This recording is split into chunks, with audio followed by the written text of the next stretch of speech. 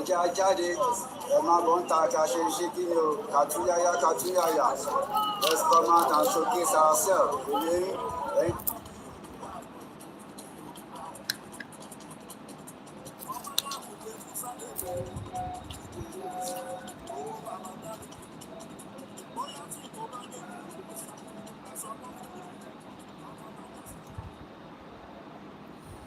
Wow, happy weekend.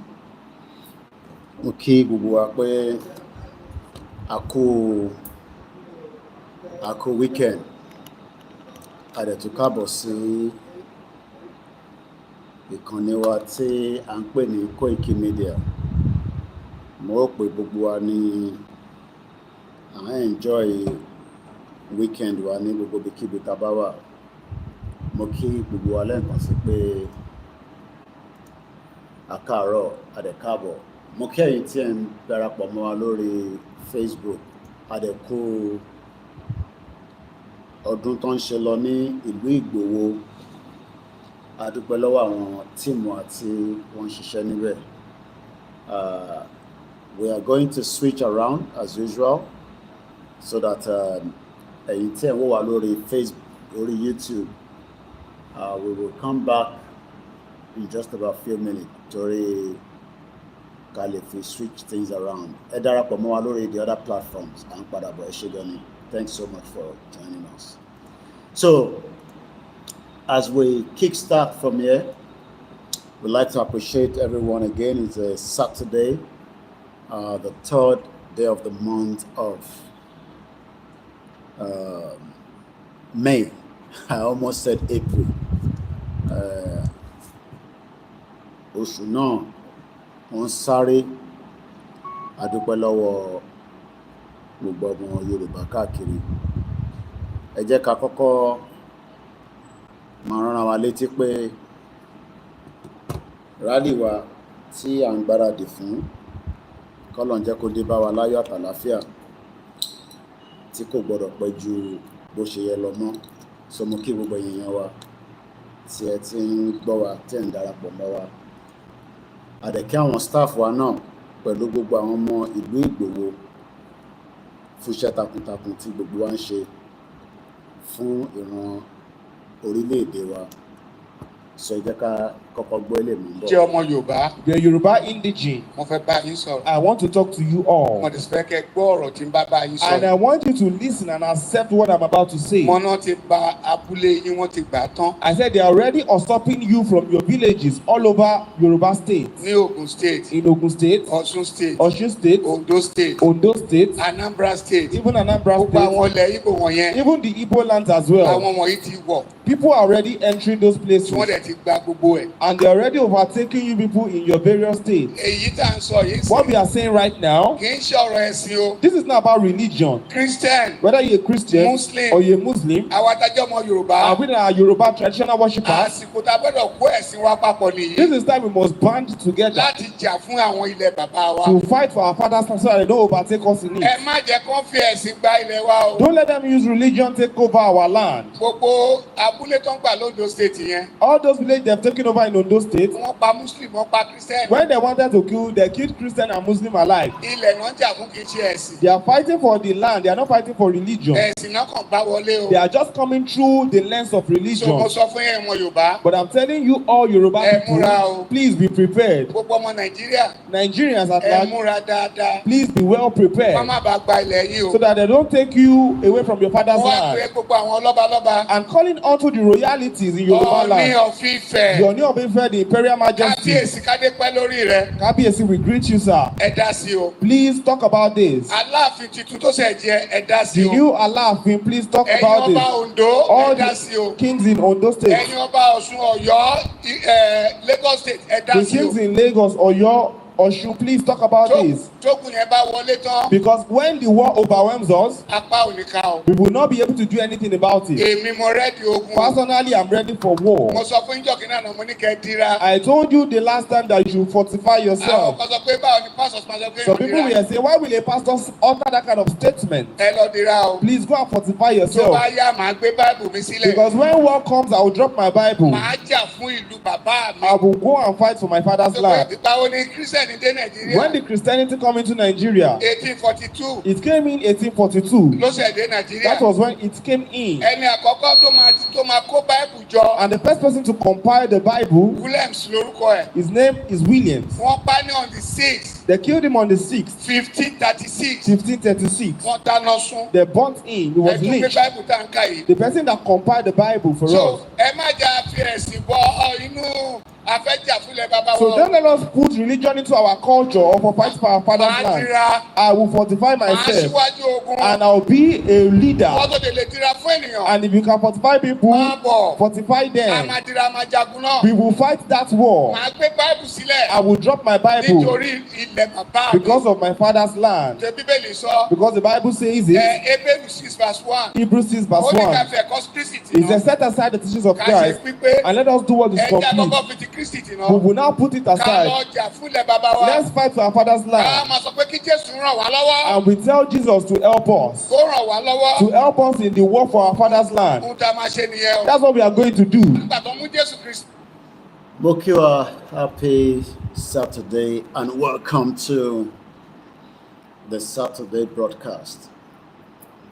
Mo pa àlàáfíà ní gbogbo wa wà, and I welcome you as you're joining and also as we are preparing all other platforms as well. Let's listen to these, we're coming back. Our country has long been in a very complicated system. Most of you who are young like me, we were born into this system. But that's not what can allow Burkina to thrive. Because in this situation, there are only two cases. Either we accept to fight or we remain slaves forever. I told you once, there are those who are slaves in their minds. They can only serve their master. And those people try every time to manipulate you. You must advise each other. Because every situation can be exploited by these enemies of the nation to try to discourage you, to demotivate you. So you must advise each other and not pay attention to certain remarks, even on some media. Not everyone is obliged to be patriotic. You are the first patriots. You have decided to defend the homeland. There is nothing better than that. Those who want to support you, let them support you. Those who want to discourage you through writings, you must close your ears and move forward. As for those, we will fight them here.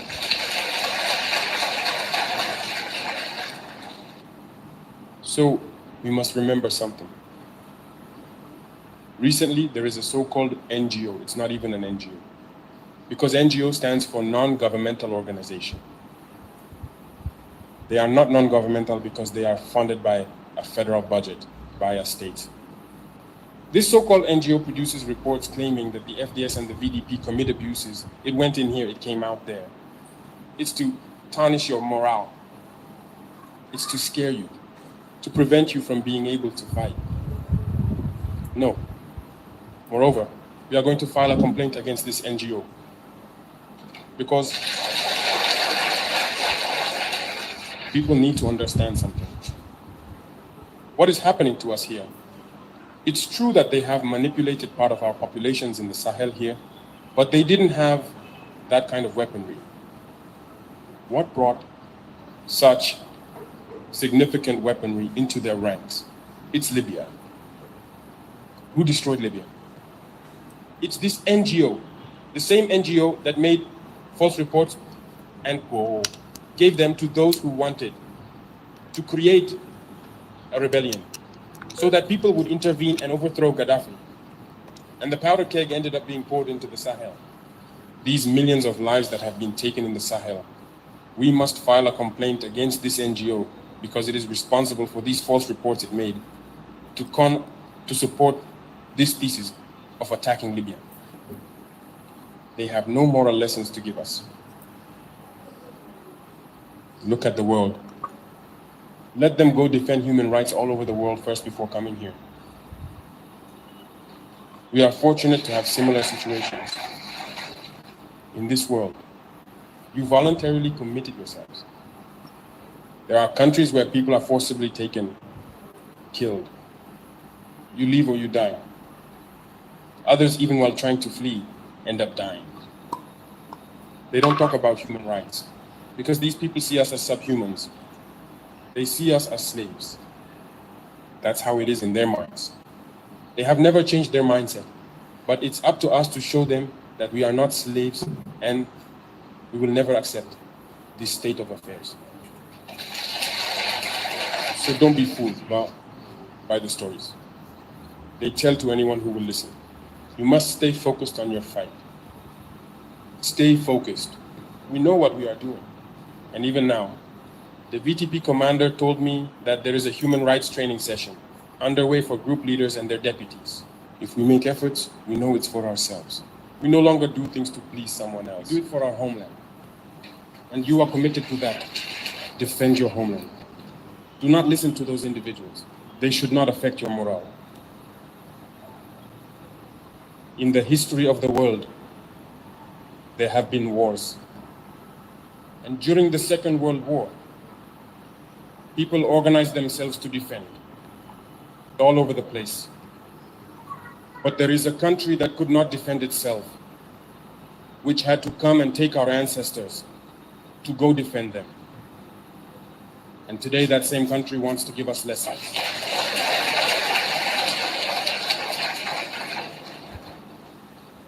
The pot calling the kettle black. No. You are the descendants of those same ancestors who went to defend others, who liberated the world from Nazism. Today you are fighting for your lands. These same individuals dare to create terms to tarnish you. We oppose this. We will never agree. Continue to defend your lands. It is your wealth that interests these people. It's our gold, it's our minerals that interest them. Otherwise, why come and drive out entire villages to seize our lands? We will fight and we will reclaim our lands, our wealth. It belongs to us. It's for us. It will benefit us and our children.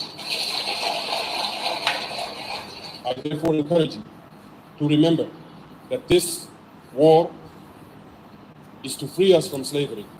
It's for our independence. And you must keep your spirits high, stay strong.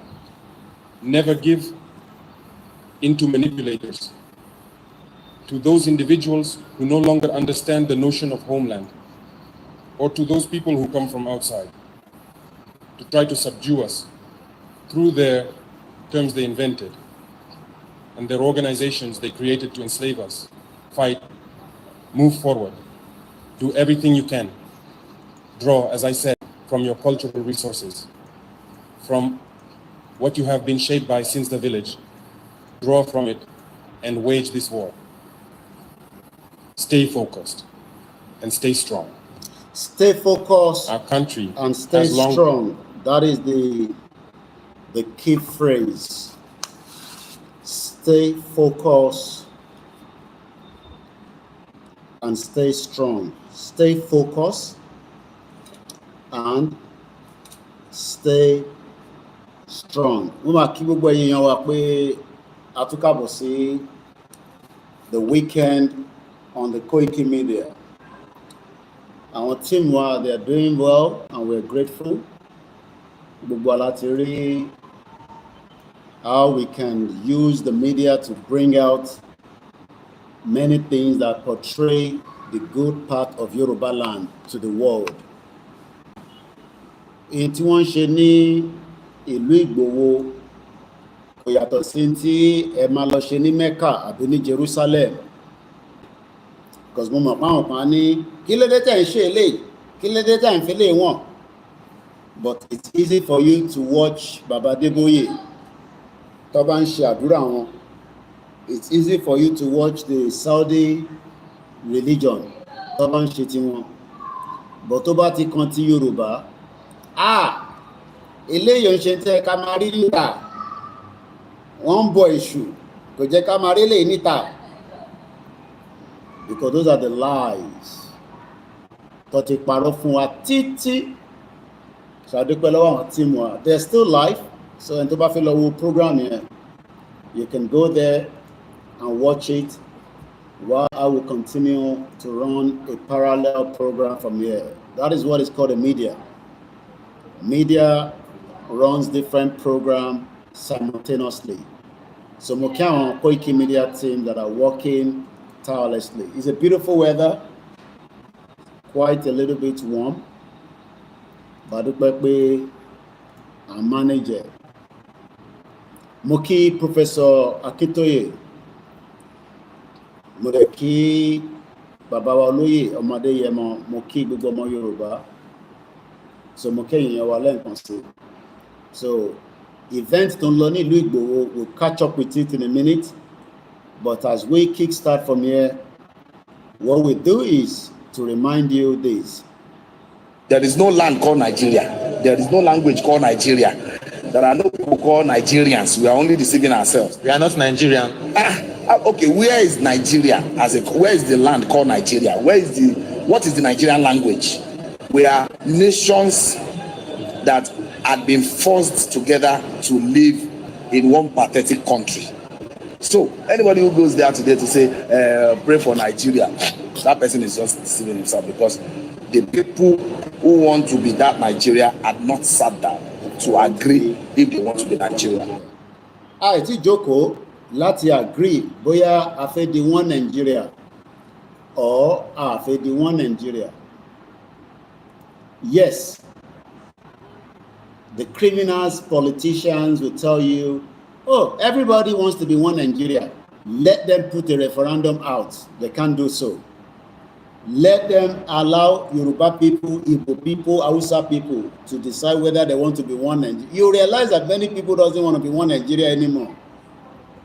But the politicians will tell you, everybody wants to be one Nigeria. Are you new to the platform? Welcome to the channel, Koikimedia. Are you somebody that returning back? Moke inok bekabo. About share program wa. About send the program wa sí gbogbo bí tó yẹ kó lọ. Kò sẹ́ni kankan tó ń bọ̀ wá project Yoruba country fún wa tá a bá ti ṣe fúnra wa. And that's why we have to be focused. Like Traore said, Captain Ibrahim Traore. Stay focused and stay strong. Èèyàn mélòó ló máa stay focused, èèyàn mélòó ló máa stay strong, èèyàn mélòó ló máa collapse ká tó débi tá ń lọ, tó máa decide pé wo intention yẹn mo rójútu ẹ̀, whether ni ẹ̀ wà Nàìjíríà ni àbó wà labroad àbó wà nínú African country àbí Asia, ẹ̀yà gbóhùn sókè mọ̀ mọ́. Orílẹ̀-èdè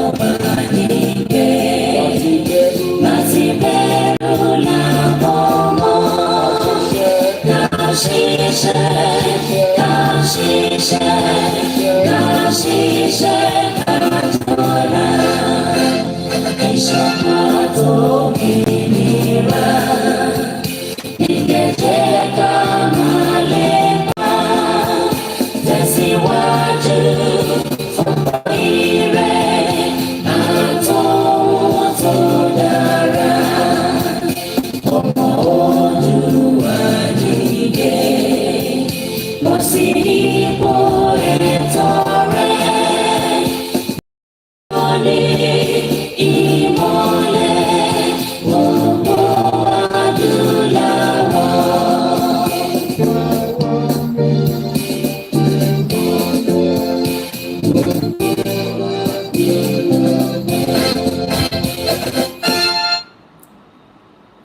ìkànnì Koikimedia náà ni ẹ tún darapọ̀ mọ́ wa. We're trying with the little resources that we have. Tí ẹ bá support wa, ẹ nílé rí tó ń lọ nílùú Ìgbòho. Even though these are events tó ń lọ lójoojúmọ́ tó ń lọ lọ́dọọdún. Ọ̀pọ̀lọpọ̀ nǹkan ló ń lọ nílẹ̀ Yorùbá, but kò sáwọn tó máa protect ẹ̀ pé nǹkan báyìí ń ṣẹlẹ̀ ní agbègbè báyìí, ní àdúgbò báyìí, because the only focus is Lagos, Abuja, and that's it. So mo kí àwọn staff wa kó tó gbé ọ̀kadà débi tó ń lọ. Some of the roads are not motorable, so most of the time lomi ọ̀kadà tó jẹ́ the only mode of transportation nínú Nigeria, òun ló fi move from point A to B. All these are not easy, but tí staff èèyàn bá ti wà determined pé in tí agbédání làwọn náà máa jọ gbédání pẹ̀lú wa, ó máa ń jẹ́ kí iṣẹ́ yẹn kó rọrùn. Èmi ò lè dá ṣe, kò possible. So without the team, it will be difficult for me to be everywhere. But tá bá fẹ́ máa rí more of those kind of things, a gbọ́dọ̀ gba country wa, so that gbogbo tó ń lọ ní àyíká wa ní gbogbo ilẹ̀ Yorùbá a máa di tí a become to máa generate revenue fún wa. Many festivals ló ń lọ across Yoruba land. At least inú oṣù kan a máa rí ibì kan nílẹ̀ Yorùbá, ní local government kan, ní abúlé kan, ní village kan tó ń celebrate nǹkan kan. But ta ló máa bá yín project ẹ̀? Ṣé Nàìjíríà ló máa bá yín project ẹ̀? Mo kí ẹgbẹ́ ìtẹ́wà ní UK, mo kí brother mi Johnson and Johnson, mo kí Mr. Biodun Sulaiman. The line is open. It's just an interactive, and I can go anywhere. And please, ẹ̀yin tẹ́ máa ń sọ pé Koiki òyìnbó ló máa ń sọ lórí platform ẹ̀, ẹ̀yin nìkan kọ́ ni mò ń bá sọ̀rọ̀. I need as many other countries láti wà sympathetic pẹ̀lú wa. Tàbádẹ̀ ń sọ Yorùbá, wọ́n ní gbọ́n tí mò ń sọ. Mo ò dẹ̀ ń ṣe mídíà abẹ́lé, à ń ṣe mídíà tó ń forí pamọ́ pé ẹ má jẹ́ kó rí wa o, tan hide. We are media that we want people to see us. So mo kí yàwá Títílọlá Shaw.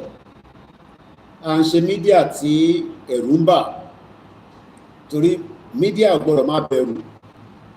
Mídíà gbọ́dọ̀ máa sọ bí nǹkan ṣe ń lọ fún àwọn tó yẹ kó mọ̀. Mo kí bàbá wa Gani Osuraju, mo kẹ́ntẹ́ ń darapọ̀ mọ́ wa lọ́tún lọ́sì. Nǹkan kan táyìn lè kọ́ máa ṣe ni pé ẹ̀yẹn ṣáà máa share. Ìjọ ti gbọ́ pé probability àìtí mọ̀ bóyá ó ṣeé ṣe pé ó máa wáyé, but irú ẹ̀ ti wáyé rí nígbà tí Buhari short Twitter ní Nàìjíríà. Ẹ lọ máa múra sílẹ̀. As it stands today, èní ni 3rd ọjọ́ kẹta nínú oṣù karùn-ún ọdún 2025. Tó o bá ti gbọ́, farabalẹ̀ kó gbọ́. There might be likely that Facebook, Instagram, and WhatsApp will be shut down in Nigeria. Máa sọ pé kò possible. Ìjọba Tinubu yìí, ìjọba mùjẹ̀mùjẹ̀ lòun náà. Ìjọba tó like freedom of speech. Kò sí yàtọ̀ láàrin wọn àtàwọn emir.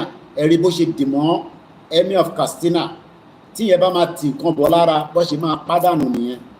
A dẹ̀ ń sọ fún pé kó ṣọ́ra pẹ̀lú àwọn Fúlàní, kò gbọ́ràn. Wọ́n padà pẹ́ńpé wa Abíọ́lá ni. Àwọn tó bá lè pẹ́ńpé wa Abíọ́lá, wọ́n lè pa Tinubu náà. Àdúrà pé kọ́lọ̀ má jẹ́ kó rí pa ni. Kọ́tọ́ bá pa, ó lọ náà nìyẹn, àwọ̀ lọ nìyẹn. Kò sí nǹkan tó máa ṣẹlẹ̀. Torí nígbà tó pa Abíọ́lá, kò sí nǹkan kan tó ṣẹlẹ̀. Ayé ò parẹ́.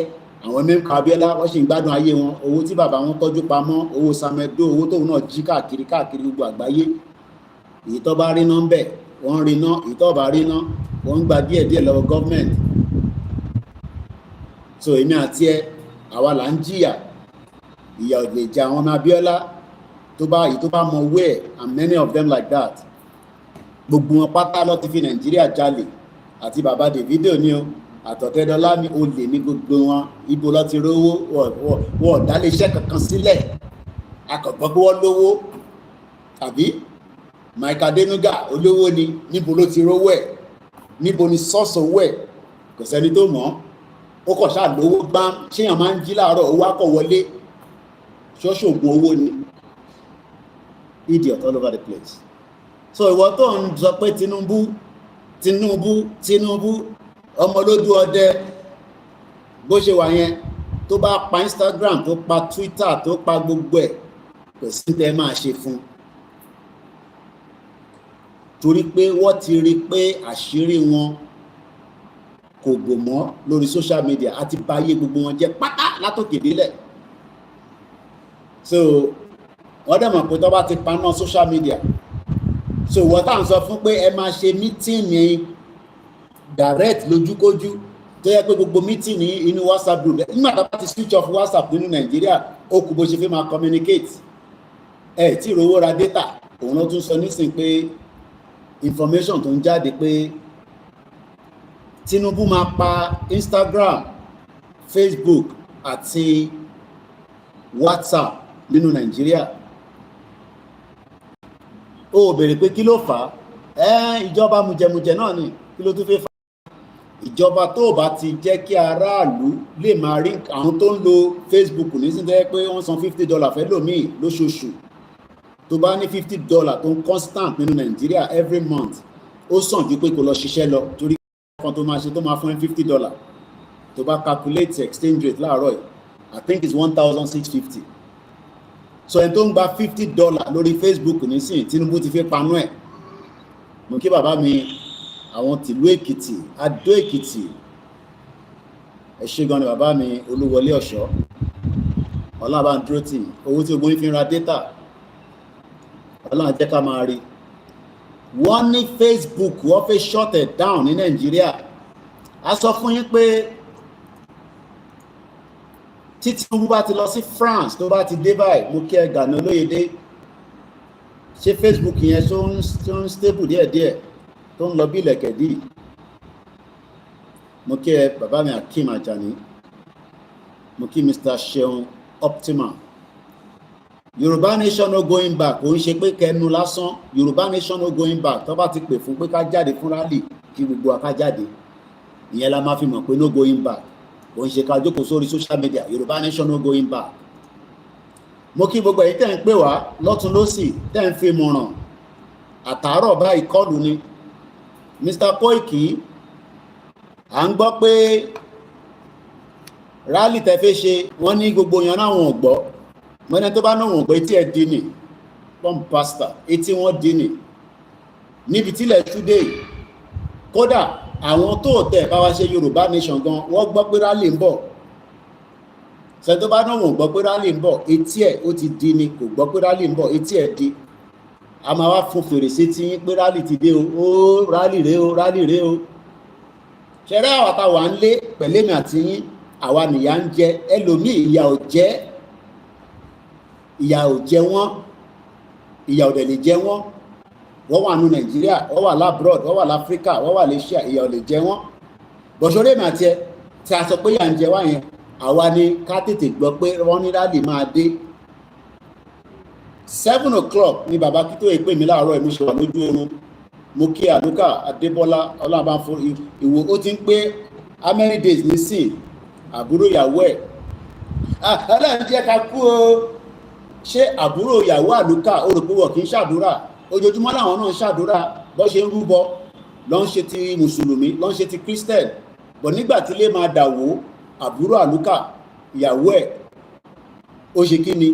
Òun náà ó ṣe àgbákò ilé òfò, ilé tẹ́kọ́ ti dàwó tipẹ́tipẹ́, táwọn olórí burúkú gọ́vnà yìí tá à ń ṣépè fún. Má ṣépè fáwọn gọ́vnà wa o. Ó padà ṣe àkóbá àdábá fún ọmọ ọlọ́mọ. A tẹ̀dúpẹ́ pé a rí justice fún Bámiṣé. ṣé a máa rí justice fún àbúrò ìyàwó àlùkà torí ó yẹ kí olóṣèlú tó ní building yẹn ó yẹ kó ti tì mọ́lé wọ́n lè ti mọ́lé. They are bomb bastards. Sẹ́ni tó bá náà wọ̀n gbọ́ pé rálì ń bọ̀ a lè máa lọ sunkún fẹ́ni kankan pé rálì ń bọ̀ ẹni tó bá gbọ́ kó gbọ́ ẹni tó bá gbọ́ kó má gbọ́ àwa táwa ń lé àlùkà àtẹ̀yìn tájọ́ wà ń lé èmi náà wà ń lé àwa ní ká tètè amọ̀ta fẹ́ ṣe. Mo sọ fún yín pé social media kọ́ láti máa gba Yorùbá nation ẹni tó bá ń tàn yín pé social media láti ṣẹ́ láwọn èèyàn nílùú Ìgbòho àwọn tó wà nígbà tí wọ́n wò ìlú Ìgbòho yẹn nísìn ìwọ rí pé bí poverty wà lára wọn kò ń ṣe kó wù wọ́n wọ́n ti fìyà jẹ gbogbo wa. Ìlú Ìgbòho jẹ́ ibi tó yẹ kí táwọn èèyàn máa lọ kọ́ lọ máa worship bẹ́ẹ̀ tó ń lọ sí Saudi Arabia gbogbo ẹni mo fi sọ. Kọ̀kọ̀ possible nígbà tí jẹ́ pé inú Nàìjíríà la wà Nàìjíríà rẹ̀ fẹ́ ká ní ìdàgbàsókè ní ìlú Ìgbòho àti gbogbo Ìbàràpá àti gbogbo Òkè Ògùn àti Kwara. Mo kí ẹ Ìdòwú Akin. So wọ́n ń fi rally bẹ́ anybody o.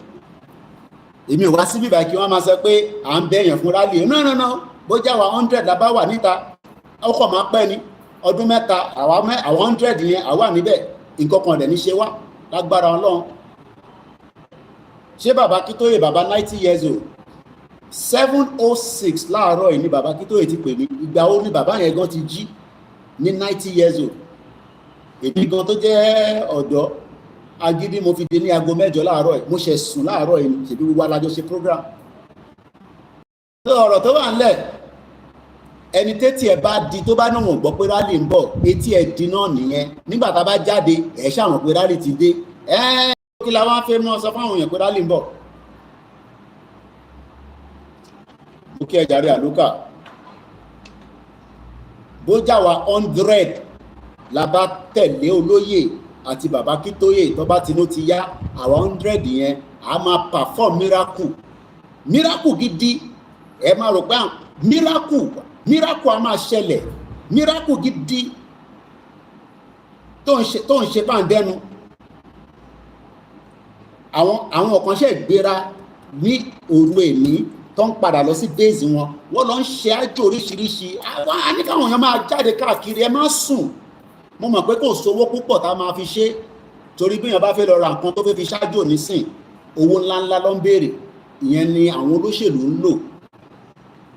Ṣẹ̀yìn ọmọ tó wà nílé ṣẹ̀rẹ́ àwọn tó wà ní diaspora máa sọ fún yín púpọ̀ náà wọn ní tẹ̀lé yín wá sí rálì o ìwọ̀nba díẹ̀ ló máa dé o àwọn tó máa dé wọ́n ti pè mí Kóìkì bàbá wa kan ṣẹ̀ dé Switzerland ni ó ní tó bá ti pè fún rálì òun ra tíkẹ́ẹ̀tì òun bọ̀ ń lé bàbá wa ti ń bọ̀ ń lé so àwọn péréke ṣẹrẹ lòmíì ìdókọ̀ fi ṣe ni pé kó ṣàjókòó sórí social media ká máa pariwo Yorùbá nation ẹ̀ẹ́dẹ̀ lè gba Yorùbá country lórí Facebook kò possible awareness nìkan ló lè create kò sẹ́nìkan tó máa fún yín ní social tó máa fún yín ní Yorùbá nation lórí YouTube bóun ẹ̀ kò ní 1 million views bóun ẹ̀ kò jẹ́ sọ̀rọ̀sọ̀rọ̀ tó mọ̀ọ́rọ̀ sọ dáadáa Yorùbá nation ń ṣe tán máa gbà lórí YouTube àwọn Dúpọ̀ Onítìrì nísìnyí tán àwọn gba tiwọn lórí YouTube nísìnyí ṣe bá rí result ẹ̀ ṣérú ẹ̀rẹ̀ yìí náà fẹ́ ṣérú tàwọn Dúpọ̀ Onítìrì lẹ́fẹ́ kọ́wá náà ti gba country o ẹ máa jó ẹ máa yọ̀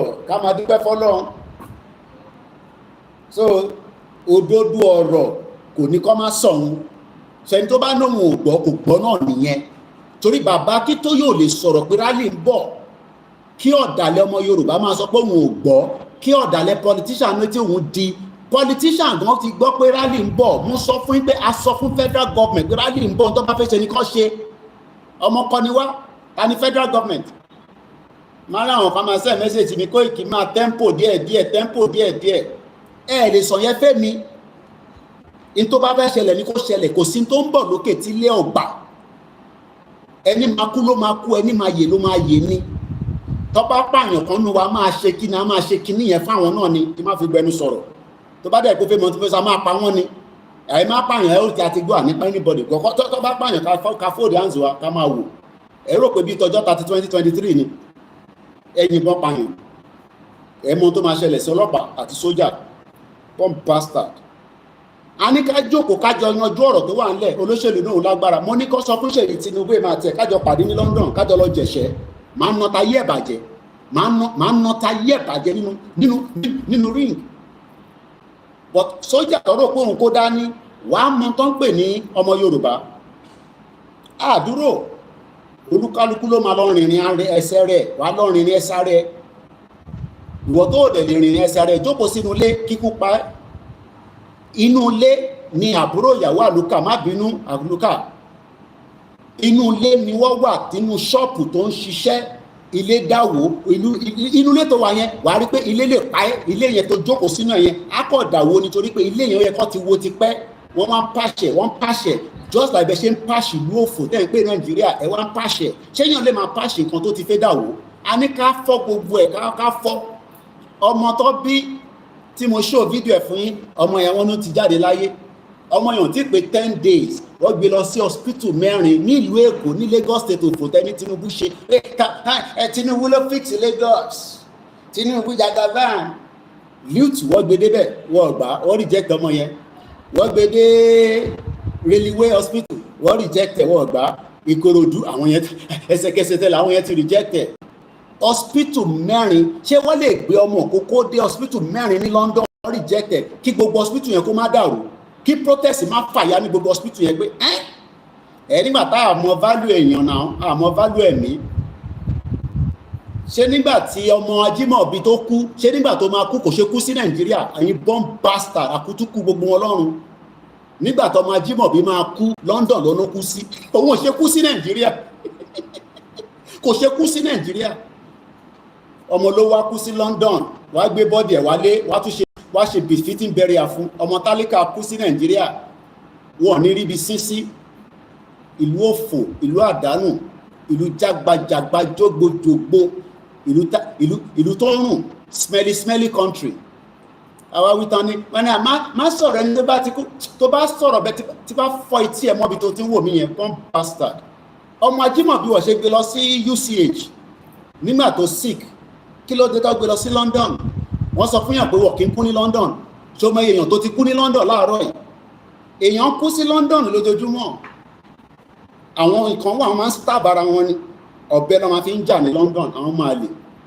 stab ara wọn báyìí wọ́n bá ti gún ẹ níbi tó da awó lọ nìyẹn tó bá dira dáadáa so bóhùn yìí kẹ́kọ́ àwọn ọmọ yín lọ sí Amẹ́ríkà wàá kú sọ̀hún pa ni ikú máa pa wọ́n sọ̀hún ni as long as tẹ́ ẹ̀ ṣe the right thing sílẹ̀ Yorùbá àwọn ọmọ tẹ́ bá bí wọ́n máa kú mọ́ yín lọ́wọ́ náà ni torí pé tíyàn kan bá ever sọ fún mi pé Koiki má bẹ̀ sọ̀rọ̀ ẹni tó ti kó tí bá fún yín lépè mọ̀ sí mi ti má ṣe pé lórí broadcast but tẹ́ bá pè mí kan tí bá báǹkì fóònù mọ́ yín létí ọmọ òkókó tó kú yẹn ṣé òun ṣe Ọlọ́run ni tó gbé dé hospital 4 wọ́n ní jaundice kí ló ń pè ní jaundice tó lè treat Tinubu ò ṣe jókòó sí Nàìjíríà kó náà má lọ gba treatment ní France tí kò bá pa sínú ibi tó wà bomb bastard ẹ̀yin olórí burúkú ẹ̀yin máa lè ẹ̀yin ìkà ẹ̀yin ẹ̀bàyéjẹ́ wọ́n mú ayé wọ́n bàjẹ́ 26 years ẹ̀ lè fún wa ní hospital tí wọ́n máa tọ́jú ọmọdé tó máa tọ́jú àgbàlagbà ní ọ̀fẹ́ tí wọ́n ní sanwó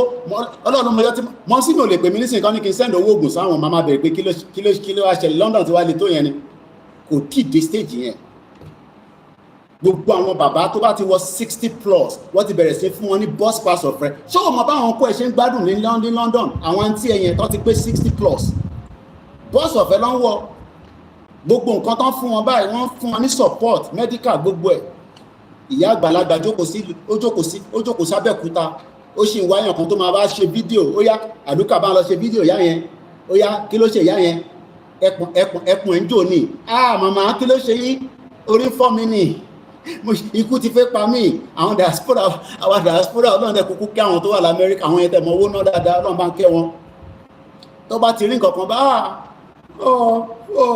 ó yá ẹ bá dáwó síbẹ̀ ẹni tó dáwó sí òun náà ya mú wọn bá tó bá lè mú akó ìtókù fún ìyá àwọ jẹun nìyẹn àbí ṣèbí nǹkan tẹ́níkèmí náà máa fi jẹun nìyẹn kí wọ́n máa ṣú ẹni tẹ́sẹ̀ ti kán ẹni tẹ́sẹ̀ ìyàn kan tẹ́ pè mí ó náà fẹ́ sanwó school sáà mo náà à ń jà fún Yorùbá nation lọ́wọ́lọ́wọ́ ń sọ̀rọ̀ school a ní kó fọ̀rọ̀ school sílẹ̀ for now school tó bá lọ tó àwọn tó lọ sí school lánàá iṣẹ́ ò lọ ṣe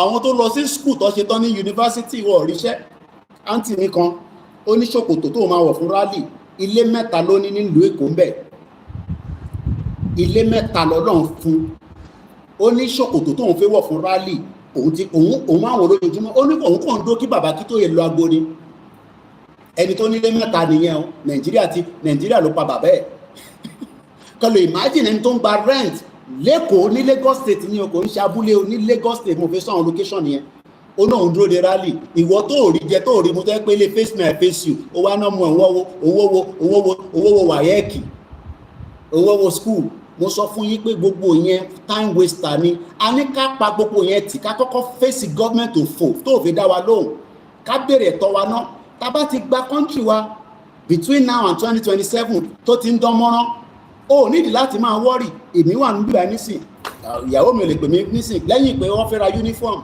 pé wọ́n fi sanwó kíní kọ́ mi kan sanwó school London à ń ra uniform lóòótọ́ à ń ra bàtà idiot all over the place wọ́n ti sọ yín gbogbo yín irun funfun wá kún orí yín báyìí irun funfun mo kí yín bàbá mi Adédòkun ẹ tó bá fẹ́ pè ẹ ṣáà ti mọ phone number tẹ́lẹ̀ pè sí ẹ má pè sórí number 979 tó bá mọ studio number wá bá wa sọ̀rọ̀ ká gbọ́ tẹnu yín náà interactive ni mo kí gbogbo èèyàn wa ṣe má jẹ́ kẹ́ni kankan fúlì yín Facebook threatening tó bá sọ pé threatening nígbà tí Facebook bá ń threatening ní federal government ẹ wá ní káwa náà má lè threatening federal government ká ní federal government èèyàn kan wá ní ìjọba ló lágbára jù ta ló sọ ẹ̀ fún ọ ìjọba ò rí wèrè tó pọ̀ ní tí wèrè bá sún tó dàbí táwọn Irish àti àwọn British Irish ó fẹ́ ṣe jàǹbá tó pọ̀ jù fún Britain nígbà tó yá Britain ní kílẹ̀ dẹ̀ ń fẹ́ gangan náà wọ́n náà fẹ́ òmìnira níjọ́ ò lẹ fẹ́ afẹ́nísìn ó yẹ ẹ̀yin wèrè ẹ máa kóra yín lọ wọ́n destroy British àwọn Ireland mo kí Aziz èèyàn ti Koikimedia gbowó ṣá mo kí bàbá mi Jàmọ́ Abíọ́dún Ireland tó ń wò yẹn ibẹ̀ ni ìyá Esterbod wà tó bá mọbi tó ń pè ní Ireland ó ṣáà máa ń mọ màmá kan tó máa ń pè ní Esterbod mo ti pàdé wọn rí nígbà tó ṣe Bari Nation bí a bí some years back ìyá dáadáa tó lọ́ máa dúró tì wọ́n ìlú tó wà yẹn ló ń pè ní Republic of Ireland tó bá ráyè wọbẹ̀ tó bá lè wọbẹ̀ wọ́n ṣàkáwọ́ sókè wọ́n nínú ẹlẹ́gba sọ pé ó claim asylum bọ́kó tó gba visa bẹ̀ ẹ̀mí àfẹ́ bọ́ wá ṣe báyìí ìyẹn la ṣe ń sọ pé já gba Yorùbá nation o ní láti máa lọ káwọ́ sókè nílùú kankan wàá kọ́ máa débẹ̀ pẹ̀lú passport ilẹ̀ Yorùbá where are you coming from àwọn bá ti rí ìgbà tó bá ti rí passport àwọn passport kan wà nígbà tí Aziz ń bọ̀ láti Amẹ́ríkà bó ṣe na American passport sí wọn báyìí wọ́n wojú ẹ̀ bá ní káàbọ̀ ọmọ Amẹ́ríkà ọmọ Yankee ó yá wọlé nígbà tó dé mi ló mú passport yẹn fún ó mọ̀ pé mo lè fi ṣe nǹkan kan ẹ̀gbọ́n mi ni ó ní ọ̀yá gba passport èmi náà ya mú fún ìyàwó mi kó má lọ sọnù mọ́ mi lọ́wọ́ torí mi bàbá ìjẹ̀búlé mi bá ti ń dẹrù káàkiri kí má lọ máa wá passport ó ṣe ọ̀sẹ̀ kan pẹ̀lú wa láti London láti Amẹ́ríkà ó wá bá Ìgbòho ṣe àjọyọ̀ Ìgbòho wá ní kí gbogbo wa ká lọ máa múra sílẹ̀ o àwọn kan wá ní táàbà rí Ìgbòho àdéjáde ṣèbí gbogbo alápẹ̀dá wa ní Ìgbòho tẹ̀fẹ́ pa kẹ́tẹ́kẹ́tẹ́ ni àwa ni ká kọ́ lọ múra sílẹ̀ kí ni olóyè náà máa dùn pé àwọn ọmọ inú orí à máa wú akọni ni wọ́n mọ̀ yẹn làwọn Fúlàní ṣe fẹ́ pa bọ̀tọ̀ lọ́wọ́n lè fọmọ ṣe kọ́pá Ìgbòho ànábì tiwa wọ́n pàtì ìtàwọn èèyàn ń ṣàdúrà lé lórí lójoojúmọ́ ẹlòmíì ti ń rúbọ fún Ìgbòho nísìn láti ìjọ́ tó ti gbọ́ pé Ìgbòho ti wà lórí show pé Ìgbòho náà wà nígboro idiot all over the place ẹ̀tọ́ bá ti arrest VDM káwọn ọmọ jáde síta gbogbo ìtàn ṣe lórí Twitter yẹn ànẹ́nu lọ ní Twitter lọ́kàn ń chariwo we will do this we will do that ṣèbọn ní after 30 days àwọn máa jáde àwọn ọmọ òfò àwọn ọmọ Indomie ṣèbí after 30 days france wọn náà máa jáde àwọn máa shut gbogbo ẹ̀ down mo wọ́n pẹ́ yìí tẹ sọ pé ẹ fẹ́ jáde tí Yorùbá nation rally bá ti dé kó má yẹ pé the same thing lẹ́yìn náà mo kẹ́yìn yan wa bó bá wọn kọ́ máa fi VDM sílẹ̀ kọ́ dàgbòrò àdúrà tèmi èmi ò gbàdúrà kí nǹkan kó settle ìyá mi kan pé mi láàárọ̀ yìí àwọn ò gbàdúrà kí nǹkan settle Nàìjíríà kó máa gbóná lójoojúmọ́ ni àdúrà táwa ń gbà lójoojúmọ́ nìyẹn in tó máa pín Nàìjíríà làwa ń gbàdúrà sọ̀tọ́ bá mú VDM after 24 hours ìgboro ti dàrú ṣé wọ́n lè mú èèyàn bẹ́ẹ̀ ní Amẹ́ríkà kí ìgboro má ti gbín kó máa mí gbígbígbí ẹnu lọ ní lórí Twitter tọ́ba ti jókòó lórí fóònù wọn Ọlọ́run dẹ̀ ti bá wọn ṣe Tinubu ti sọ pé òun máa shut down kò tẹ̀ ti sọ pé Twitter bó ti náà máa shut down Instagram òun á shut down Facebook sórí WhatsApp tó fi ń communicate yẹn wàá shut it down wàá wá mọ̀ pé yes Tinubu tó ń rí yẹn Jagaban. So mo kẹ́yìn yẹn wa mo kí bàbá mi lẹ́ẹ̀kan sí Professor Akintoye, mo kí bàbá mi Ọmọbọ́lájí. So tó bá arrest VDM ó kú oríire. Ṣé VDM support the break up of Nigeria ni? Yes. Tó bá ti arrest ẹ̀ káwọn èèyàn jáde sí ìgboro. Bọ́wọ̀ lè jáde sí ìgboro ẹni lọ́ní. Bola Tinubu policy you mentioned could not challenge in the court for excessive unnecessary action. Tó bá sọ fún pé ó ṣe policy kankan ẹ bèrè pé èyí tó sì bájọ ṣe fún 8 years níbo ló wà. Ìyẹn tẹ̀ máa ń pa mí lẹ́rìn tó sì bájọ tó bá ń ṣú ẹ̀ báyìí lórí TV ẹran tí ò sì bájọ a wá gbèwé báyìí ẹ máa wò pé gbogbo tó sì bájọ ń sọ tó ń wò yìí bígbà tí pé Nàìjíríà máa fine lọ́la ọmọ àlè shortman devil tó bá ti ṣe báyìí a wá mú pẹ́ẹ̀nì a wá máa ìbáyìí ló máa ń gbé glasses ẹ̀ Ọ̀ṣínbàjò níbo ló wà gan báyìí olórí burúkú ni gbogbo àwọn olóṣèlú bomb bastard níbo ló Ọ̀ṣínbàjò wà where is Yẹmí Ọ̀ṣínbàjò ó ti sá lọ ajókòó báyìí ṣé Ọ̀ṣínbàjò tó rí nǹkan kan ṣe ni ẹwà expect tí Tinubu rí nǹkan ṣe a ní ẹyẹ máa tàn wá ẹ ti tàn wá títí tó mọ sound yìí tó bá ti mọ sound yìí máa lọ múra sílẹ̀ torí pé sound yẹn afẹ́jẹ́ kó loud délé lọ ó mọ sound yẹn ó mọ ó yá gbọ́ sound yẹn. Bọ́dá island are black. Maybe big time. Torí sound yẹn tó bá ti fi trumpet jẹ́ kí sound yẹn lè kó jẹ́ times 20 kó máa mì gbìgbìgbìgbì sórí tó bá mì gbìgbìgbìgbì yẹn Tinubu máa kọ́kọ́ jápa France ló ti máa lọ dúró òun kò ní lè dúró sí Nàìjíríà torí kò ní mọ tó fẹ́ ṣẹlẹ̀ nígbà tí 30 million people bá lè jáde but how do we get the 30 million out ìyẹn ló yẹ kí gbogbo wa máa tètè ronú sí ní last minute tó kù yìí tí bàbá Akíntóyè bá ní ká jáde táwọn èèyàn bá jáde kí lẹ máa ṣe sí àwọn olóṣèlú náà ń ṣoògùn pé ká má jáde mo sọ fún yín pé àwọn ọba information dọ́dọ̀ tèmi information tó bá dẹ̀ dórí desk mi kò ń ṣe fàbú wọ́n náà àwọn ọba kan ó dárúkọ wọn fún mi o bàbá ṣì fi yẹn sílẹ̀ wọ́n ní wọ́n ń ṣoògùn pé kí rálì má jáde nílẹ̀ Yorùbá mo rí irú ẹ̀rí kí ọba aládé kọ́ máa gbé ètùtù kọ́ máa ṣoògùn pé kí ọmọ Yorùbá tó fẹ́ jáde fún ẹ̀tọ́ wọn kí a má lè jáde ibi tẹ́tí máa mọ̀ pé ta ló rántí mú eré yẹn nǹkan bẹ́ẹ̀ nǹkan tí ń kán ti pẹ́ ní Nàìjíríà tètè mọ̀ ìgbà tó wá ń kan lúkálukú la wá rí pé kí lè léyìí kẹ́ tó rántí sound yẹn mo kí Àròlé Oòduà TV ó fowó ránṣẹ́ sí mi o brọ́dà mi ẹ ti gbowó iṣẹ́ fowó ránṣẹ́ sí mi rárá a náà fẹ́ ra wọ́kì tọ́kì tẹ̀ sọ pé ẹ gbọ́ owó kẹra méjì kẹra mẹ́ta pé kò sí kí ló dé ẹ má gbàgbé wa síbí o mo kí gbogbo ẹ̀yin tí ẹ fi ń ràn wá lọ́wọ́ mo tún ní kọ́ lọ ra mẹ́wàá lénìí torí àwọn kan sì ní Koiki méjì owó méjì mo ní so mo tún fún ọ lówó lénìí kọ́ lọ ra mẹ́wàá wá tún ra mẹ́wàá lénìí a máa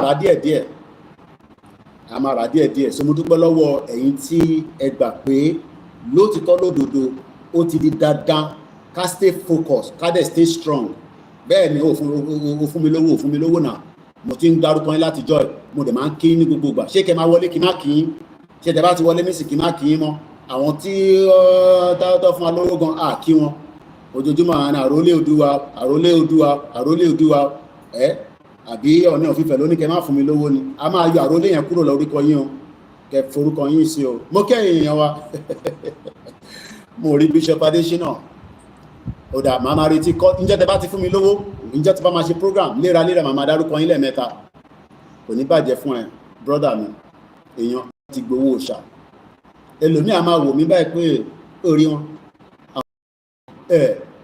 tààrẹ là ń bẹ́ẹ̀ sọ ṣorí gbogbo ọmọ Yorùbá tó ń pariwo pé ká kúrò ní Nàìjíríà tààrẹ là ń bẹ́ẹ̀ sọ torí bóhùn ẹ̀ kó kàwé látòkè délẹ̀ kó ka pálí tù pálí kó gba masters tó bá ráyè jáde ní Nàìjíríà wà kọ́kọ́ lọ fi nulẹ̀ ni wàláhì tó bá lè jáde pẹ̀lú masters ẹ̀ wà kọ́kọ́ lọ fi nulẹ̀ labroad tó bá wá yá o tẹ́sẹ̀ bá múlẹ̀ dáadáa òfin ìpè gbogbo àwọn tó jápa in the last 5 years wọ́n nu lẹ́ni Amauche báwọn ní Italy láàárọ̀ yìí tó ṣe lọ síbi iṣẹ́ náà bó ti dé àwọn ti Biafra nìyẹn Nnamdi Kanu wọ́n máa fi sílẹ̀ ọkàn mi sọ pé ọ̀nà máa gbé Simon Ekpa wálé mú ní ẹ̀ṣẹ̀ ìyẹn máa wòran tó bá gbé Simon Ekpa délé problem ló sì jẹ́ fún Nàìjíríà èmi mo like àwọn Biafra it's been a long time ẹbí ẹ̀yin lẹ̀ ní data tẹ́ fi máa wò mí ò kúrò mi tẹ́mi wá Mr. Joshua Dixon báwo ni ṣàlàfíà lẹ́wà please my people wọ́n ní tó bá ti blow trumpet let us come out o wọ́n bẹ̀yàn sí yẹn òyà ní láti ṣe máa bẹ̀yàn pé come out gbogbo èèyàn ó believe in Yorùbá nation you must come Nigeria advocacy tó lè ṣe ló wọ́n náà ti ń sin bàbá yẹn mo ní àwọn bàbá yẹn wọ́n máa kò sẹ́ni tó ní kú bàbá Adébánjọ ilé ló lọ tààràrà ilé ló lọ tààràrà ilé mo bẹ̀ bàbá yẹn títí mo ní bàbá jẹ́ ń ṣe rìkọ́dì ní Ìgbòho ní Koiki máa rìkọ́dì yín báyìí dáàdì ẹ kò bá wa sọ pé ẹ ti endorse Yorùbá ni ẹ má ẹ̀ka ti ṣe yẹn nísìn ọmọ mi ẹ má ẹ̀ka ti ṣe yẹn ṣe rí restructure yẹn òun ni káwa máa bá lọ restructure ni bàbá Adébánjọ gbé lọ sọ́run báyìí nísìn tó bá dé ọ̀dọ̀ bàbá Awólọ́wọ̀ kí lẹ rò pé bàbá Awólọ́wọ̀ máa ṣe fún bàbá Adébánjọ tí bàbá Awólọ́wọ̀ àti bàbá Adébánjọ bá pàdé kí lẹ rò pé bàbá Adébánjọ máa sọ fún bàbá Awólọ́wọ̀ á nóhun lé restructure títí á ní wọ̀ fóun ní restructure mo kí bàbá mi Ọ̀túnba Adéwálé wọ́n ní Koiki I respect your confidence you are ọmọ Yorùbá orí Ìjẹ̀bú Òde gan tó confam àwọn ọlọ́bì kọ́kọ́ mọ́ sọ fún yín tí rálì ò bá dé èmi ò go anywhere rálì lè wá dé kí n sáré lọ London o kí n padà o bọ̀ pé rálì ò ní dé kí n wá mú un lọ London yẹn bàbá kí tó ti pè mí láàárọ̀ yìí and I will leave it like that mo mọ déètì o wọ́n sọ déètì kò dẹ̀ sẹ́ni tó ní access sí bàbá Akíntóyè ní gbogbo àwa mídíà ẹni mo parọ́ mọ́ gbogbo mídíà pé wọ́n ní access sí bàbá Akíntóyè nígbà tó ń ṣe Dúpọ̀ Onítìrì Dúpọ̀ Onítìrì láàlè ní access sí because ghost tó ń bá Tinubu ṣiṣẹ́ ni mo kí Abíọ́dún Adébùsọ́lá mo kí yín ṣàlàfíà lẹ́wà lẹ́kìtì natural resources ṣẹ́rí Èkìtì yẹn bàbá mi a máa ṣe àwọn project kan síbẹ̀ lọ́jọ́ iwájú nígbà tí ilẹ̀ Yorùbá bá dé àwọn gigantic project àkọ́kọ́ ní kó bá wa ṣe rail network tó máa connect gbogbo ìlú Èkìtì àwa mú ìtò máa connect wa jáde kò ń ṣe tí Fáyọ̀ṣe àti Fáyẹmí olè àwọn olè Ajíbólè Fáyẹmí olè Fáyọ̀ṣe olè wọn náà máa ṣe Èkìtì airport wọn ní bàbá kíni tó fáwọn King's College lówó wọ́n ní yẹn fẹ́ gba project airport wọ̀ fún ó bá dùn òun àti Fáyẹmí bá tàwọn síra wọn ẹ bá mi dárúkọ bàbá yín tó wà ní Èkìtì yẹn bàbá yẹn nígbà tí mo ṣe program kan ẹjẹ ń dé yẹn mọ́ bẹ́ẹ̀ mo ti fojú gbogbo wọn máa bo one bastard mo ní lórí social media ìgbẹ́ òní jáde nù dín ẹ̀yìn bàbá yẹn ẹ bá mi dárúkọ bàbá yẹn tó ní yunifásitì lẹ́kìtì bẹ́ẹ̀ òun náà fẹ́ gba project lára airport títí di bá ṣe ń sọ̀rọ̀ báyìí nísìnyí wọ̀ fún wọn ní airport lẹ́kìtì wọ́n rí airport gidi ṣáfẹ́ Babalọ́lá rẹ̀ ń pè kó òkè àfẹ́ Babalọ́lá ó fún King's College ní £10,000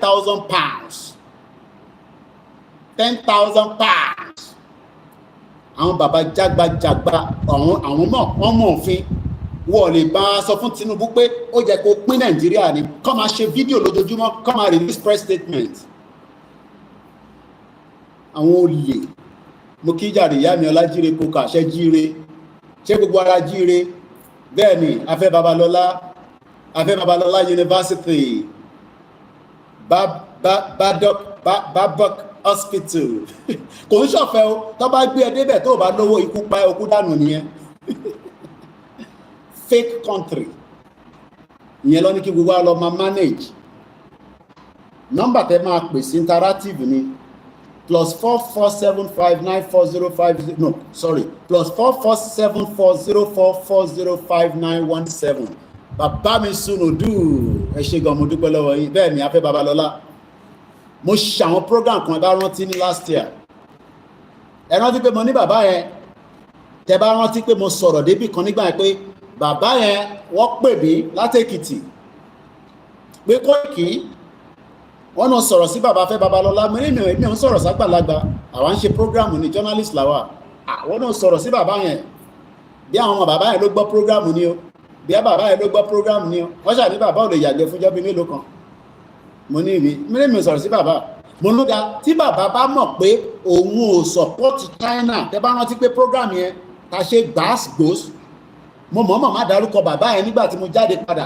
but mo lè dárúkọ wọn nísìnyí torí gbogbo wọn ìkan náà ni wọ́n they are all the same a bomb pastor lọ́sà pè mí láti Èkìtì wọ́n fi mí sórí conference call mo ló dá ẹ sọ fún bàbá Fẹ́ Babalọ́lá pé mo fẹ́ bá wọn sọ̀rọ̀ ẹ lọ síbẹ̀ ẹ ṣe fídíò call tí bàbá yẹn ti bá gbọ́ létí wọn pé lóòótọ́ ló ń ṣe Yorùbá Nation wà láì máa jáde padà lórí program máa wá apologize fún bàbá yẹn ó ti ń lọ bí oṣù 5 nísìn àbóṣù 6 mo gbọ́n kankan mọ́ ṣé bàbá yẹn ṣe Yorùbá Nation lóòótọ́ irọ́ ni gbogbo wọn ń pa ẹ ṣe gan ni jàre brother mi bàbá mi Sùnlòdù wọ́n pè mí pa bàbá yẹn pè mí pẹ̀lú àwọn kan wọ́n pè mí sórí conference call mo ní bàbá náà ṣe wọ́n ní bàbá yẹn Yorùbá Nation ló ń ṣe o Yorùbá Nation náà ni bàbá Adébánjọ sọ pé òun ṣe títí tó fi dẹ́ntọ́ ilé ló lọ tààrà wọ́n ti máa sin bàbá yẹn lé ní wọ́n ti ń pè mí láti àwọn tó wà nítòsí pé Koiki àwọn ọ̀rẹ́ àwọn staff yìí níbí bàbá mo ní ṣọ́fí ọmọ sanwó mi ni mo ṣe máa cover ìtẹ́ bá ti gbé sórí social media wọ́n máa announce ẹ̀ so mò ń sọ fún yín lọ́wọ́lọ́wọ́ wọ́n ní wọ́n máa shut down Facebook wọ́n nítorí pé Nàìjíríà fine wọ́n ní 200 Nàìjíríà olè wọ́n fẹ́ gba 290 million lọ́wọ́ Facebook wọ́n máa jí mọ́ra wọn lọ́wọ́ náà ni olè gbà òun lọ́rọ̀ politician Nàìjíríà mo kí ẹ̀yin tèmi lórí Facebook ẹ má dúró pé mo wo ẹgbẹ́ ojúde ọba àbí kí ló ń ṣe ní yóò sì ń lọ lọ́wọ́lọ́wọ́ wọ́n ń bọ ògùn burúkú báyìí bẹ́ẹ̀ ni àwọn staff mi wà níbi tó wà iṣẹ́ ń lọ iṣẹ́ ò dúró torí pé no retreat no surrender láwà jẹ́ kọ́ mọ̀ sound ṣé ẹ̀dá sound yẹn mọ̀ ṣé kí n play lẹ́ẹ̀kan sí ó yá mo kí bàbá mi Fatai Ṣówẹ̀ mímọ́ he who laugh last laugh best àbí báwo ló ṣe ń sọ òyìnbó yẹn àwa la ní sí ẹgbẹ̀yìn àwọn olóṣèlú èèyàn tó ń tán pé ẹ̀yin láti sọ fún wọn pé ẹ jẹ́ ká jókòó ẹ jẹ́ kájọ jókòó kájọ ro ọ̀rọ̀ yìí ṣafẹ́ ṣe Nàìjíríà àti Nàìjíríà ó dá kájọ bẹ̀rẹ̀ sí wọn náà gbà wọn sọ̀rọ̀ 2027 àwọn olè wọn pín magí káàkiri pín gúgúrú.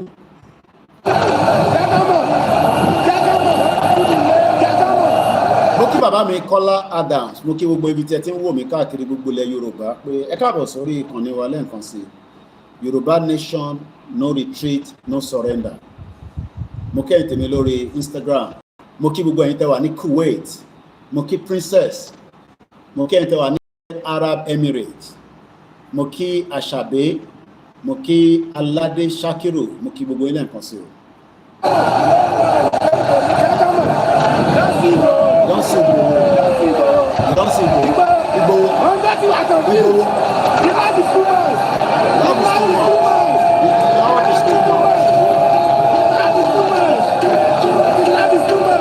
Tẹ́ bá lọ wo fídíò yẹn dáadáa kọ́lọ̀n bá mi foríjì ẹ̀gbọ́n mi bàbá wa brọ́dà wa Àdògán òun ló dúró tí olóyè lẹ́yìn báyìí Fúlàní wọlé ní 2021 wọ́n dẹ̀ pa sínú ilé láì ṣe pé ó yìnbọn fún Fúlàní.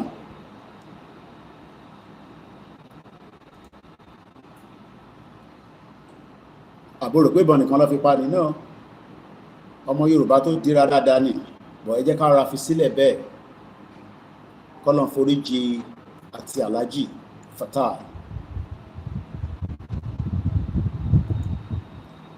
àwọn alálẹ̀ máa na gbogbo yín ẹ̀yin tí ẹ mọ̀ nípa bó ṣe fi wá pa olóyè sínú ilé Tinubu bá mọ̀ níbẹ̀ alálẹ̀ máa nà pa ọba tó bá mọ̀ nípa ẹ̀ alálẹ̀ máa nà yín pa politician tó bá mọ̀ nípa ẹ̀ alálẹ̀ máa nà yín pa gbogbo ẹni tó bá mọ̀ tó bá lọ́wọ́ sí bí wọ́n ṣe fi wá pa olóyè sínú ilé àwọn onílẹ̀ àwọn alálẹ̀ wọ́n á nà yín pa wọ́n á máa nà yín lójoojúmọ́ kókó tó bá ti ń sọ ìwà jẹ́ látòrí dájídé ìwọ náà wà lára àwọn tó fi pa olóyè sínú ilé ọmọ àlè sọmọ Yorùbá ní ìwọ̀ṣà dídé torí a mọ̀ pé gbogbo yín lẹ lọ́wọ́ sí Mumbai Madunu.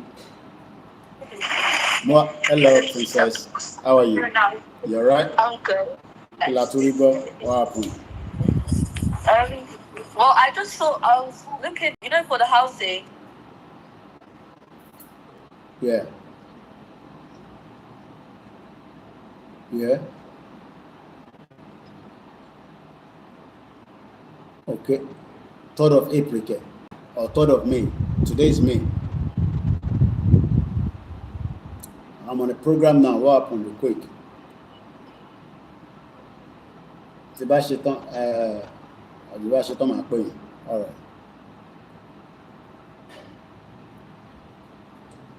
Gbogbo wọn lọ lọ́wọ́ ń bẹ. Mo ti rí bá mi òòṣà. Ìgbòho òòṣà.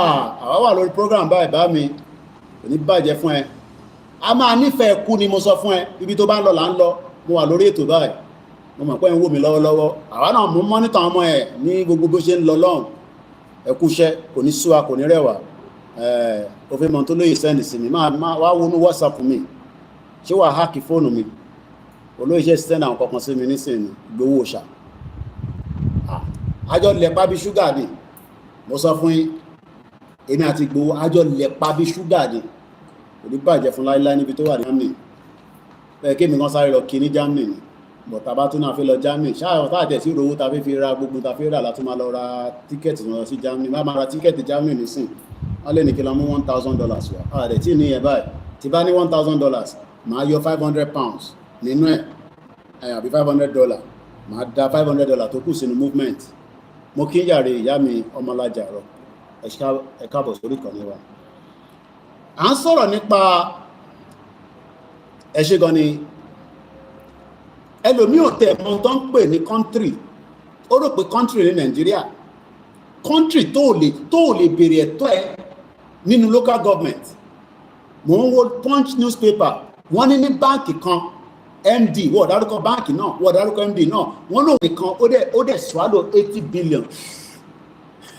Ọlákúnlé mo kí ẹ. Bàbá mi mo JP nígbà tí ṣé kí n fọmọ́lẹ̀ nígbà mo fẹ́ wá sí Áfíríkà mo pé bàbá yìí mo send message wọn àwọn kan wà mo send message wọn pé nígbà tí gbogbo ẹ̀dẹ̀ fi kí ló ń ṣẹlẹ̀ ẹ fẹ́ dè mí mọ́ London ni mo ní mò ń lọ Áfíríkà nígbà pé bàbá mi JP ó fowó ránṣẹ́ sí mi lẹ́sẹ̀kẹsẹ̀ wọ́n ní Koiki tó bá ti ní ìdòwó máa pè mí kò ní bàjẹ́ fún yín ẹjá lọ síbi tó ń pè wá. Ẹ ló mà tẹ́fẹ́ dá sórí ètò ni mà. Mo ní tẹ́fẹ́ bá a dá sórí ètò ni àbí àmì mà tẹ́fẹ́ dá sórí ètò ni mọ́mì tó mú wà lórí live tẹ́fẹ́ dá sórí program ọ̀yẹ́. Ṣé ká sọ́lé tàbí àbí urgent? Ẹ jẹ́ kí n pè tí bá ṣe tán tí mo fẹ́ káwọn èèyàn gbọ́n tèmi àti grandma mi bá jọ ń sọ báyìí. Ẹ jẹ́ n pè tí bá ṣe tán. Kò ní bàjẹ́ fún yín ẹ̀yin màmá lálùbáríkà. Ẹ kọ́ àwọn màmá ní màmá àwọn màmá 70 years old.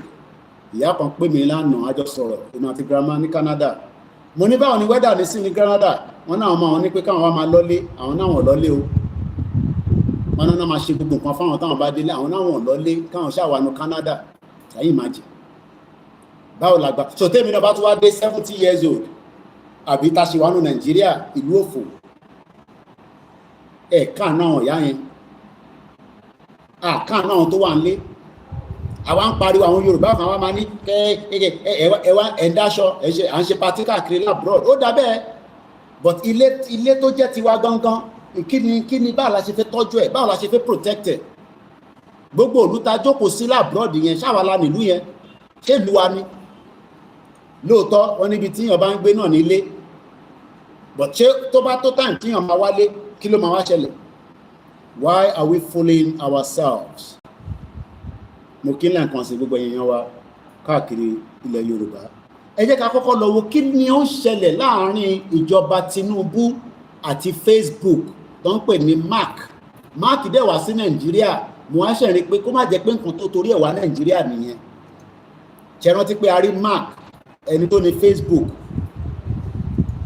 ó wá sí Nàìjíríà aróhùn àti Kúnlé Afọláyan níbi tó ti ń sọ̀rọ̀ báyìí iná bá lọ pẹ́kẹ́ mo kí ẹlẹ́ǹkan sàrò lé Odùduwà happy weekend Ọlákúnlé kí gbogbo yín mo kí àwọn tèmi lórí mixlr bẹ́ẹ̀ ni Ògúnmọ́lá níbo ló wà lánàá a ṣe program títí tó ti lọ jàmàlà tewédú ni àbí o ti faṣẹ́ lọ bó o ṣe ò jẹ́ lọ́rọ̀ Nàìjíríà bẹ́ẹ̀ náà ló ṣe rí lábúrọ́dì ti Nàìjíríà kan ní pé tó bá ṣe tó bá máa fi ṣe tán bá wá kó 5,000 lẹ lọ́wọ́ Nàìjíríà ló máa ṣiṣẹ́ láti àárọ̀ títí di ọwọ́ alẹ́ tó bá lẹ̀ ṣe tán wá kó 5,000 lẹ lọ́wọ́ wà wá máa bèèrè pé kí ni iṣẹ́ 5,000 yìí kí ló máa ṣe fún ẹ kò wọ mọ́tò. Mo kí gbogbo ẹ̀yin ẹ wà ní United Arab Emirates bàbá mi Ọláyin Ibrahim torí mo wò títí àrí ẹ lánàá lórí program akin game àjọ ń ríra wa lórí ètò tàṣe lánàá ọlọ́ba ń dúró ti gbogbo yín àkókò níṣe lásán ìgbìyànjú wa Ọlọ́run adéládé torí mélòó lára mi mélòó lè mi mo kẹ́ tèmi ní France mo kẹ́ ẹ̀gbọ́n mi wọ́n ní Koiki máa ṣọ́ra níbi tó wà yẹn má sọ bí tó wà fẹ́ni kankan mo ní kí lọ́ọ̀sán yẹn fèmí náà mọ̀ yẹn ọ̀tá pọ̀ ju ẹni mi lọ Ọlọ́run rẹ̀ ló ń fìṣọ́ ẹ̀ṣọ́ yàn mélòó lára mi ṣé mo lè ṣọ́ra mi ni ṣé Ìgbòho lè ṣọ́ra ẹ̀ ni ṣé nígbà tó wá ká Ìgbòho mọ́lé ṣé yìí náà rí pé Ìgbòho ó ní ara ń fòun pé coordinator ara ń fún mi ẹ̀mí kan ní máì tí lọ sùn ẹ̀mí kan sọ fún Ìgbòho pé gbogbo àwọn tó wà níta kó wọlé wá pa gbogbo àwọn èèyàn síta ni tó bá dẹ̀ pa wọ́n síta bẹ́ẹ̀ yẹn ṣe ni gọ́ọ̀mẹ̀ntì máa ní ọwọ́ òun lókè òun mọ̀ kankan unknown government Yẹmí Fátókí gbogbo Èkó island ìwọlọ́wọ́ ẹ̀ ló wà ìyà ò jẹ́ bó ṣe wà yẹn lẹ́yìn pé mo délé sí Áfíríkà yìí ó tún sanwó kọ́fì mo ní mo ti wà ní Áfíríkà má máa fún mi lówó kọ́fì ó ní máa mú kọ́fì sí mi lọ́rùn kò ní bàjẹ́ fún ẹ kò ní tán níbẹ̀ níbi tó ti ń rí mainland island ẹ̀yin tẹ́ ti ń ṣe tẹ́lẹ̀ ṣe mọ́ àdúpẹ́ lọ́wọ́ yín gbogbo ẹ̀yin tẹ́lẹ̀ ń ṣe fún gbogbo àwa mídíà tí gbogbo wa wá sọ nísìnyí pé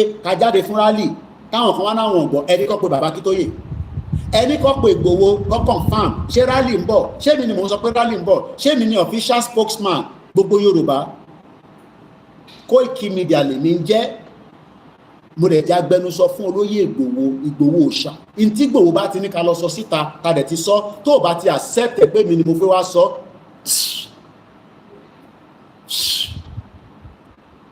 sí nǹkan tá a máa ṣe sí kódà kó ní kí n má ṣe spokesman òun mọ́ mo dúró tì lọ́rùn 100% èmi ò kúrò lẹ́yìn Ìgbòho tájọ́ máa délẹ̀ lérí ẹ̀rọ bá ń ṣe àwọn òṣèré a sọ fún bàbá Fẹ́nifẹ́re òun ló ti kú nísìn ó ń bá tiẹ̀ lọ báyìí tó bá dé ọ̀dọ̀ bàbá Awólọ́wọ̀ kí lè rò pé bàbá Awólọ́wọ̀ máa ṣe fún bàbá yẹn torí pé a rí bàbá Afẹ́nifẹ́re Adébánjọ ni ò ń ṣe tó wà lákùúrẹ́ ikú fẹ́ tó pàwọn náà dànù nísìn àwọn bàbá òfò àwọn bàbá olè gbogbo wọn ṣe ń wá bí Tinubu ṣe máa fún wọn ní slot tó máa já ní bíbáyìí ó dàtẹ́ bá jẹ́ títí tó bá di 2031 kí ló máa ṣẹlẹ̀ so ẹ expect káwa dúró kí Tinubu fi ṣe tán ní 2031 ó máa wá fún wa ní restructure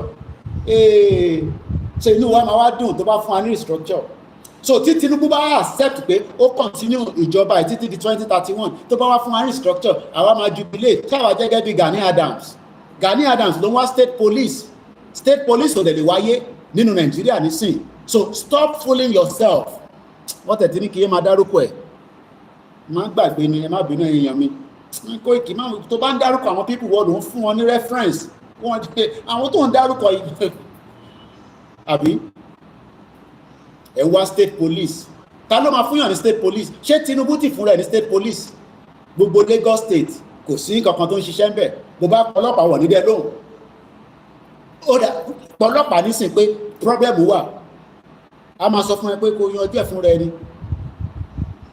dumb bastard country ìlú òfò so tá bá jókòó tá à ń sọ̀rọ̀ pé nǹkan ṣe wá ṣé nǹkan ṣe wá là ń jáde ní láti bí 5 years ṣé eré pálá ń ṣe nǹkan ṣe wá so tí wọ́n gan bá bẹ̀ mọ̀ pé nǹkan ṣẹlẹ̀ ní Nàìjíríà so ìwọ etí ẹ di ní gbogbo Nàìjíríà o gbọ́n kankan rárá inú gbó ló ń gbé àwọn tó ń lọ sínú igbó gan nígbà táwọn àwọn CAC àwọn bàbá yẹn tó ń lo àgbo tó ń lo ṣẹ̀ṣe tó ń parọ́ fún gbogbo wa nísìn pé má lo ṣẹ̀ṣe o ṣé nígbà táwọn bàbá Yọ̀ Babalọ́lá tó ń gbé nínú igbó kí ló fi ń treat ara wọn ṣé fẹ́ǹsìkì àbí panadol ló fi ń treat ara wọn continue to fool yourself ibi tó bá yẹ kó ti lo ewé àtẹ̀gbò kó má lọ lò ikú pa ẹ́ dànù nìyẹn ilé ayé tá à ń gbé yìí má lọ dira má dira dáadáa kó dòpò Jésù mú kó dẹ̀ kó má lóhun tó yẹ kó lò kó máa sọ fún ẹ pé nǹkan dúdú ni ikú pa ẹ́ dànù nìyẹn torí pé gbogbo àwọn bàbá yẹn inú igbó títí la gbọ́ pé wọ́n gbé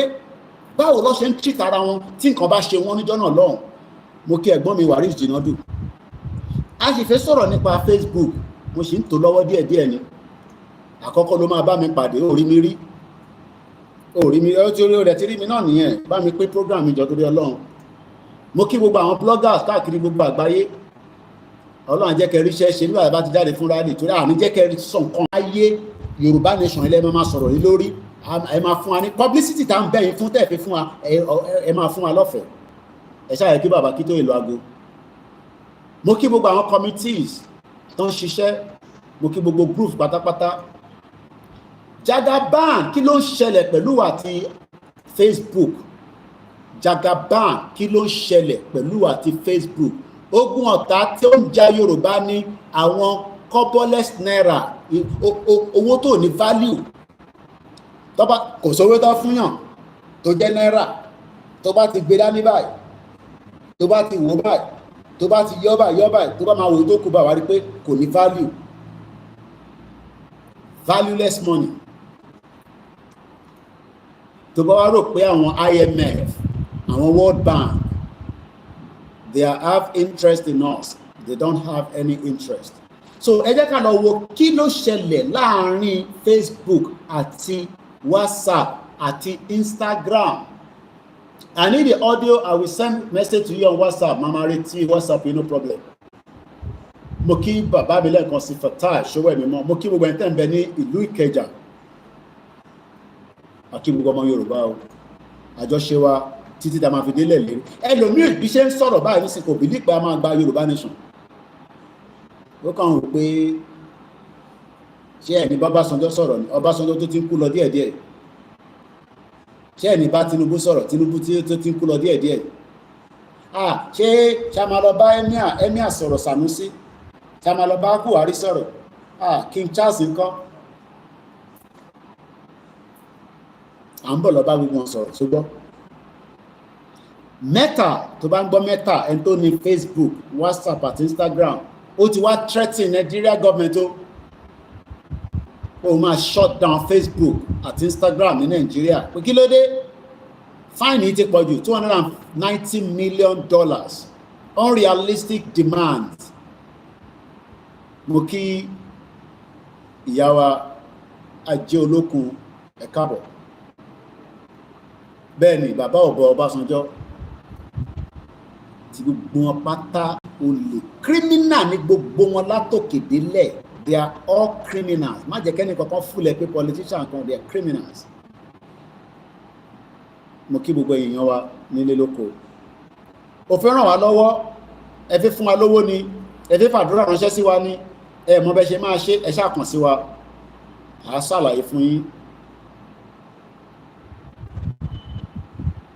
Mo kí gbogbo ẹ̀yin tí ẹ̀ ń fún wa ní feedback Koiki báyìí ni báyìí kàṣà mo kí gbogbo alẹ́ nǹkan sí ilé ló lọ tààràrà bàbá Adébánjọ ó lọ lérò ilé ló lọ tààràrà àṣé bàbá yẹn máa padà kú 2021 pé èmi àti Ìgbòho délé bàbá yẹn kò ń sọ̀rọ̀ ẹ̀ márùn-ún kò ń sọ̀rọ̀ ẹ̀ mẹ́fà quietly a lọ síbẹ̀ bẹ bàbá yìí títí so ó ṣòpé kú máa pààyàn. Beyond financial penalties, the NDP started Facebook to add an icon linking users on data privacy risk. Nàìjíríà náà máa ń wọ̀n níbẹ̀ ìlú òfò ìlú tó lè tọ́jú ará alé kó tọ́jú ará ọ̀run torí ẹni tó ń kú lọ báyìí Nàìjíríà ò lè tọ́jú ẹ̀ adúpẹ́ pé atẹ̀tí rí justice fún Bámiṣé Àyànwọlá náà tí wọ́n ti ṣe justice fún láti mọ̀ pé omi ní crown wọ́n máa so mọ́rùn kúkú dànù kí la máa ṣe fún Sanwó-Olú torí inú mọ́tò Sanwó-Olú BRT ni wọ́n ti pọmọ yẹn. Mo kí ìyàwó Bọ́sẹ̀dé Lamid mo kí àwọn world media kí la máa ṣe fún Sanwó-Olú because under his doorstep ní Bámiṣé kú kò ń ṣe pé ẹ̀mọ̀ tó bá tẹ̀jẹ́ pé inú dánfó ní Bámiṣé kú sí àní bí àwọn ọmọ agbèrò ni. How can you enter a BRT bẹ́ẹ̀ni tó wọ London bus tọwọ́ pa á síbẹ̀ ẹ wá ju bọ́ọ̀dì ẹ̀ síta àwọn kankan dẹ̀ miss lára yẹn wọ́n wá yí gbogbo ẹ̀mọ́ driver lórí. So you can see that that country is a nonsense ajagbajantis. Mo kẹ́rin tẹ́ mọ́ ẹni Dublin ẹ ṣe gan ìyáwó ajé olókun no retreat no surrender.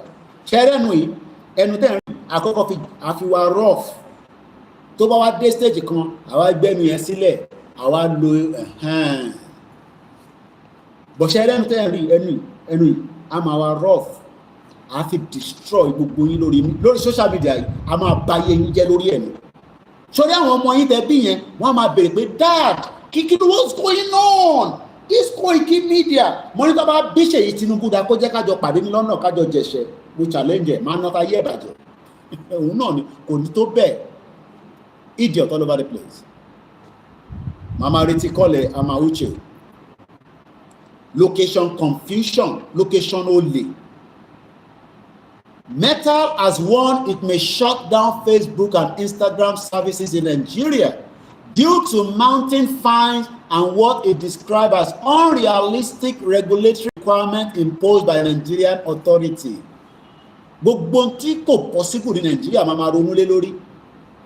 A country for 65 years and the people continue to suffer. We must remain focused and strong. According to Captain Ibrahim Traore, we must remain focused and strong. The fight ahead is still a long road. Bajade Furali Leni does not mean it will end straight away. It might take some time subject to how we want to roll it. Our local silowo, and nobody's coming to rescue anybody, okay? If you think that somebody is coming to, nobody wants to rescue anybody. America has its problem, Britain has its problem, United Arab has its problem. Every part of the world, olúkálùkù wọn ló ní tán nurse. Àwa la máa sọ pé akọ méje àjẹmọ́. We've had enough. Nigeria ò tẹ̀lé ṣiṣẹ́ even though it has run for 65 years. Nigeria ò lè ṣiṣẹ́ even though it has sustained itself for the last 110 years of the fake amalgamation. What we need now is a total dissolution of Nigeria. Anything short of that, it cannot work. Politics will not work. Restructure will not work. Let us stop telling lies.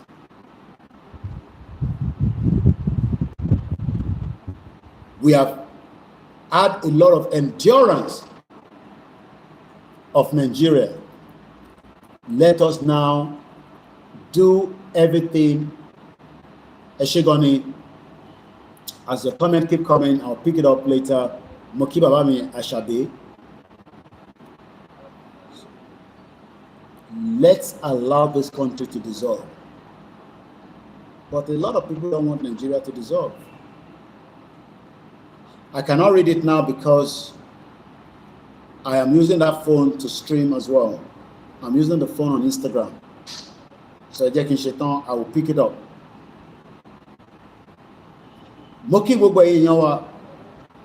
A lot of our people are struggling with data. Let me give us a background to Babawa Ajani. This was last year when this was sent to me in September.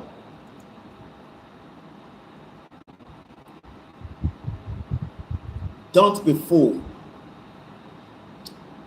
Even the percentage of these statistics we know is fraud. The first ever census, the one Cameroonian, 1, 2, 3, 4, Britain. Sherry, our biggest enemy is Britain.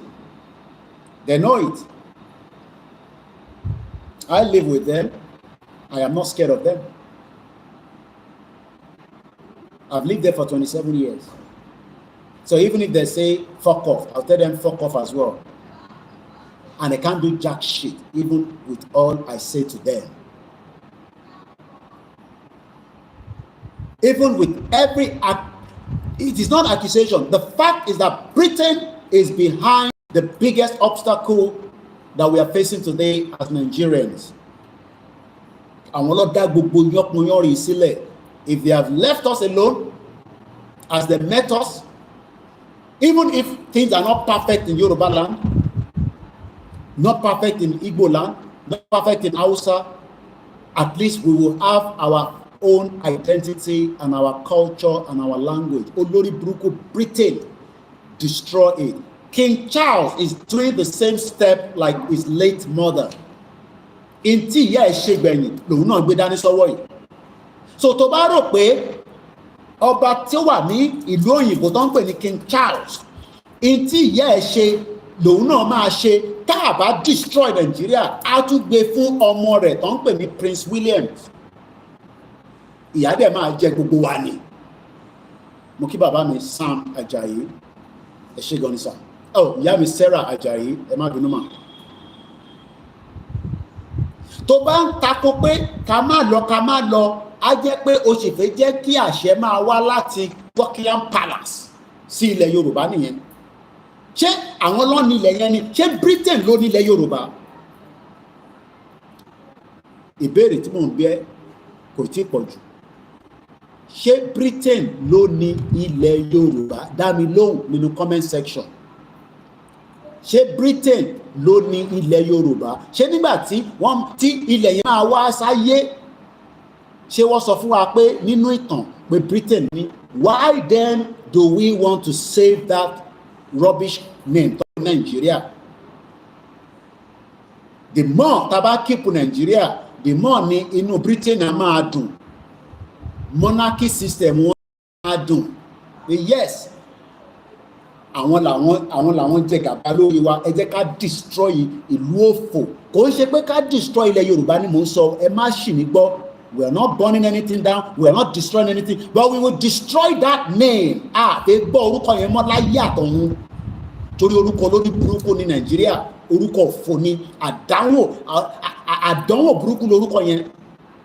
I pray in the name of Jesus. God bless Nigeria. Orí ò pé idiot, one bastard, ọmọ àlè. Orí ẹ̀ ti gbálẹ̀. Wọ́n mú population Britain rí gẹ̀mọ́ gbogbo wa lọ́wọ́.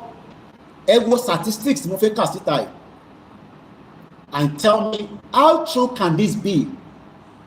So possible that there's people called Hausa Fulani, 29% ethnic diversity and major ethnic groups in Nigeria today.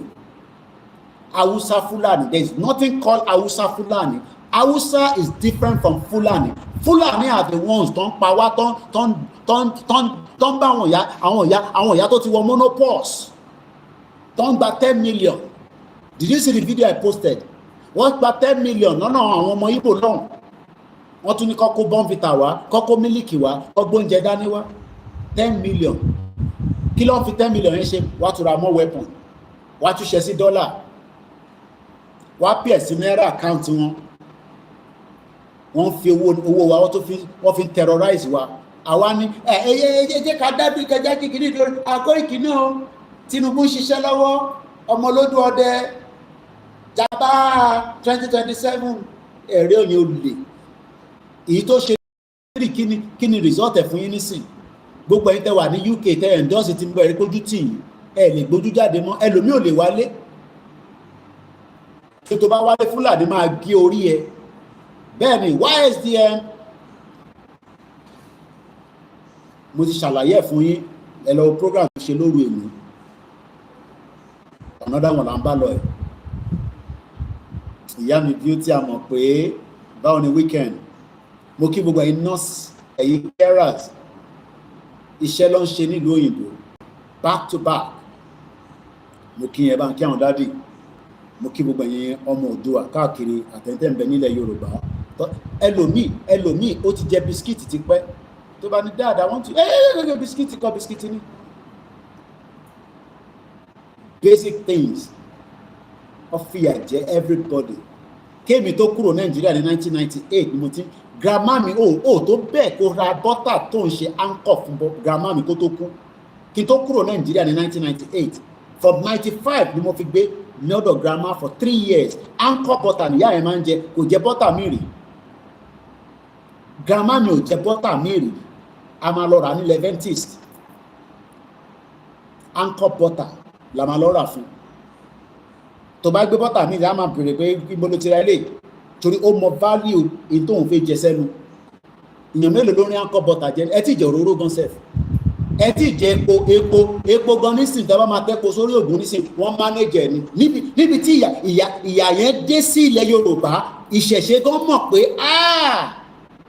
gẹ́gẹ́lẹ́ ti wọlé o epo tó yẹ pé tó bá tẹ́po sórí ògùn báyìí wọ́n máa rọ sí nísìnyí wọ́n máa manage ẹ̀ ni wọ́n máa kàn sí díẹ̀ ni ò ń béèrè pé kí ni ẹ ní ṣe pẹ̀lú wọ ìwọ ọlọmọ Jésù ìwọ ló mà nábì ọmọ ògùn àwa máa ń tẹ́po sórí ògùn ni gbogbo nǹkan wá squeeze àwa wí tán sọ fún yín pé nígbà tó fẹ́ ṣe election 1960 olórí burúkú Britain àwọn ló rig election wọ́n rig election yẹn débi pé bàbá Awólọ́wọ̀ ráyè o bàbá Awólọ́wọ̀ wá lọ jókòó wá wọ́n dà pé báwo ni ilẹ̀ Haúsá tí àwọn débẹ̀ táwọn lọ campaign táwọn ọ̀rẹ́ èèyàn wọ́n rí ẹyẹ àlàáfíà ni mo wà báwo làwọn ilé ṣe ní àwọn èèyàn tó di pé wọ́n wá beat wa fún election yìí àṣẹ Britain torí Britain tó bá ní do you want to drink more tea tètè sá lọ o torí orí ibi tó ti fẹ́ mu tea yẹn ibẹ̀ lọ́lọ́pàá máa débẹ̀ wọ́n máa rẹ́rìn sí ẹ báyìí torí ẹ̀rín tí British rán tó ń rẹ̀ sí ẹ̀yẹn ó ti rán ẹ lọ sí ẹ̀wọ̀n díẹ̀díẹ̀ mú kíyà mi Grace Olúṣòótọ́ ṣekúṣẹyẹ àwọn ló dá yánpọnyánrin tí gbogbo wa wà nú ẹ̀ àwọn ló dá sílẹ̀ and it is time it must be destroyed sọ pé ká destroy ilẹ̀ Yorùbá ẹ ká ṣì mí gbọ́ o gbogbo tí Britain ń pè ní Nàìjíríà lórí wa nílẹ̀ Yorùbá a gbọ́dọ̀ eradicate ẹni tó bá máa kú ni kó kú ẹni tó bá máa yè ni kó máa yè ojoojúmọ́ láwọn èèyàn ń kú ọ̀dọ́ ń kú ọmọ òkókó kan lọ́nà ṣẹ̀ kú nísìnyí ó jẹ́ kó wà láyé olórí burúkú Sanwó-Olú bomb bastard wọ́n gbé dé hospital 4 ọmọ òkókó wọ́n ní wọ́n rejected ó yẹ kó ti gbogbo àwọn hospital yẹn pa ni bọ̀kàn ṣe nínú Nàìjíríà torí Sanwó-Olú olórí burúkú aláṣẹwó tó bá jáde fún rally tẹ bá dán mẹ́wàá wò àwọn agbọ́n á dán wèrè wò Koiki yé máa sọ̀rọ̀ bẹ́ẹ̀ má máa fún wọn ní gbogbo ọ̀fà mi gbẹgbẹgbẹgbẹgbẹgbẹ àti bọ́ sójú àgbà mi wọ́n ń pa àwọn èèyàn lójoojúmọ́ ní tó bá wù wá la máa ṣe fún yín a dẹ̀ máa ṣe kíní yẹn fún gbogbo yín ni ẹni ṣoríire ẹ̀ ń fìyà jẹ gbogbo yàn àwọn èèyàn wà láàrin Èkó ìyà ń jẹ wá ilé wọ̀ lè gbélé gidi nothing is working ẹ wá kó pressure ní diaspora wa ń faṣẹ́ lọ ẹlòmíì ti faṣẹ́ tí tó bá ibi tó bá sùn sí lórí bọ́ọ̀sì báyìí wọ́n á máa jí ni pé which bus stop are you coming off àìmọye ẹni tó ti kú níbi tó ti woman kan ó ṣetán níbi iṣẹ́ báyìí orí traffic yẹn ló kú sí iṣẹ́ yìí náà ni ẹlòmíì tó yẹ pé nígbà tó máa lọ Amẹ́ríkà tó máa wá sí London wọ́n ti dín èjì wọn kù ó wá ń faṣẹ́ back to back nígbà tó bá ní choice ẹ ti pa gbogbo asáyé ẹ ní kúure gbogbo yín bá bastard ní ó kù díẹ̀ fún gbogbo yín ẹ má ẹ bá bàbá Akíntóyè sọ̀rọ̀ káyan ọjọ́ ọ̀rọ̀ tó wà nílẹ̀ ẹ yẹ kí bàbá Akíntóyè pé fún rally kẹ wá sọ fún wa pé ká dá yín lóhùn tọ́ba kan bá sọ jágbajàgba tá a bá jáde fún rally tá à ń bẹ́ẹ̀ yín nísìn tẹ́ ẹ sọ̀rọ̀ tẹ́ bá release press statement àbí tẹ́ gbé òòṣà kan jáde òòṣà yẹn á máa dálé yín lórí padà ní o torí àwọn onílẹ̀ wọ́n ti dẹ̀yìn lẹ́yìn yín until tẹ́ bá tẹ̀lé Yorùbá nation lọ́nà àwọn máa support yín torí ó lè ní gbogbo yín most of you gbogbo èèyàn bá yẹn èèyàn bá janwé ọba tó lè pàṣẹ tó jẹ́ pé King Charles tó ṣe ń pàṣẹ fún gbogbo yín àwa wá ní ká sọ fún King Charles pé who the hell is King Charles tani King Charles tani King Charles against ọba Aláàfin àti ọba Ọ̀yọ́ àbí ọba Ọọ̀ni of Ifẹ̀ kábíyèsí o mo kí gbogbo yín o àní ká ṣe padà sí palace yín ẹ sọ pé kí King Charles máa pàṣẹ fún yín idiot all over the place mo kí gbogbo èèyàn wa bá ń gbọ́wọ́lé share button jọ torí Ọlọ́run ó ṣe Saturday ó ń gbóná lọ́wọ́lọ́wọ́ ní bíbà ojoojúmọ́ ló ń gbóná ní bíbà ó dẹ̀ máa gbóná tá máa fi débi tá à ń lọ ni àwa máa fi ẹ̀rọ àwa lọ rí concert abádélẹ̀ lérí ẹni tá a bá ṣépè fún tá a bá délẹ̀ lérí a máa lọ reconcile, ẹni tá a pè lórí program the last 5 years pè yín náà nìyẹn, tẹ bá ti ṣe the needful a fi ń sílẹ̀ lọ́rùn, bẹ́ẹ̀ ṣe the needful máa pè yín lójoojúmọ́ bàbá Adébóyè, tá a bá jáde tẹ bá sọ fún àwọn ọmọ ìjọ pé a block títì yẹn kan la máa padà wá block, a shut down gbogbo everywhere, àwọn èèyàn nílé wa ṣe any nonsense services kankan mọ́, gbogbo àwọn tó ń wá sí church ìyà ń jẹ wọ́n lójoojúmọ́. Ìbò òun ni bàbá yẹn, bàbá Nasiru Lai tó ní gbogbo CAC gbogbo ẹ ti lórí upside down, ti parọ́ for everybody, àmọ́ títọ́ mọ́ láàrin gbogbo yín. Àníkẹ́ pé ṣé Nàìjíríà ṣé ẹ̀yin wà ń bẹ̀ nígbà tó Ọlọ́run dá Nàìjíríà, bàbá Adébóyè, ìyá àdúrà, Genesis, gbogbo yín bẹ́ẹ̀ lọ, ṣé ẹ̀yin wà ń bẹ̀ nígbà tó Ọlọ́run dá Nàìjíríà? Àwọn tẹ̀pẹ̀ Lagos ṣe wọ́n lè sọ fún yín pé Ọlọ́run ló dá Nàìjíríà? Ẹ bá Ọlọ́run sọ̀rọ̀ náà pé ṣóun ló dá Nàìjíríà. Àwọn olè fẹ́ máa fún ní mugun, àwọn olè fẹ́ máa gbé ní skoin. Ẹ má fọ̀rọ̀ sí wa lẹ́nu, bá sí fún gbogbo yín. Wọ́n ní máa jọ wọ́ lórí social media ìka tó débi tá à ń lọ. Àjọmú kan lẹ̀, gbogbo wa pátá àjọmú kan lẹ̀. Ẹ farabalẹ̀, mo pílẹ̀ lè lóru ẹ̀ní, mo fẹ́ ka tuntun gbọ́. Sórí ìwọ tó ń sọ pé nǹkan lè ṣẹlẹ̀, Ọlọ́run jẹ́ kó ṣẹlẹ̀. Má rò pé because free tí nǹkan kan lè ṣẹlẹ̀, farabalẹ̀. Bóun ẹ̀ kò believe in prophecy, bóun ẹ̀ kò má believe problem tẹ̀ ní ìwọ̀n ṣe problem tẹ̀ ní gbogbo wọn náà lọ́kúnkú ti jẹ́ dòdò tí wọ́n lè sọ dodo mọ́. Ẹ̀jẹ̀ ló wà lẹ́nu gbogbo wọn, all bloody liars. Àwọn rẹ̀ fẹ́ máa parọ́ fún, ẹ̀ bá ń parọ́ fún àwọn everybody ẹ̀ lè parọ́ fún àwa. Mo kí ẹ̀yin èèyàn gidi jàre, báwo ló ṣe ń lọ lọ́dọ̀ yín? Mo kí àmì Tóyìn dáadáa, bàbá mi Ọláwọ̀yìn Ibrahim, mo kí gbogbo wa lẹ́ẹ̀kan sí i. Àṣeyọrí la máa ṣe, àní ṣàṣetì láyé wa. Ẹ jẹ́ àgbọ́n tí bàbá yìí sọ. Farabalẹ̀ kó gbọ́n tí bàbá yìí sọ. The Lord has taken the major prophet of God and I begin to continue to do the prophecies as the revelations of the Lord is coming to me to prophesy. Please share the broadcast right now because there are prophecies I want to release. There are prophecies I want to release that are already in the realms of the spirit now that the Lord wants us to now look into. In the realm of the spirit, the Lord took the major prophet of God and took me straight away to a place called United Kingdom. This is UK.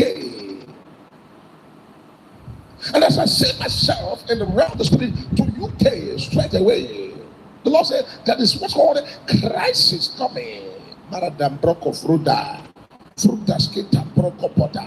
I am not a prophet that come to now begin to now prophesy anything alive. I come to say the things that the Spirit minister to me. Lord said they should pray for the people of UK because I'm sure what's called crisis right there in United Kingdom. Don't forget the 2-3 weeks like a month ago I told you about crisis in France, how they're going to be protests over there.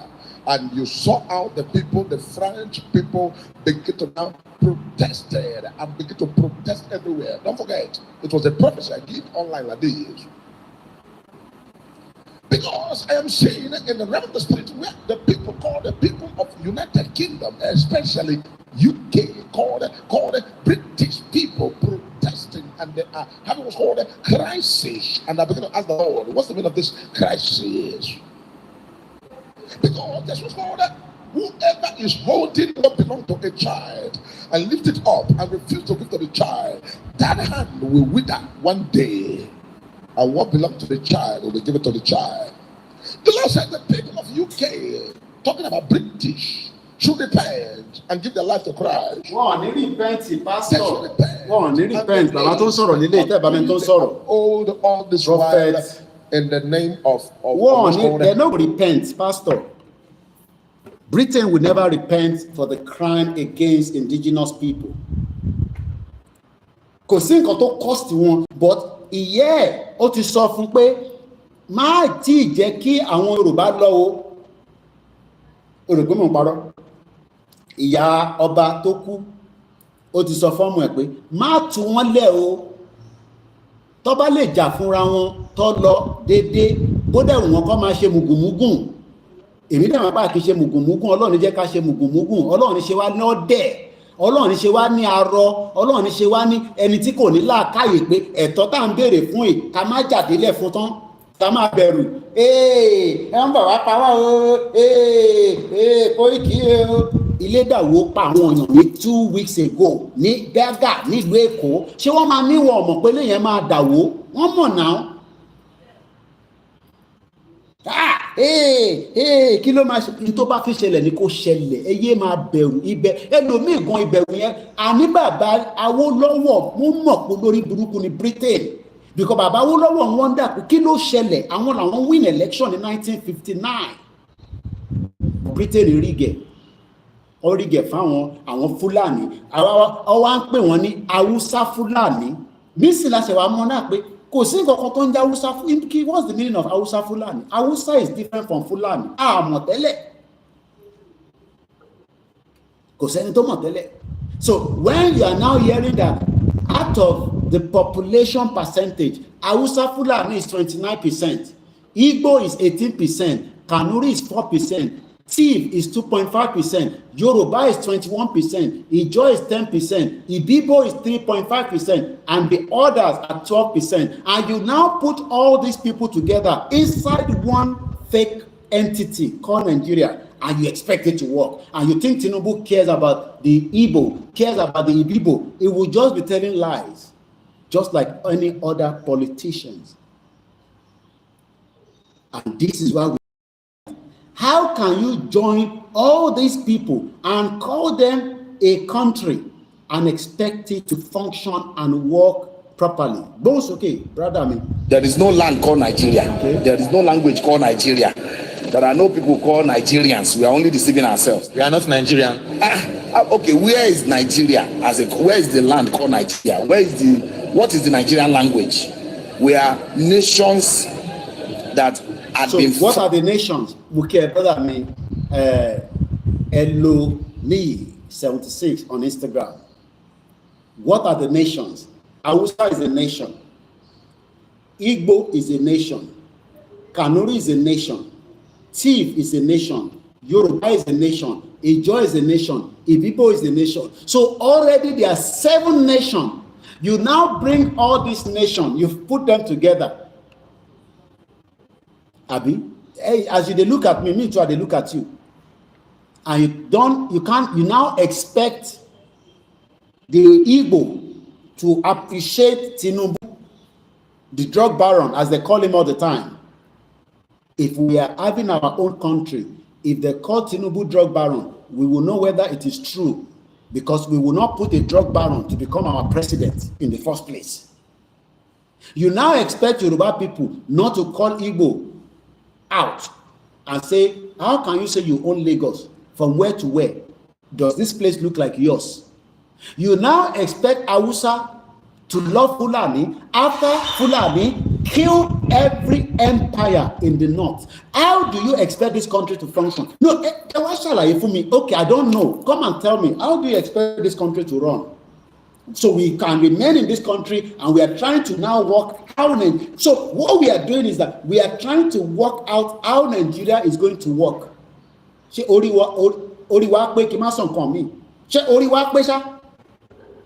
you want us to continue to find solution on how we will make Nigeria to work. You're a bomb bastard. Bomb bastard. Bomb bastard. For 26 years of democracy, they could not work out the problem of Nigeria. For 65 years of democracy, Latin 1960, 61, 62, 63, 64, 65, nígbà tó di 66, àwọn Biafra bá gbógun jáde, we know they do Nigeria anymore, ló bá fa ìbọn yọ, ló bá di gbòs, Britain bá ní àwọn wọn làwọn eléyìí, wọ́n ní fẹ́ ṣe Biafra, from where to where, nobody is going anywhere, Britain bá kó ìbọn fún Nigeria, ló bá kó ammunition fún wọn, ló bá pa 5 million people. Títí di bá ṣe ń sọ̀rọ̀ kò sẹ́ni kankan tó apologize.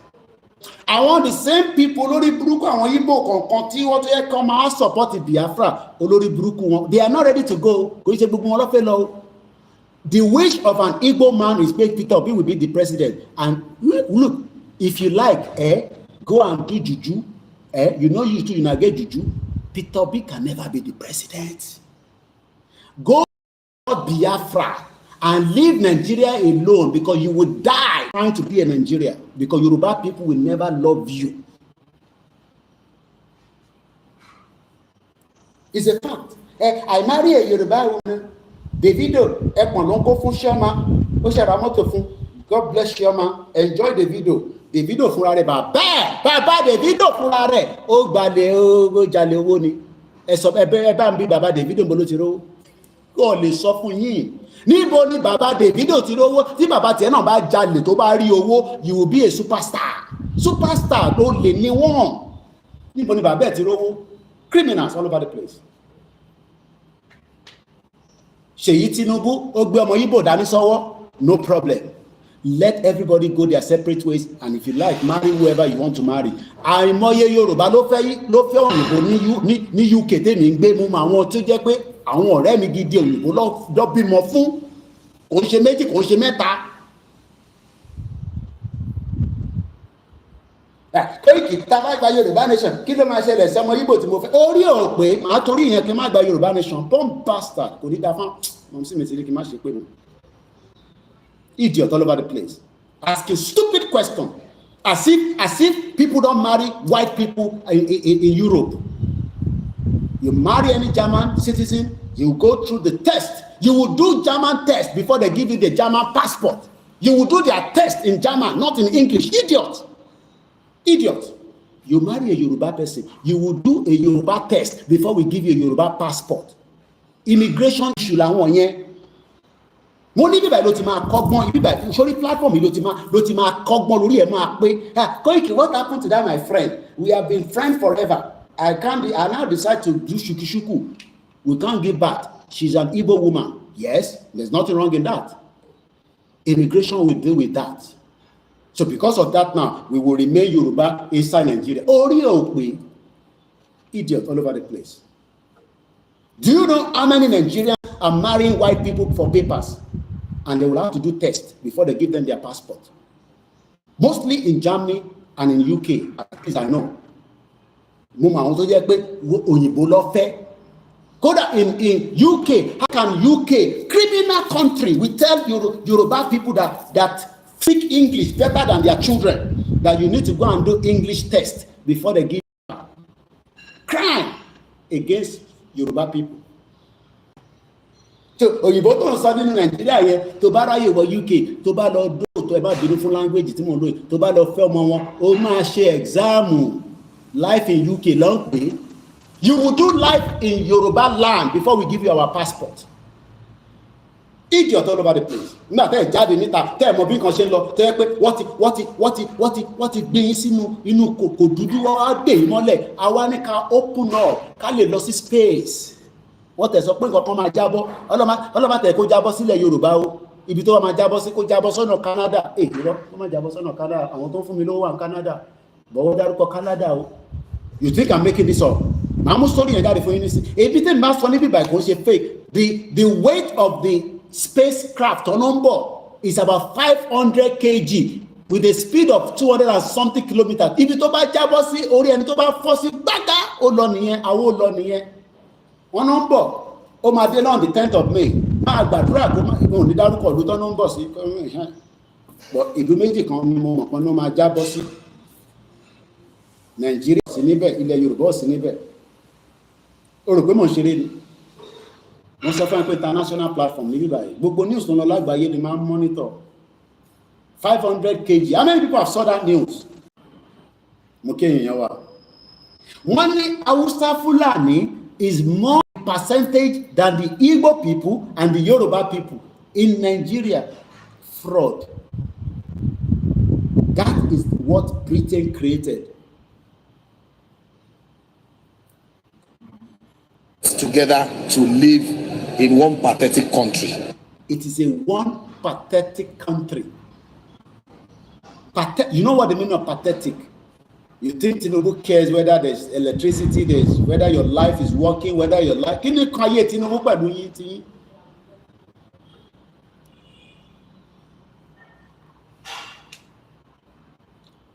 Let's go further.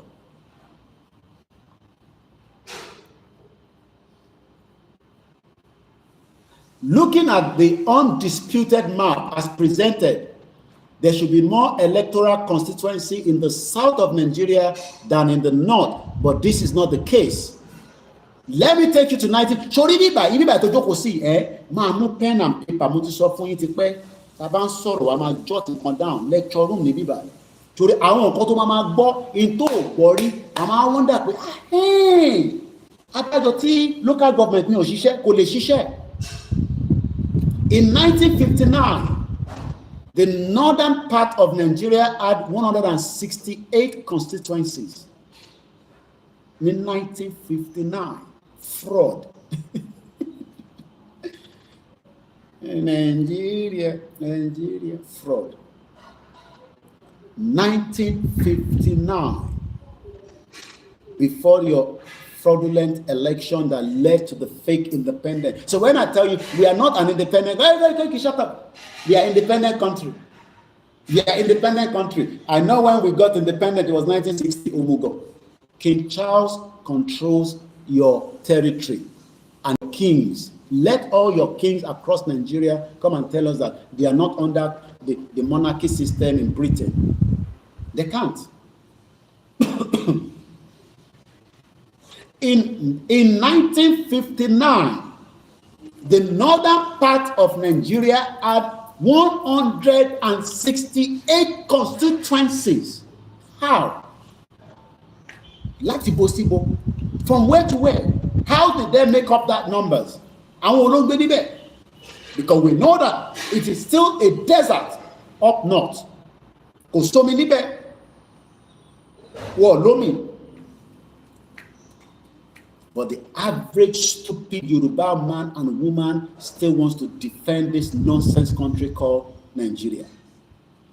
The North, I repeat, had 168 constituencies. So if you are saying that today that they have social numbers of votes, that is how it was made up from 1915. You see, Britain, they are the biggest criminal in the world that must be arrested for the injustice against the indigenous people. Britain should not go scot-free. Bami gba wọlé share button now. You are not paying for that, it's free. Fulani is not even part of Nigeria. Somebody is telling me here, Baba mi Fatai, pé Koiki, shut up. She bó sọ pé journalist nìyẹn, má jẹ́ kí Britain kó ẹ sí yọ́yọ́, a mọ̀ pé bẹ́ẹ̀ ló gbé, but Fulani gan fúnra rẹ̀ kan pè ní Hausa Fulani. Is Fulani part of Nigeria from day one? From Futajalon, tó ti wá. Wọ́n nílẹ̀, wọ́n máa ń káàkiri ní àmọ́bí tó ti wá. Britain wọ́n ní ẹ máa bọ̀, àwa máa rílẹ̀ fún yín ní north, but ẹ máa pa àwọn eléyìí o. Wọ́n ní ẹ rò pé Britain ò mọ̀ ní gbogbo tó ń lọ ni. Mo ní Britain knows everything about the Fulanis. Wọ́n ní ṣẹ̀dá àwọn Hausa yìí, ẹ jẹ́ ká kọ́ pa gbogbo àwọn ọba wọn, ká pa gbogbo àwọn ẹ̀mí àwọn, ká pa gbogbo wọn dànù. Tá bá ti wá pa wọ́n, ẹ settle down síbẹ̀. Àwa máa bá yín mọ bá ṣe máa monitor, bẹ́ẹ̀ ṣe máa penetrate wọlé southwest. Ọ̀dẹ̀ nìyẹn mo ní ká jà ká pa wọ́n tó bá pa wá. Ká lè tètè bọ́ kúrò ní oko ẹrú. Oníka dúró kọ́ máa pa wá o. Ká ṣe wá ní Nàìjíríà o. Bọ̀kọ́ máa gún wa lọ́bẹ̀ díẹ̀díẹ̀. Ó yá ṣíkúṣíkú, agún wa lọ́bẹ̀ díẹ̀díẹ̀. Ìbí tó ń ṣe lójoojúmọ́ nìyẹn. So Britain ni mọ̀ by taking out the north and give it to the Fulanis, knew that they will use that to prepare the future Fulani that will come into the southwest. You are a bomb bastard if you ever tell us to shut up. Idiot all over the place. You think Britain doesn't know the agenda that they created as at the time when they were preparing all this nonsense many decades ago during the 19th century? In 1914, all this happened during the 18th century when they were telling the Fulanis, kill the people in the north and take their power, take the land, and we will use you to prepare for the jihad that will eventually come in the near future. Because love forever. Colonia was never going to go forever, even though we are still a slave. I became a slave in UK from 1998. No go better for your papa. For 27 years, I was a slave in the UK. 27 years of a slave in the UK, that is more than enough. We fight to the last blood. ẹ ṣe jàre bàbá mi ẹ mọ̀ pé mi ò lọ sí school ẹ̀yin lẹ kàwé ẹ máa rán mi létí pé Koiki, what are you talking about? What do you mean that Fulani is part of Nigeria? Fulani is not part of Nigeria. It was given recognition by Britain to divide and rule. That is exactly what has been happening. Ganduje is a Fulani man and is the next in command to Bola Tinubu, and an idiot will tell me to continue to live in Nigeria. Ganduje was the governor of Kano State, one of the biggest part of the northern part of Nigeria, and the Fulani held that position for 8 fucking years. Can you ever tell us to shut up? Idiot all over the place. You think Britain doesn't know what they are doing. You think they are stupid. And they forced an amalgamation in 1914 after they perfected everything that they wanted to do on our lives. So the poverty got British passport in call. She walk go British passport from go 60 million. And one Caribbean to cover UK during the military bombing this man. During when they were bringing them to come and do all the dirty jobs for them. Eventually, what happened? Once of our in 19 whatever, you are not British enough. How can Britain tell people that came from Caribbean that you are not British enough because some of them never applied for British passport until they were old? Àwọn ọmọ wa patient kankan fún ìyá wọn lọ́wọ́ ní no. Ẹran mi létí na dizzy man kí ni nǹkan tó àwọn tó kó wá láti Caribbean.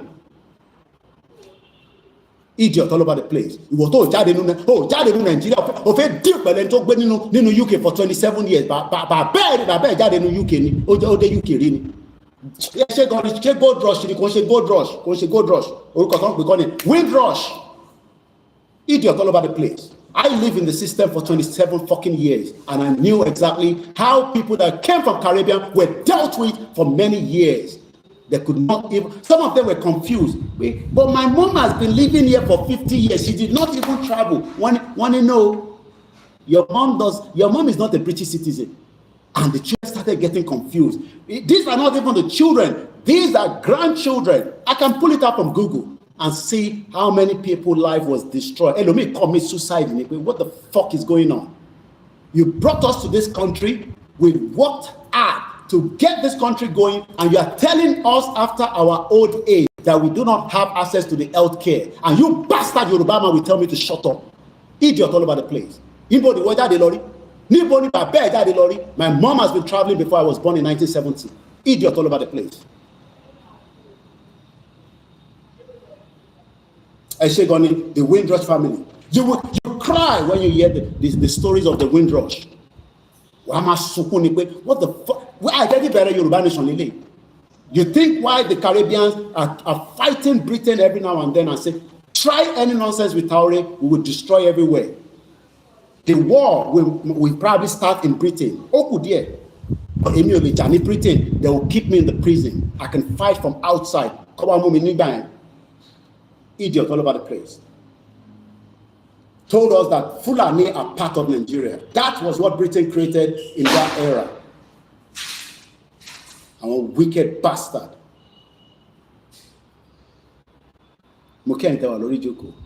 Show one way here. I'm going to go jade. Oh, but Windrush here. Then sorry for any story on Windrush. How can an 80 years old woman that never left UK for 70 years is now told that you are not a British? Only because you're British. And when you wonder what the hell is going on, and their grandchildren started crying that my mom cannot access medical. A woman that worked all her life in the UK was now restricted from giving pension. And we wonder what's going on. But you went and brought them here. My back end thing, when my spirit goes like that, they tell me just to take it easy. What told them, Mountain Lolagbayi, Eshegoni, and to Kawi. 1948, what ko ship losi Caribbean, Jamaica, what ko gbogbo wa, Britain only. Oko gbogbo wa kò sanwó fún wọn ọ̀fẹ́. Gbogbo àwọn tó ja ogun World War II ní Africa, Britain ò san wọ́n kọ́bọ̀ fún wọn ọ̀fẹ́ lọ́lọ́ wọn, wọ́n pa gbogbo àwọn èèyàn dànù sójú ogun. Ọmọ àlè wọn sọ fún àwọn pé tí bàbá ẹ̀ tó bá dárúkọ pé ká shut up, bàbá ẹ̀ ni máa ránṣẹ́ sí. ọmọ àlè tí wọ́n bá ń jẹ tọ̀ìtọ̀ì l'Amẹ́ríkà tó ń jẹ tọ̀ìtọ̀ì nínú Nàìjíríà bí àwọn ọmọ Ọ̀tẹ́dọ́lá, àwọn olè, àwọn ọmọ bàbá olè, ikú máa pa gbogbo yín dànù ni bí kú ṣe pa ọmọ Ajímọ̀bí. Ẹ máa kú lẹ́yẹ kọ̀ọ̀kan ni torí bàbá yín ti ṣe jàǹbá fún gbogbo wa. Ẹ máa kú lẹ́yẹ kọ̀ọ̀kan ni, àkútú kún yín lọ́rùn. Ẹni tó bá kú ó kú lọ pẹ́, ikú pa yín nìyẹn. Jẹ́ ń gbé ẹ débẹ̀ lẹ́ẹ̀kan sí, àìsí ń padà bọ̀ lọ́dọ̀ Windrush yẹn, jẹ́ nǹkan fi sí yẹn sáré mu sínú Google kó kọ̀ wá ń bẹ̀. Windrush wàá máa sunkún ni, the Windrush generation, what the fuck, kí ló ṣẹlẹ̀? Britain olórí burúkú, ó rò pé wọ́n stupid ọmọ tó ń ṣẹlẹ̀. Ẹ̀kọ́ sáré fún ẹni the brief about the Windrush. The Windrush generation làwa yìí. Generation kan làwa a tẹ̀lé bàbá Akíntóyè àti Ìgbòho. The Windrush generation refers to individuals, àwọn èèyàn bíi tèmi àti ẹ, primarily from the Caribbean, who migrated to the United Kingdom between 1948 and 1971, primarily just for one purpose, spirit, to rebuild the country after the World War II. Tó ogun tó bá máa ṣẹlẹ̀ ní kó ṣẹlẹ̀. Ogun tó ṣẹlẹ̀ ní Britain padà dùn nísìn náà ni after tó jà wọ́n jí over $80 trillion from India. Oní kí India má ṣépè fún Britain lójoojúmọ́. This wave of migration is named after the ship MV Empire Windrush, which brought one of the first large groups of Caribbean immigrants to the UK in 1948. Ó wá di pé àwọn tó dé ní 1948, àwọn ìyá yẹn ti wá, ẹ bá mi sáré work it out, 1948 títí dé around, I think they started having the crisis. Èèyàn kan bèrè, are Windrush generation British citizen? As British citizen, the Windrush generation has the right to come to the UK and did not need to be invited. Ọ̀fẹ́ lọ débẹ̀, ó wá di pé àwọn ìyá tó ti wá pé 80, ó wá gbé wọn dé hospital. I want to be, where's your passport? Yeah, I don't have passport. I wonder, what do you mean you don't have a passport? System UK, they're burning by me by from Abiodun George. What do you mean you don't have a passport? Okay, what is your national insurance number? I don't have. How do you do? Yeah, I think that's 1948. You are not a British citizen, no? You think Britain doesn't know all the agenda they created in this nonsense jagbajantis? 77 years, 1948 to 2025, 77 years. So you can see the numbers of people that came in that era. Elomi, they are in their 20s. Log be on the UK. What she said, go underground. That man law enjoy. Tell me, mama, show video in underground. Àwọn kan ló ṣe wàhálẹ̀. Ẹ jẹ́ káwa náà ṣe wàhálẹ̀. Ká dẹ̀ jẹ́nu ẹ̀ ká tó kú torí ikú máa padà pa gbogbo wa náà ni. A máa padà kú náà ni. Bọ́hùn ẹ̀kọ́ ló gbẹtúgbẹtú. After 1,000 years, o máa kú náà ni. So why not fight now and let your name be recognized for the future of people that fought for Yoruba people? Ẹlòmíì ò dáwó. Ó fẹ́ mọ tán fowó ṣe wèrè.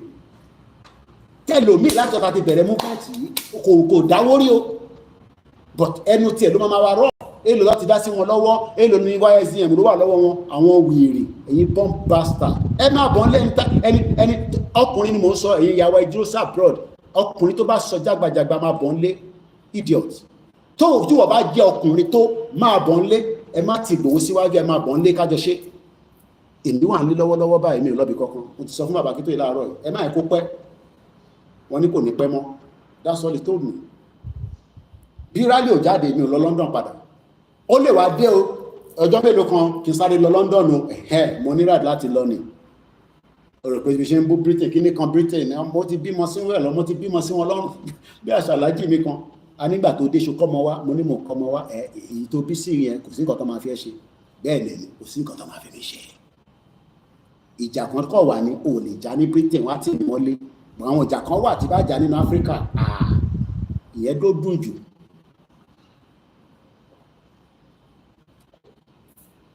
Olùpọ̀ ọmọ àlè làwa ni, ọmọ ọkọ làwa. Mo sọ fún pé mò ń bọ̀ nílẹ̀. Èmi fẹ́ witness tó fi ṣẹlẹ̀. Àwọn ọmọ Ukraine, èbí mo gbé débẹ̀ níjọ́ kan Ọlákúnlé, àbórí fídíò yẹn. Táwọn yẹn tẹ̀fí bá mi jà, àbẹ́ ń ṣe èrè, àbí kí n yọ nǹkan kí n nà ní nǹkan. Àwọn ọmọ Ukraine, wọ́n lọ register nípa àwọn fi padà lọ sí Ukraine àwọn fi lọ ja ogun fi lu àwọn ọmọ Yorùbá jókòó sí abroad ó jókòó sórí Zoom orí Zoom ló ti fẹ́ mọ tó ń ṣẹlẹ̀. Bàbá Èkìtì wà nínú ilé, bàbá yẹn wà nínú ilé, ó ń fi fatafata, bó ṣe ń bú gọ́vnà ló ń bú ọba. Ó lè kí wọ́n máa bẹ̀rù kíkọ́ kọ́ máa tẹ̀sí bàbá yẹn. Ìwọ jókòó sí abroad, ó ń condemn bàbá Èkìtì ọmọ àlè. Máa bọ̀ ń lé ńgbà yẹn, ìbúwọ̀ náà lóko nídìí. Ṣèbó lóko nídìí bí bàbá Èkìtì, máa bọ̀ lé náà. Ṣèbó lóko nídìí bí ẹ má bínú fún fọ́ọ̀rọ̀ àlùfàǹṣá yẹn àti sọ́n lórí program àbò bó ṣe lè yá ọmọ àlè kan nìyẹn. Èlò lẹ́yìn fún bàbá Èkìtì, èlò lẹ́yìn fún wa. Ẹ wá fi máa control wa. Tẹ́ẹ̀bá fún wa ṣèdí ìgbìmọ̀ tá bá pa àwọn tó wà lórí rẹ̀ wá tán àjọ máa lo góòdù wa. Ṣé Ọ̀ṣun state government náà mọ góòdù tó ń jáde nínú Ọ̀ṣun state? Ṣèbí mi ní evidence ẹ̀ lọ́wọ́. Ṣé tẹ́mi tó bá mẹ́mi ní evidence lọ́wọ́ ṣé òmùgọ̀ làwọn àwọn evidence? Ṣèbí Turkish Airways ló ń gbé jáde lójoojúmọ́ tó ń drive lọ sí Switzerland, from Switzerland wá bí padà lọ sí United Arab Emirates. Ẹ ò ní kúure tó bá yẹ fà sọ fún pé kí n dákẹ́. Bẹ́ẹ̀ ò ní ṣoríire ni máa sọ fún ẹ. Idiot all over the place. Ṣé Ọ̀ṣun state governor tàná títè ní ojú ń dùn wọ́n mọ̀ pé wọ́n kó góòlù nínú Ọ̀ṣun state. So tẹ́ ẹ̀ bá fún wa lówó à lọ pa gbogbo àwọn tó bá wà lórí ìdẹ̀yẹ tó fi jẹ́ ká mí àwọn Fúlàní á pa wọ́n dànù àdèmọ̀ pàwọ́ la ní góòlù wa àdèmọ̀ extract ẹ̀ fúnra wa àdèmọ̀ fi ṣayé wa. Ìpínyẹ̀ l'Amẹ́ríkà kí ni kan Amẹ́ríkà kí ni kan ayé Amẹ́ríkà tó lè sọ bí ti 350 children tó wà lẹ́nìí tó kó jáde for sex trafficking lọ sínú Mexico. Bàbá mùgọ̀ dèwèrè tó wà ń bẹ̀ tẹ́lẹ̀ tó pè rẹ̀ ní Biden tí kò dá kankan mọ̀ tó bá sọ a kò mọ̀ bí a lọ sọ ó ti di dọ̀ǹdọ́ sórí jókòó.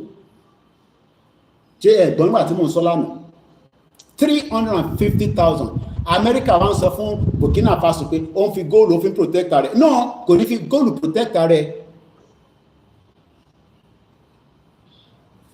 Àwọn Yemen lẹ̀ tí lè bájà tán yẹn àwọn yẹn ló ń gbá sí fún wọn 2 aircraft tó worth 60 million ló ti já sórí omi. Ẹlẹ́mi ni mo sọ bẹ́ẹ̀ tí bá sọ níbi ìbà confam ní lọ́jọ́ ẹ̀kẹ́ lórí Google $60 million aircraft ó ti já sínú omi látara páwọn yẹn náà ń jù nǹkan sí wọn padà. Mélòó ni Yemen tó ń bá Amẹ́ríkà fan tó tán lẹ̀ tó bá bí Amẹ́ríkà dá kó lọ ground force kó lọ bá wọn jà tó bá bí Amẹ́ríkà dá kó kọ́ àwọn eruku wọn kó lọ sí ground force kó má jà látòkè yẹ̀wọ̀ nípa gbogbo wọn dànù.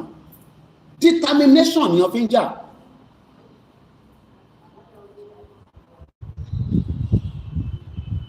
Mo kí àwọn ìyàwó mi, mo kí àwọn ọmọ Oòduà, mo kí gbogbo ẹ̀yin ọmọ Yorùbá.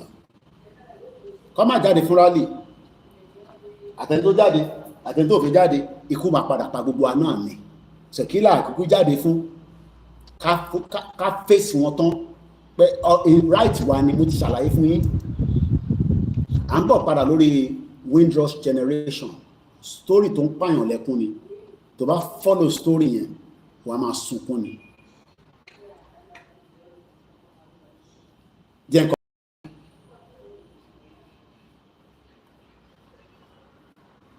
Britain ṣekúṣẹyẹ ni wọ́n. Mo kí bàbá mi Peter Sunday 1 week ago lórí BBC surprising legacy of Cambridge Windrush generation. This was 7 days ago. Surprising story from the city first African Caribbean resident are being shared in an exhibition looking at the legacy of the Windrush generation. The project was the brainchild of Dr. Carol Brown Lenelder, founder of the African Caribbean Research Group, ACRG, in partnership with the Museum of Cambridge. She says stories I didn't expect to hear. Àwọn kan táwa náà ń gbọ́ lẹ́ni pé báwo ni Fúlàní ṣe lè máa ṣe wúrúwúrú mọ́ wọn lára. Fúlàní ò tó ń tán pera wọn. Nígbà táwọn bá ti ní àwọn bá ló ní màálù. Kò ń ṣe pọ́ sọ fún àwa. Èmi àti olóyè Ìgbòho àkótẹ́yẹ́ tẹ́tẹ́ tí wọ́n ṣe Fúlàní. Àkàmọ́ bẹ́ẹ̀ ni àforúkọ bọba náà láṣìírí. Ó fi evidence wọ̀n wá báyìí ni olóyè ní kí n record ẹ̀ kí n lè tọ́jú fídíò yẹn kí n fi sínú archive mi lọ́pọ̀ gbọ́dọ̀ jáde síta. Ó fi evidence wọ̀n wá pé ọba báyìí mo ní sọ ibi tá ti ka mọ́. So you can just continue to guess. Ẹni yẹn ó fi evidence ID ó dẹ̀ fi nọ́mbà tó lè fi bá ọba yẹn sọ̀rọ̀. First class ọba ilẹ̀ Yorùbá mo rí rú ẹ̀rí èdè àwọn ilé òtẹ́ ń ṣe àwọn bí àwọn ará Senegal àwọn ìlú mi lédè yìí wá báwọn níbi tó èmi ọ̀tẹ̀ mọ́ tó ń pè ní kùsà ìgbà yẹn mo ṣe kọ́ mọ́ á mọ̀ pé góòlù ló ń pè ní kùsà ìgbà tó ní kùsà èmi tún polóyè pé èwo lọ olóyè coordinator iṣẹ́ ti pé nílùú òyìnbó góòlù ló ń pè ní kùsà wọ́n ń wa kùsà nílẹ̀ wa tó bá débẹ̀ wá pa ẹ́ wọ́n bíbà bẹ́ẹ̀ dá kó dé rí àyẹn ní nǹkan tó yẹn fi tó kù lẹ̀ olóyè ọ̀dọ́ àbá ń dúró tiẹ̀ ṣótẹ̀ rí ìfẹ́ tó ti fi wọ̀n tẹ́lẹ̀ rí physically tí mo gbé pẹ̀lú ẹ̀ for 6 months tí mo rí kò sí bá bá ẹni tó lè confuse mi pé n tó gbé dání rọ́ọ̀dì torí ibi ò bá ìyà ò jẹ́ náà Fúlàní ò lè dá dúró gọ́ọ̀mẹ̀ntì ò lè dá Ìgbòho dúró ẹ fi pé Ìgbòho tó bá fi máa gbénu Nàìjíríà kò lè gbé Nàìjíríà ẹ̀jẹ̀ á máa sùn lójoojúmọ́ ni kò láìkẹ́ tó ń ṣe tó ń tàjẹ̀ sílẹ̀ ní Ìgbòho ó láìkì peace ní Ìgbòho láìkì ẹ̀rù pín bàtà wá ka mọ́lẹ̀ ní apá gbogbo wọn dànù ni apàgọ́ ẹ lọ bèèrè lọ́wọ́ Ọbásanjọ́ ló lè ròyìn fún yín Ọbásanjọ́ wà láyé ẹ̀ràn ìmáàmù Ìlọrin ìmáàmù ẹni kó lọ bá yín bá Ọbásanjọ́ pé kí ló ṣẹlẹ̀ sí òun àti Ìgbòho ní 2007 social media ò tí dàbá ẹ̀ nígbà yẹn Ọbásanjọ́ ló lè ròyìn ìtójú ẹ̀rí pẹ̀lú gbogbo ọmọ ogun tó kó wá òun ló lè ròyìn pé ẹ̀ tán pè ní Ìgbòho at least ní generation tàwa ẹ̀ tó ń ṣẹnu ìbọn Ọbásanjọ́ wà láyé ẹ̀yẹn súnmọ́ Ọbásanjọ́ kẹrin ní ká Ọbásanjọ́ kó sọ sórí ẹ̀ fún yín tọ́lọ́run jẹ́ kí ìbọn mọ́hun náà lórí so Ìgbòho ò fẹ́ jà ní torí Ọlọ́run rán pé kó wá jà ìsì ló ń wá ìyẹn ló ṣe ní kí gbogbo wa jọ jáde torí tá a bá jáde wàá rò pé Ìgbòho jàǹdùkú ni àwa la gbọ́dọ̀ jáde kò ń sọ̀rọ̀ Ìgbòho àwa sórí èmi àti la máa jáde àwa la máa jáde kò ń ṣe Ìgbòho àwa torí tó bá rí 30 million people wọ́n máa àwọn sọ pé Ìgbòho peaceful man ni evidence wà lọ́wọ́ mi mo ti ní time fún story yẹn máa ṣe European Union mo rí ó wà lọ́wọ́ mi document yẹn eléyìí ò ń ṣọ̀daràn kò ń ṣe criminal ebi ò dẹ̀ pa ìyà ò dẹ̀ jẹ́ òkè láti jẹ́kọ́ títà account ẹ̀ nísìn ọmọ ètò the least account owó tó wà ní account ẹ̀ lóye Ìgbòho kan is 120 million naira the least account ẹ̀ tó jẹ́ ẹyọ kan nínú account tí olórí burúkú àwọn Fúlàní ti pa tí Tinubu ọmọ àlè tó ń pèrè lọ́mọ ṣé ọmọ Yorùbá lélẹ̀ àwọn tó tẹ̀ sọ pé kò ń ṣe Yorùbá gan ṣé kò wá jẹ́ tòótọ́ báyìí pé Tinubu kì í ṣe Yorùbá bìkan tó bá jẹ́ Yorùbá ni wàá tẹ̀ sọ pé ó da Ìgbòho ọmọ tó ṣẹlẹ̀ àwọn àṣà account ẹ̀ ò wàá tẹ̀ slow díẹ̀ náà kò tẹ̀ ṣe yẹn rárá gbogbo ẹni mo lè fi sọ kò sí kankan tó wá there is nothing of such communication and gbogbo nǹkan mo lè fi bú rẹ̀ kò tẹ̀ pè lẹ́yìn pé kò tẹ̀ ṣe account ẹ̀yọ kan fún Ìgbòho pé ó yàtọ̀ rówó lò àwọn ọmọ ètò wà ní Canada ó bímọ fún pọ̀ rẹpẹtẹ ìyàwó báwo ló ṣe manage ó yẹ bá ń ṣe account ẹ̀ èbí president máa ṣàṣegbé ni ó yẹ ṣe account olóyè Ìgbòho ẹ̀rẹ̀ gbọ́dọ̀ sọ síta gbogbo ẹni wọ́n fi sọ gbogbo account Ìgbòho ṣì wà under lock and key bí ṣe bá ń sọ̀rọ̀ as the spokesman of Ìgbòho ẹ ṣe for the super chat ìyá mi Ọlájíire kókà ẹ̀rẹ̀ wa ní Tinubu ṣọ́mọkọ nìyẹn kí ni Ìgbòho ṣe gbogbo èèyàn rẹ̀ lọ ti sọ fún lọ́ti pé kí ni Ìgbòho ṣe ó dá Tinubu kí ni Ìgbòho ṣe fún ẹ náà kí ni Ìgbòho ṣe fún ẹ kò ṣe kọ́kọ́ fún ẹ ó pẹ́ lọ́mọ ni kò pẹ́ lọ́mọ náà so why are you holding on to this man kí ló ṣe fún ẹ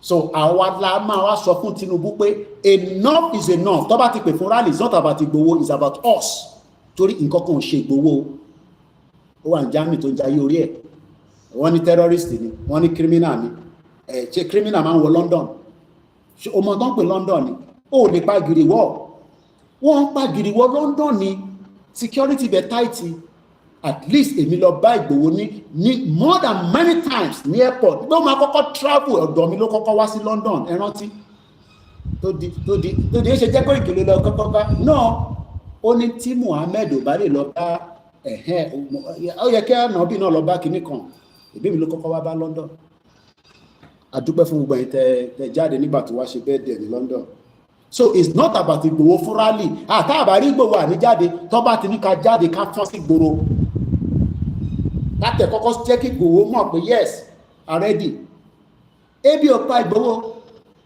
pẹ̀lú gbogbo àkáǹtì ẹ̀tọ́ tí bàbá ṣì ń dán yọ́bọ́yọ́bọ́ ni mo rí rẹ́rìí ó ń dán yọ́bọ́yọ́bọ́ ni. A dẹ̀ dúpẹ́ lọ́wọ́ gbogbo ẹ̀yàn ọmọ Yorùbá fàtìlẹ́yìn. Ìwọ tó bá wá jẹ́ ọmọ ọkọ ẹ̀ tó ní Ìgbòho ṣe dáadáa tó ní Ìgbòho ṣe dáadáa ṣèbí wọn náà lẹ́pọ̀n nídìí ẹ má bọ́ ń lè tẹ̀ bá wa tẹ̀ kọ́kọ́ blọ́ọ̀kì Ìbàdàn expressway wọ́n máa lè òròpó easy ni. Let's go back ká má kúrò lórí mo fẹ́ mú kọ̀ọ̀kan jáde pé níbo lòyìnbó ti rí 168 constituency tó gbé fún Fúlàní torí pé nígbà tá à ń gbọ́ pé north kò ní bàjẹ́ fún Abíọ́dún George tá bá ń gbọ́ north àṣẹ Fúlàní lọ́kọ́ síbẹ̀ ẹ̀bẹ́ gbọ́ tí Chief Tọ́ládé ní ìsọ there is nothing like northern anymore it's Fúlàní ló níbẹ̀ but tètè mọ̀ gbogbo táyì táwa máa ń gbọ́ northern part of Nigeria àṣẹ Fúlàní part of Nigeria lẹ́ẹ̀kọ́ máa sọ because there is nothing called the north the Hausas have been taken táwùsá bá fẹ́ jẹ bìkan á tún lọ mú Fúlàní wá then we must all come out it's not about Igboho àwa is about us now bèrè pé Koiki ó ti sọ pé north mélòó wá ní south west mélòó ní east wọ́n fún south west ọ̀wọ́ pè ní the west. This was in 1959 wọ́n fún wa ní 57 constituency ní hallelujah ṣẹ́rí pé lórí burúkú ní Britain níbi tí omi wà tí wọ́n pẹja tó ń pa oríṣiríṣi tí nǹkan lọ tí gbogbo ẹni lọ tó ń ṣe yànmùyànmù nílẹ̀ gúúsù ní west wọ́n náà wà ní 57 constituency ní east wọ́n fáwọn yẹn ní 77 constituency wọ́n wá ní 10 constituency for Lagos Colony and Calabar. Gbogbo ẹ̀ wá jẹ́ 312 seats contested. How do you want to defeat the north tó jẹ́ Fúlàní? Ṣé rí pé Britain and I'm sure pé àwọn archive kan wà wọ́n ti ní kó máa destroy ẹ̀ nísìn pé hey àwọn onílẹ̀ ti dìde wa àwọn ọmọ Yorùbá wọ́n ti dífá Britain náà ń dífá gbogbo tó ń ṣẹlẹ̀ lọ́wọ́ nísìn wọ́n ti sọ fún wọn kó máa wáyé. But Britain ò fẹ́ give up wọ́n ọ̀dẹ̀ ready láti give up àwa la máa rise up la máa sọ fún wọn pé ayé yín ò ní dasẹ̀ ayé tí yín náà gbọ́dọ̀ dá títí wa ò bá dá kò possible lè máa wá ní ká wá máa gba visa nígbà tó yẹ pé a lè travel tó bá jẹ́ pé ìlú tó ń ṣiṣẹ́ ní Nàìjíríà ṣèbí 1980 táwọn èèyàn máa ń travel ṣèbí wọn lo visa lọ ó dá àfẹ́ yẹn mọ́ nísìn afẹ́fẹ́ Yorùbá economy afẹ́ build Yorùbá economy afẹ́ jẹ́ kí Yorùbá economy jẹ́ kí n tó amáfà decide tí Yorùbá economy bá ń ṣiṣẹ́ kí ló fẹ́ lọ jókòó ṣe láàbroad yẹn o lè lọ kàwé o lè lọ ṣe part exchange o lè lọ ṣiṣẹ́ fún 1 month kó tún padà wálé wàá mọ̀ pé ilé gangan ló máa gbé Amẹ́ríkà mi ò travel láti jọ́tọ̀ ti bí ó dẹ̀ ti ń lọ pé 60 kò ó ti káàkiri gbogbo state tó wà lamẹ́ríkà ọmọ bá Amẹ́ríkà ṣe tóbi ṣe kí ló fẹ́ lọ ṣe láàbroad mo ti sọ story yẹn fún yín rí step brother mi girlfriend ẹ̀ tọ́jọ́ dé láti Malaysia kò travel nígbà tó máa kọ́kọ́ travel ló lọ gba passport ọmọ yẹn ti wà ní Canada báyìí Nasigore ni máa ó jẹ ráìsì ju kí ló dálẹ̀ lọ kò travel rí because wọ́n máa ń sọ fún wọn ní Malaysia kí lè fẹ́ lọ ṣe labroad nígbà tí government wọn ń take care wọn tí government wọn ń look after wọn accountant ìdẹ́ lọ́mọ yẹn ó kàwé lọ́n sọ fún láti airport pé kí ló lọ what are you going to do in London kí ló ń ṣe ní London tó dọ̀tí Malaysia nìyẹn o kàmáì tí wàá sọmọ Amẹ́ríkà ìyẹn làwọn èèyàn ṣe lẹ́yìn púpọ̀ ní ọ̀lẹ́ exposure ìgbà táwa débẹ̀ táwa Africans débẹ̀ tó ń gbẹ́pọ̀n fún wọn dáadáa tán tí mi bá ti jẹpọ̀n gidi ló máa pẹ́ ẹpọ̀n dúdú Dubai ibo ló ti wá á ní Nàìjíríà Áfíríkà máa tẹ̀lé débẹ̀ ìyẹn lọ́ ṣe ń gbá wọn rẹpẹtẹ tí arúgbó máa ń lò fẹ́ wá fẹ́ ọmọ dúdú ní Áfíríkà àwa la làwọn lójú tí wọ́n ń travel àwọn Caribbean àwọn yẹn tẹ àwọn African Caribbean àwọn yẹn tẹ máa ń bínú sáwọn Africans ẹni mo parọ́ náà àwọn yẹn wọ́n ní because àwa la tà wọ́n fẹ́ rú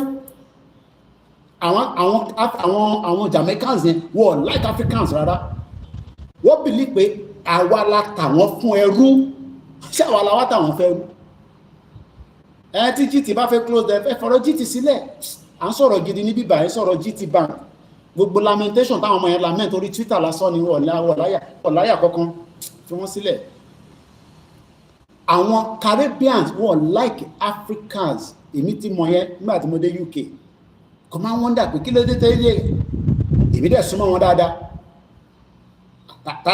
àbóyá abẹ́yà wèrè láti bo síbo nìkan wá pè mí pé kí n má bínú pé gáwà látàwọn fẹ́ rú mo náà wọn wò èmi ò tẹ̀ tí ní understanding gbogbo ní we sold you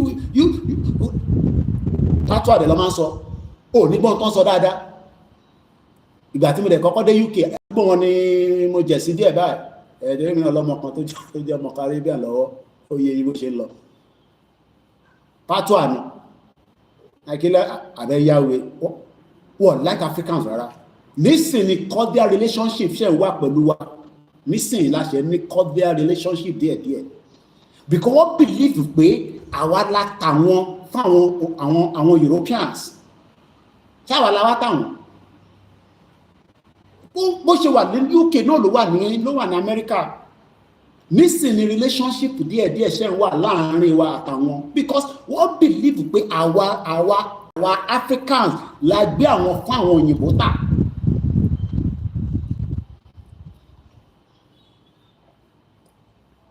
mo kíyà mi Ọlájírè Kókà Yorùbá nation la fẹ́ gbogbo wọn kàn kò ní bàjẹ́ fún ẹ. báwo ni Britain ṣe come across 168 constituency ní ilẹ̀ aṣálẹ̀ tí kò sí nǹkan kan bẹ́ẹ̀ bẹ́ẹ̀ ni VDM tó fẹ́ fix Nàìjíríà tó dẹ̀ ń jayé orí ẹ̀ ẹmọ ẹ̀tọ́ ń fún lójoojúmọ́ 100 million nìyàn kan fún irú àwọn yẹn kọ́ máa yes a máa náà ń fight fún Nigerians àádẹ́ máa gbádùn ayé ẹ̀ ó jẹ́ lọ́kọ́dé for travel èmi náà ní position ti VDM wà yẹn kò ṣe tẹnu 2015 àti wà ní that same position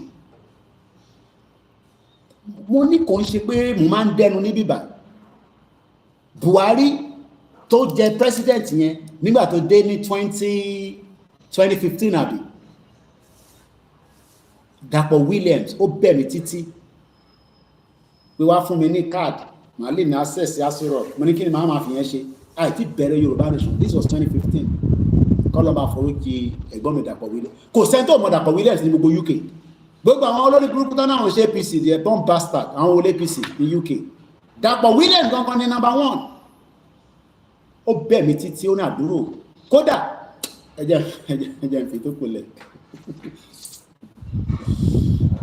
Dàpọ̀ Williams DAP 1 DAP 2 DAP 3 ó nílé epo ní UK owó burúkú wà lọ́wọ́ ẹ̀ burúkú owó kò sẹ́ńtò mọ́ ní gbogbo UK kò Dàpọ̀ torí wọn mo ṣe kọ́kọ́ lọ sákòókò ìyẹn mo ṣe máa ń wọ́n dàtẹ́ bá ní mò ń sọ̀rọ̀ sí Gani èmi ṣe máa sọ̀rọ̀ sí Gani Adams èmi ń pé Gani Adams ní pé ṣèbí torí mo ṣe dé àkókò ṣé mo mọ̀ Ondo State tẹ́lẹ̀ rí nígbà tó fẹ́ fi Dàpọ̀ Williams jẹ oyè mo sọ fún yín pé àní topic akàn float ni in tó gbé mi dé àkókò yẹ́wò la dé àkókò 2018 olùsì wọ́n wá ń ṣe sọ fún mi pé kí n ṣọ́tọ̀ àdíbà bẹ́ẹ̀ ni máa ránṣẹ́ sí o dákẹ́nu ẹ tó jókòó yìí tí bá fẹ́ jẹ́wọ́ àwọn olóṣèlú kò ń ṣe ní sinimá máa jẹ́ o mọ̀ mí rí ní 2018 ni ṣé o mọ̀ mí rí ní 2015 lọ́bìnrin lọ́wọ́ sísítà mi Àbíkẹ́ Dábírí ó like mi bí ẹni Koiki ẹlòmí máa wọ́n dà pé báwo kí ló wá báwo mo ṣe find ara mi tí mo ṣe just like ṣe ń béèrè lọ́wọ́ Ìgbòho pé báwo ló ṣe find ara rẹ̀ so rally ní ká lọ múra lẹ́fẹ̀ẹ́ ká lọ múra fún rally ṣẹ̀rí àwọn olóṣèlú wọ́n lè fún yín ní $1,000 wọ́n á gba ẹ̀jẹ̀ lọ́wọ́ ẹ̀ èyí tó máa ń díjẹ̀ náà Dàpọ̀ Williams lẹ́nu ana àbúrò máa fọ́ndẹ̀ ó ní fẹ́mi ẹ bèrè lọ́wọ́ anybody ní UK kò fi mí ṣeré rárá love you too much mo mọ bí ìfẹ́ náà ti wáyé máa brand ẹ̀ wọ́n máa bú Buhari tó ń bú yìí kò dáa má bú ó lè bá gọ́ọ̀mẹ̀ntì jà òun ló ti sọ fẹ́mi tipẹ́tipẹ́ ní 2015 wọ́n ń bá gọ́ọ̀mẹ̀ntì jà mo ní ìbí ìgbògbélé Nàìjíríà ṣe máa ń mú ní UK ni làmọ́ máa dá para Dàpọ̀ Williams ó ya paper for anybody kò mọ́ látọwọ́ kọ̀ and he hasn't been to Nigeria 1980 ló ti dé UK bó ma wá sí Nigeria it was in 2018 àjọ dé Àkókò ní Ondo State mo tẹ̀lé wọn débẹ̀ pẹ̀lú tó ń gbé represent sọ pé bá Gani Adams Dàpọ̀ Williams tó sponsor Gani Adams wá sí London nígbà tó jẹ́ ààrẹ ọ̀nà kakanfò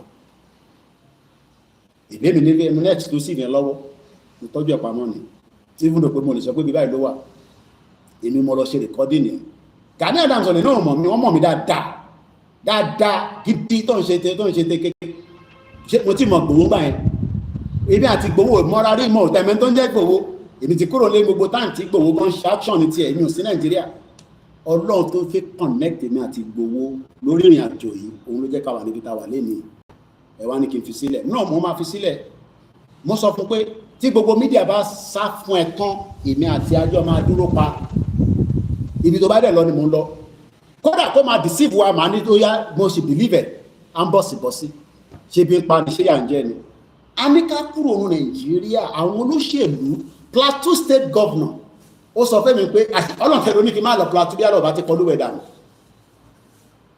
ó wá sí London ó wá ṣe conference ní Queen Elizabeth ó lé ní gbogbo wọn dẹ̀ bọ́ǹbàṣà bàráwò gbáǹsáàmì gbogbo wọn wà ní àfi tó wù sílẹ̀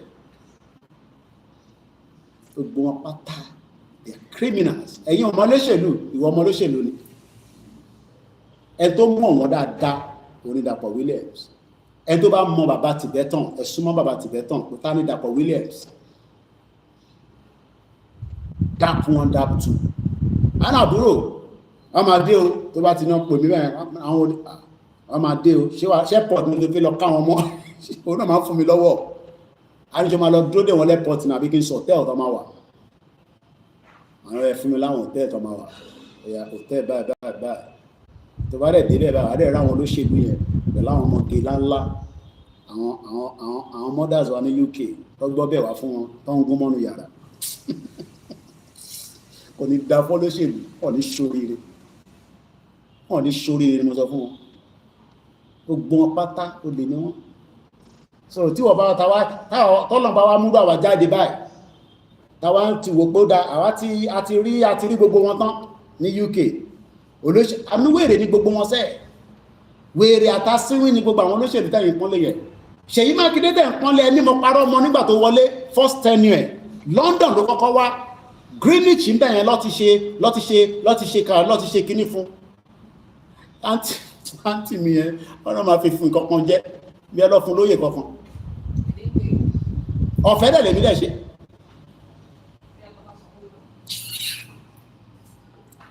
àwọn ìyàwó mi kọ́ máa ń wọ́ndà pé kí wàhálà tó máa ń ṣe ara bàbá ẹ̀ àkọọ̀lọ́ látàárọ̀ tó bá dé ta bá béèrè owó àníwọ̀n fún ẹ lówó oṣù ọ̀pẹ́ kò owó náà kó fún àwọn ọmọdé kan lọ́nà àwọn olóṣèdèdè àwọn yẹn lẹ́yìn wá ń pọ́nlé àwọn olóṣèlú yẹn lẹ́yìn pọ́nlé ẹni Ṣèyí Mákindé pé kò mọ̀ mí nígbà tó wá sí London ní bó ṣe gbàrà wọlé ní first tenure UK ló sáwá Fùbárà ní sí ìṣẹ́dé láti Germany àwọn olórí burúkú Fùbárà tí wọ́n lé lọ ṣé mo sọ fún yín pé Fùbárà àti Tinubu pàdé ní London ṣé mọ̀ pé nígbà tó ń ṣe itinerary Tinubu wọ́n sọ fún Tinubu máa dé London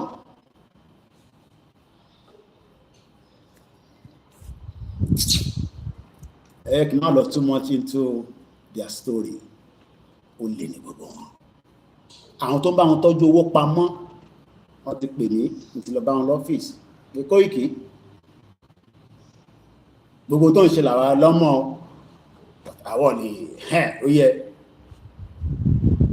àwọn tó ń bá olóṣèlú tọ́jú owó pamọ́ sí UK criminals all over the place one bastard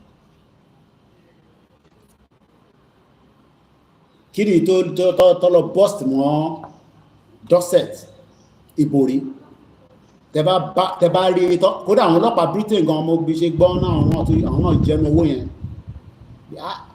owó ló kún lé báyìí kí ló báǹkì nìyẹn ni àwọn èdè máa wọ́ndà pé when they tọ́ bá bust wọn báyìí pé kí lẹ́ fowó tó tó ìṣe báǹkì nìyẹn ni tó fi lówó tó tó nínú ilé báwo ló ṣe gbówó ìwọ́nú ilé mo ní UK bá báńlá olè ní UK ṣèbí yẹn ni David Cameron ṣe sọ fún Buhari pé gbogbo owó tí wọ́n ti jí ní Nàìjíríà ó lè run economy àwọn Buhari ní kó dáwó yẹn padà fáwọn ó lè gbà kéèsì Dezani wọ́n gbé bọ̀ ní November ọdún yìí kò ní bàjẹ́ fún emasby èèyàn ti gbowó ṣá so àwọn ló kù sí lọ́wọ́ because cherry Britain ó ti mọ̀ pé ọjọ́ kan báyìí máa wáyé táwọn ọmọ ní nǹkan máa béèrè fún ẹ̀tọ́ wọn, but nígbà táwọn ò tí ì béèrè, because à ń béèrè nísìn, àwọn kan nínú ká máa ti béèrè.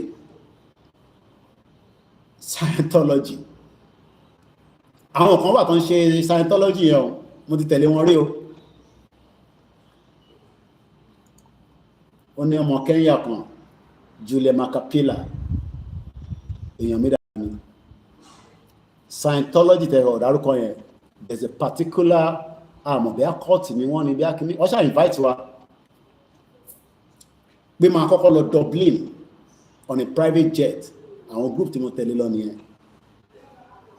Wọ́n ní bí a church ni wọ́n ni bí a kìíní ni wọ́n ni.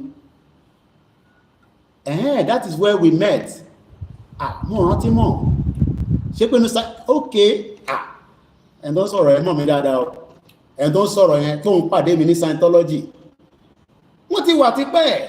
Èmi máa ń káàkiri bí ẹṣọ́ níwò lè mọ̀ ní UK ní mọ̀ níṣẹ́, ìbẹ́ ní mọ̀ níṣẹ́. Julia Makapila, ìyọ́ ti Koikimedia, tó bá pè mí báyìí, àwọn mi máa ní ẹ máa rojọ́ tí lè máa fi mọ́ ní ṣe rí wúwà yìí, ó rojọ́ ju kí ló dálẹ̀ lọ. Julia Makapila, ọmọ Kenya ni. Politics is a dirty game. Ma wọ́n náà ìtẹ̀bá náà fẹ́ ṣe politics in Nigeria. Ẹ ṣe gan ìyá mi Eunice Adéyẹyẹ. Politics, a dirty game. Ní Tottenham control, bẹ́ẹ̀ ni ẹgbà yìí, Tottenham control. Níbo ni Ben television wà lẹ́nu? Gbogbo yẹn wọ́n kàn fi fraud, fi gbowó jáde, Alẹ́sayọ̀dé, the first Africa, ibẹ̀ ni bàbá Òsínì, ibẹ̀ làwọn máa ti ṣe program àti podium. Ìyálóde, ọmọ Yorùbá tábà jáde tán, tẹ bá ń dúró de gbogbo nonsense Fani Káyọ̀dé mọ́rí tó ń kọ jágbajàgba.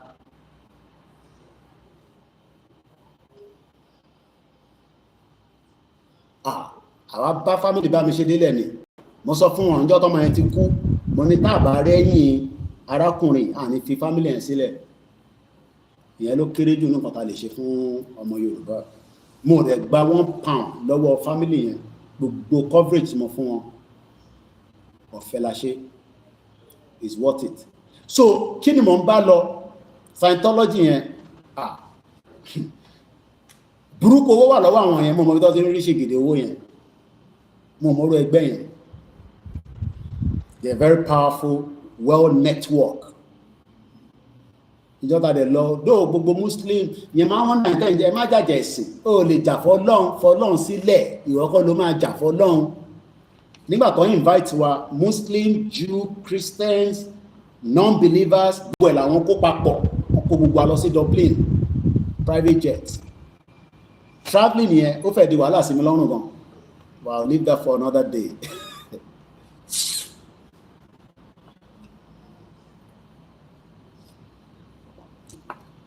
Ẹ ká dúpẹ́ lọ bàbá Akíntóyè. Ṣé ló wá pé bàbá Akíntóyè làwa lójú? Àwa kọ́ máa bínú pé kò ní dá fún Nàìjíríà ò ní ṣoríire, but a ní mọ̀ pé in tó jẹ́ kó jẹ́ the next thing ni pé ká pull out. So yẹn máa ń wọ́ndà gbogbo àwọn tó máa ní àwa làwa wà ń bẹ̀ ní sí irọ́ lẹ́pa sí níbẹ̀ torí pé for 10 years ni mo fi gbé ní UK, mo gbọ́ self determination rẹ̀. Anybody tó bá sọ pé ẹ̀yin ṣe self determination, ẹ sọ bí tẹ́tí ṣe meeting yẹn tẹ́mi ọ̀mọ̀ nínú gbogbo UK. APC àti kò tẹ́ ń ṣe APC, AD ló ń ṣe níjọ́ náà lọ́hùn, kọ́ ṣe AD. Mo dẹ̀ máa ń gbọ́ nípa àwọn Lagos Island Club, mo máa ń gbọ́ nípa different ẹgbẹ́ àwọn Ìjẹ̀bú parapọ̀, Èkìtì parapọ̀, gbogbo àwọn nǹkan bẹ́ẹ̀ máa ń lọ. Àwọn Nigerians engineer, àwọn Dr. Boma, kò sí event náà kan ṣe ní UK, but mo ever gbọ́ self determination rẹ̀. So we were all just abusing Nigeria for neglecting our people, especially ìgbà tí Tinubu wá ta Buhari fún wa ní abroad. Torí Tinubu ló wá ta Buhari fún diaspora, bó ṣe tàfà yìí nílé náà ló bá wèrè ní Tinubu dẹ̀ rí yẹn. Mo pàdé ìyá kan ní recently kí n tó wáyé, mo sọ fún yín, ìyá yẹn náà làwọn dáná fún wọn nígbà tí wọ́n wá fún tó ń ṣe nàdẹ́kò tí gbogbo wọn sá wá sí London. Ìyá yẹn ní gbogbo tí bá fẹ́ gbọ́ pátá kí máa pa wọn, àwọn làwọn máa ń dáná fún gbogbo wọn.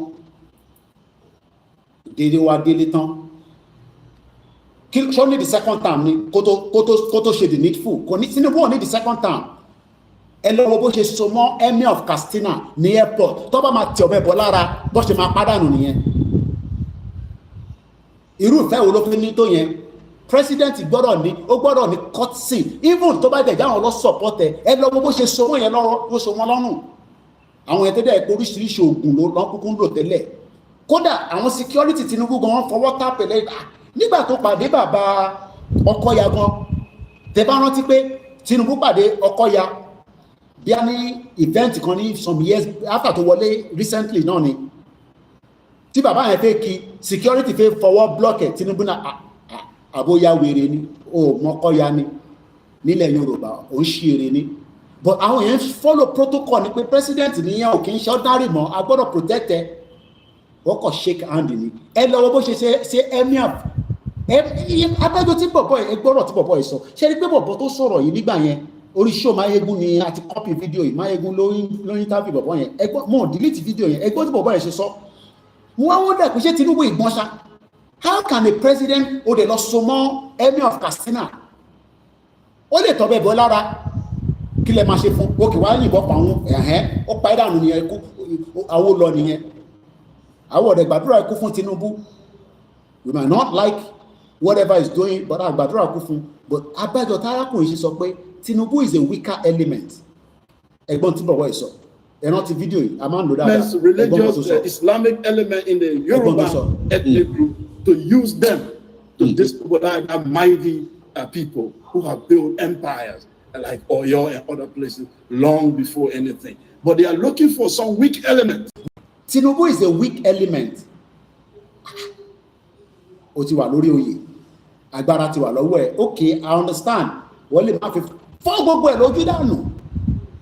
Kàkà kí kíní kan má jẹ sèré ni, wàá da gbogbo ẹ̀ lónù.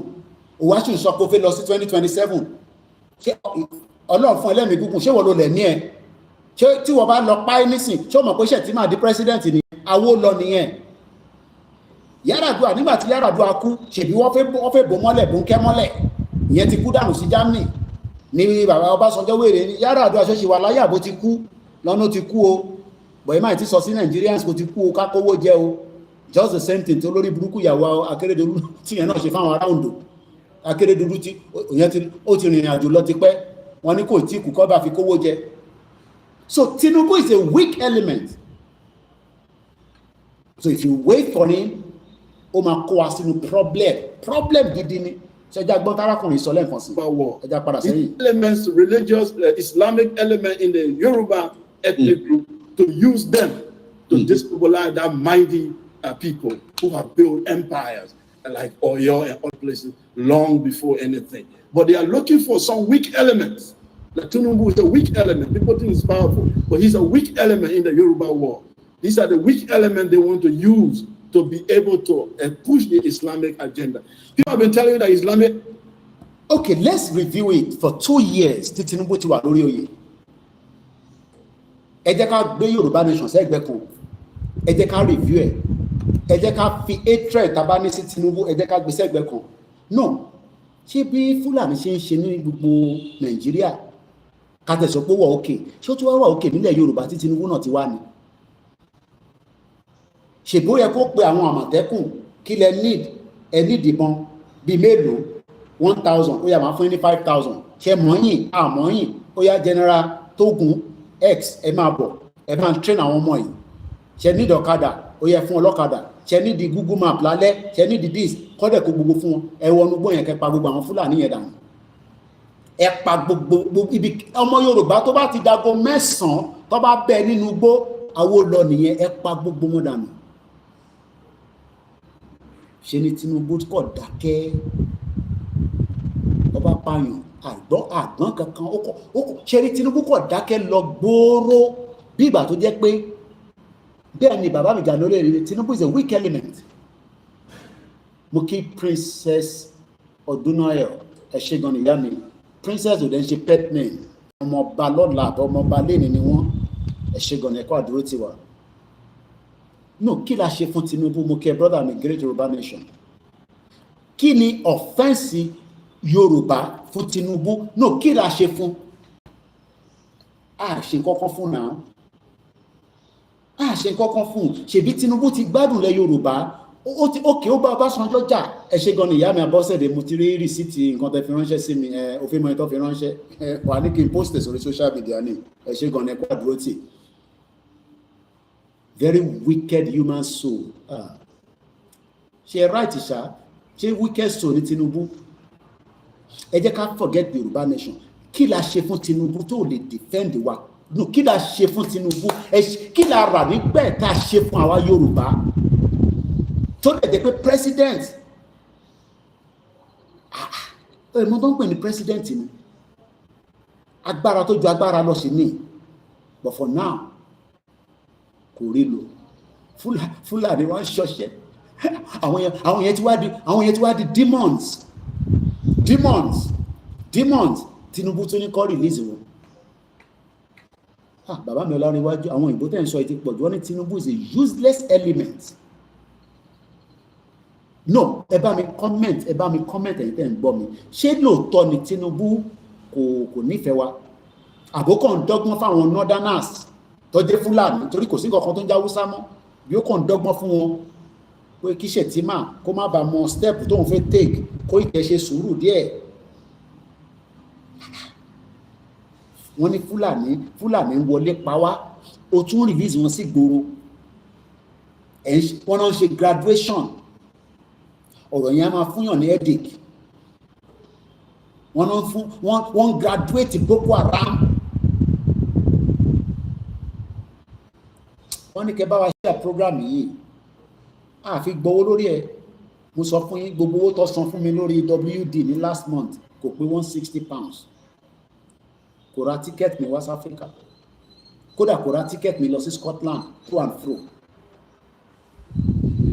ṣe bá mi share kẹ́ bá mi thumbs up àwọn ọba Tinubu jà o but ǹjẹ́ Tinubu bá ọmọ Yorùbá jà àti pé kí la ṣe fún ṣebí Yorùbá dìbò fún no ṣé Yorùbá ò dìbò fún Tinubu ni ní 2023 fẹ́yìn tẹ vote ṣé ẹ vote fún Tinubu ni bí ẹ torí pé ẹ vote fún ló ṣe gbójú kúrò mo kí ẹ brother mi Ìdòwú ẹni afẹ́ tí ẹ bá send voice note báyìí ṣe lámàdà bí kò fẹ́ bá mi jà bẹ́ẹ̀ tó ń bá mi lẹ́sẹ̀ nínú voice note máa kí ló dé fẹ́ máa pa kẹ́tẹ́kẹ́tẹ́ Mr. Koiki ìgbògbò voice note ẹ̀ báyìí bí powerful message náà máa gbáyàn lẹ́sẹ̀ ni kò ní bàjẹ́ fún ẹ láíláí new era Ìdòwú ó ní Koiki ẹ̀ wẹ̀gbẹ́ yìí Tinubu na scam jagaba àwọn tó mọ̀ ní Milton Keynes wọ́n ní bó ṣe máa ń dáwọ́rú náà ni gbogbo ẹgbẹ́ pátá ló destroy wọ́n ní kò sí ẹgbẹ́ kan nílẹ̀ Yorùbá tó bá ti fọ́ sí méjì tó tún fọ́ sí mẹ́ta ẹ lọ mú Tinubu ṣé ò ní kú mọ́ ni tó bá tẹ̀ ń ṣe gbogbo awúrè tó ń ṣe fún yín ikú máa déjọ́ kan this world is not forever èmi ò wá bẹ̀ ọ́ pé kò ṣàtúnṣe o èmi dẹ̀ ti sọ látijọ́ tó ti wọlé ta ti wà ní movement pé ó máa fún wa ní Yorùbá nation mo tutù ẹ̀ dànù irọ́ ni mo kí bàbá mi Anthony Ìdòwú ẹni afẹ́ni we think he is a wiser man but he is a useless element àwọn òyìnbó tẹ̀ ń sọ ètí pọ̀ ju ẹgbẹ́ lo glasses mi mo ti ń strain ojú mi tó pọ̀ jù Mr. Dr. Sunday Adéyẹmọ Ìgbòho kí ló ṣe wọ́n kí lẹ sọ kí ni àjọṣepọ̀ Tinubu àti France àwọn ìyá kan máa ń pè mí grandma wọ́n ní Koiki kí ni àjọṣepọ̀ Tinubu kí ló ń lọ ṣe ní France mo náà lọ ṣe ọmọ kékeré ni wọ́n mẹ́díkà wo ló lọ ṣe ṣé kò ń ṣe pé Tinubu tó fẹ́ tà wá fún France ṣé kò ń ṣe pé kí lẹ sọ ẹ̀gbọ́n mi dizima àwọn èèyàn wọ́n 72 péré ló thumbs up àwọn tó kù wọ ọmọ bọ́ ṣe ń thumbs up ṣáàfisí tó sìn ṣe kí lẹ sọ dizima wọ́n ní the earlier court ruling is to release Mazi Nnamdi Kanu but the authority disobey court order ṣé Tinubu ò mọ mí ní court order ni Nnamdi Kanu ìyẹn ti jẹyà àwọn ọmọ Biafra ti padà lẹ́yìn ṣe o ṣẹ́yìn ọmọ Yorùbá náà ṣe máa padà lẹ́yìn Ìgbòho mo fẹ́ wò yìí náà ni ẹ tó bá pè fún rally ní sẹ́lẹ̀ ní àyà dànù á tó bá yá yẹn lọ yanjú ẹ̀ ọmọ Yorùbá máa jó lọ mò ń wẹ̀ yẹn ni wọ́n sá lọ ní awó lọ nìyẹn àwọn tá máa dúró ẹni tó máa lọ ló máa lọ. Mo kẹ́yìn Tagége, mo kẹ́yìn NURT, àtẹ̀gbọ́ pé peace ti wà ní Òṣòdì, peace yẹn náà la fẹ́, ẹ darapọ̀ mọ́ wa fún rally. Mo kíyà mi Elizabeth Adésànyà, èmi ò lè pè yín lágbèrò torí ọmọ dáadáa ní ọmọlúàbí ní Tinubu ló sọ gbogbo yín di agbèrò tẹ́ ń jáwó orí títì. Lẹ́ẹ̀kan sí kìtúrì wáìnì ó ní Tinubu ṣe kinní kan òyìnbó yàn yé mi translated sínú comment section. No, ṣé Tinubu ò gbọ́ pé wọ́n máa ń pa àwọn ọmọ Yorùbá ní gbogbo farm tó ń jí wa gbé economy gbogbo ẹ̀ ti health care ṣé Tinubu busy gan kò gbọ́ gbogbo ẹ̀ rárá. Ìyá mi Kẹ́mi Bello ó tọ́jọ́ mẹ́ta ṣé iṣẹ́ náà abẹ́kọ̀ busy abẹ́ travel àbó ti sú yín torí kí lẹ sọ Tinubu is fighting us kí la ṣe fún Tinubu tó ń fight us. Àbájá náà àbá Tinubu jà àbídẹ́ níwá ẹ̀gbọ́n mi Tony Edges kí lẹ sọ when it's done they will come out to eat tẹ́lẹ̀ kọ́ tọ́bẹ̀ bá jiná tán nísìn tí Yorùbá nation bá dé nísìn ọ̀dọ́ àwọn èèyàn ká máa jáde ìbẹ́ ilé ayé láti báyìí àtẹ̀ ìbínú sí yín bẹ́ẹ̀ jẹ́ kí gbogbo wa ṣe rí àtẹni tó ń tẹran àtẹni tó ń tẹja àtẹni tó wà nú ọjà ẹ jẹ́ kí gbogbo wa ká já ṣé tẹ̀ rí the first 3 days ká tẹ̀ pé bí 30 million kí Tinubu kan kó máa yàgbẹ́ kó máa sáré dé pampers mọ́ nídìí.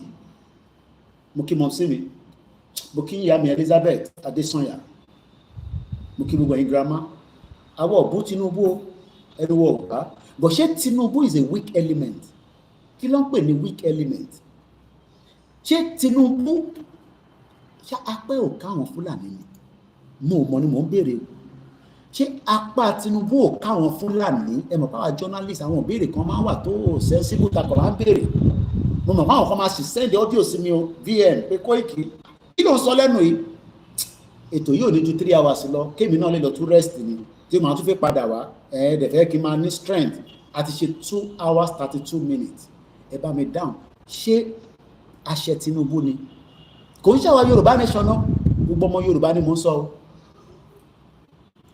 kí ni ẹ̀ṣẹ̀ wa fún Tinubu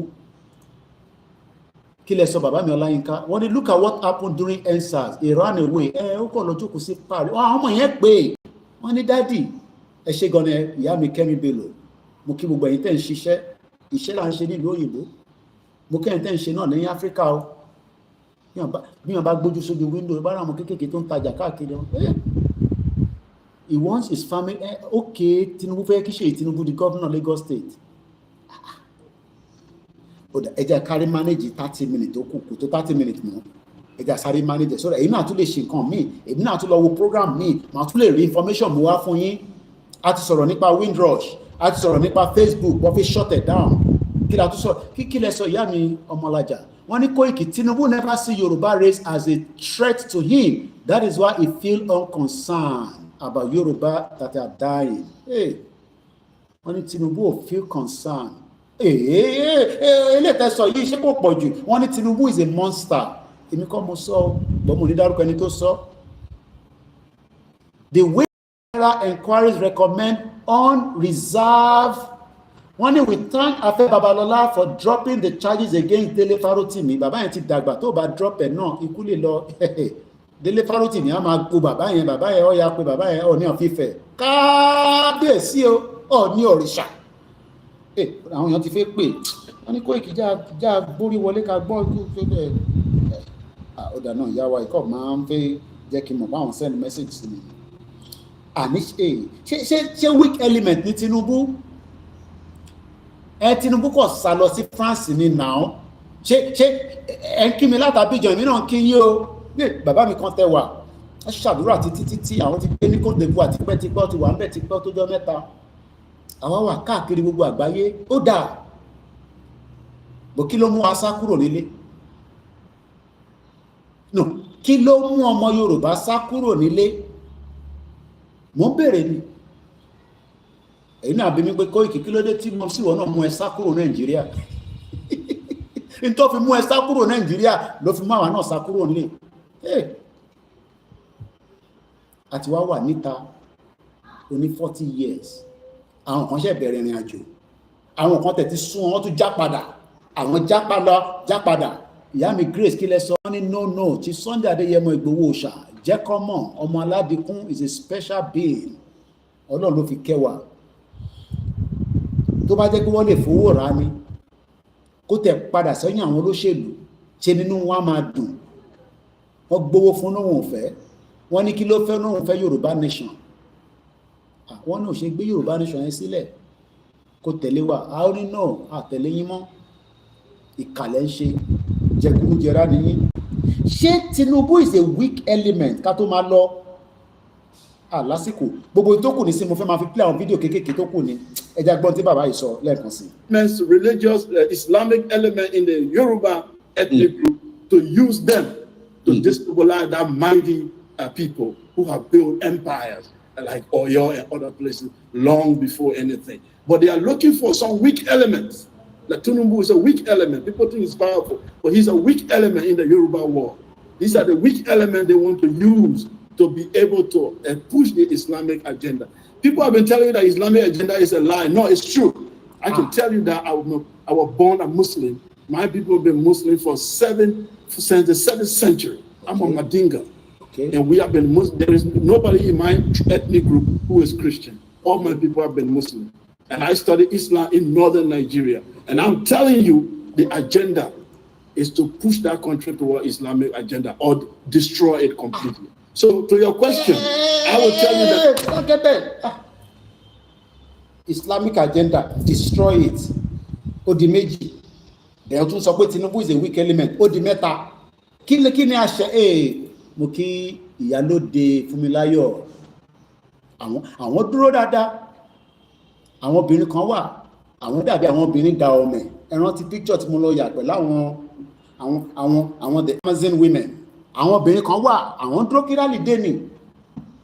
Ibi tọ́kùnrin bá ti ń sá lọ, àwọn obìnrin á dúró. Àwọn Ìgbòho young lady, àwọn oríṣiríṣi, àwọn ìyá wa dáadáa bí ìyá wa Ìyábọ̀dé Fúnmiláyọ̀, ọ̀pọ̀ bẹ́ẹ̀. Mo rí rescue alert, sister wa kan ló ń pè bẹ́ẹ̀. Ṣé rántí fídíò kan tó dúró ti máa yẹn? Ó dúró títí àfìgbà tí máa yẹn kò sí equipment ní tó máa fi fún ní first aid Nàìjíríà. Ilé ìtagbọ́ ti tó lọ́dọ̀ arákùnrin òun parọ́ mọ́ Tinubu ni mo disagree. Mo overrule gbogbo tẹ́sọ. Tinubu is not a weaker element. But kò kàn fẹ́ kí Yorùbá jẹ́ ìran tó dání. Ó dá kí ni eléyìí sọ, àwọn lọ́yà ló ń sọ̀rọ̀, yóò yá kí ló sọ. Agree. Now that is the problem. Irọ́ tètè bẹ̀rẹ̀ láti bẹ̀rẹ̀, ó yá mú gbọ́. President Tinubu needs to put his best foot forward to govern the country. If he does that, in 4 years, he can turn things around. But there are certain critical things he would need to do. The first thing is to say, what's the constitution? If, for instance, me and my wife Lillian don't agree on our marriage of 45 years, then we can't do anything.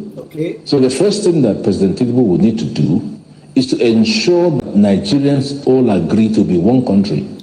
You recall that but Tinubu ti bí wá.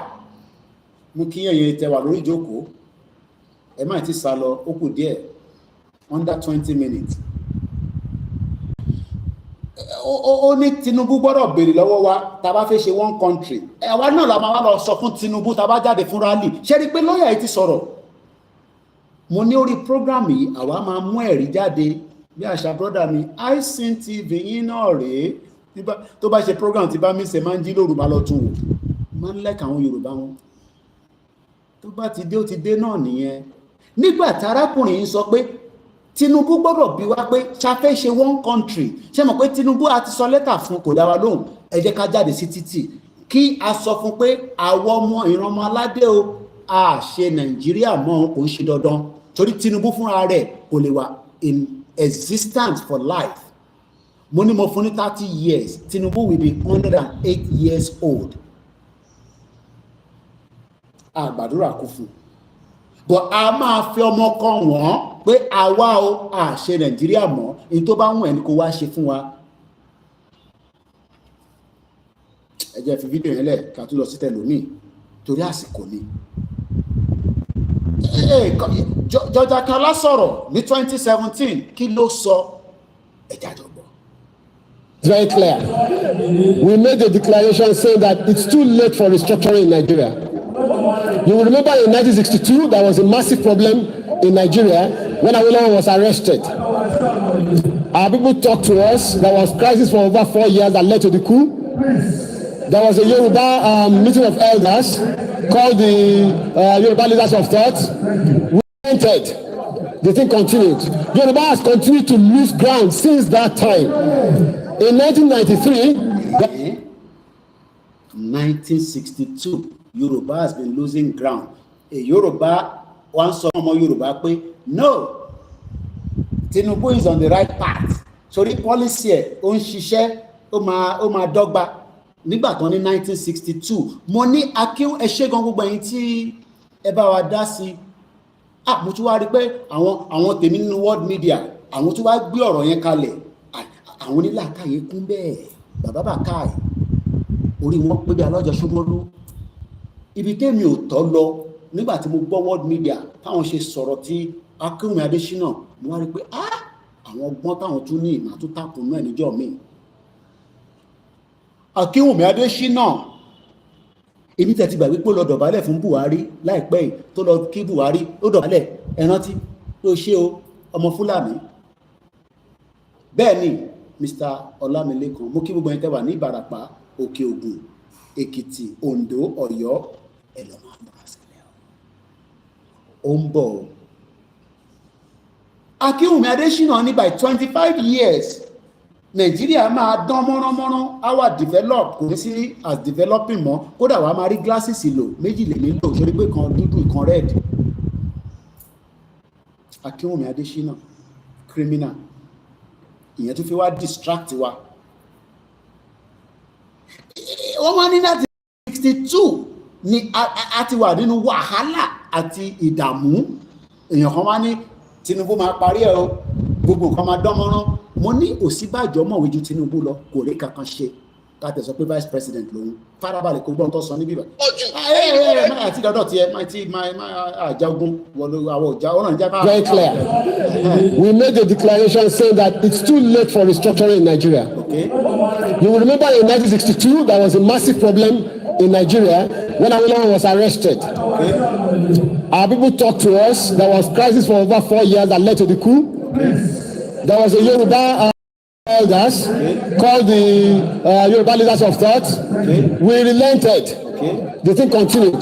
Yoruba has continued to lose ground since that time. In 1993, there was the annulment of the June 12 election. Shidu Ade, the former Ooni, spoke and said Yoruba should go ahead and contest an election. We did. It led to nothing. The same thing happened in 1998, just before the handover to the democratic elected government. Yoruba did not want to go for anything like Nigeria again. But then it failed. Look at where we are. Yoruba has been losing ground since 1914, and we are just tired. We are not for restructuring. It's too late for restructuring. Ìwọ tired ni, ìwọ tó ń takò, súnmọ́ bí báyìí, o ti tired. So tí wọ́n bá ti wá tired ní ká jọ push out àbí. So àwọn tá ti tired ká ṣe sùúrù kẹ́yìn tó kù tẹ́ ti tired. So rò péré là ń ṣe. No, ìwọ ló mọ̀wé jù láàrin gbogbo wa. O mọ̀ pé o mọ̀ pé àwọn lọ sí school, ìwọ ló gba first class PhD. Ṣé kò tí tó láti 1962 are we not tired? So kí ló fi ṣe?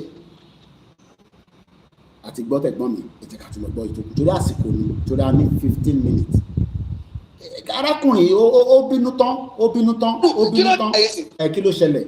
Àtúrọ̀ mọ́ bí ọ̀tá báyìí, pé kọ́ lọ́wọ́ bí ọ̀tá wa. Kí ló ṣẹlẹ̀? Bí ọ̀tá ń sìn ó ti di méjì, báàgì méjì, 500. Kí ló wá tún ṣẹlẹ̀?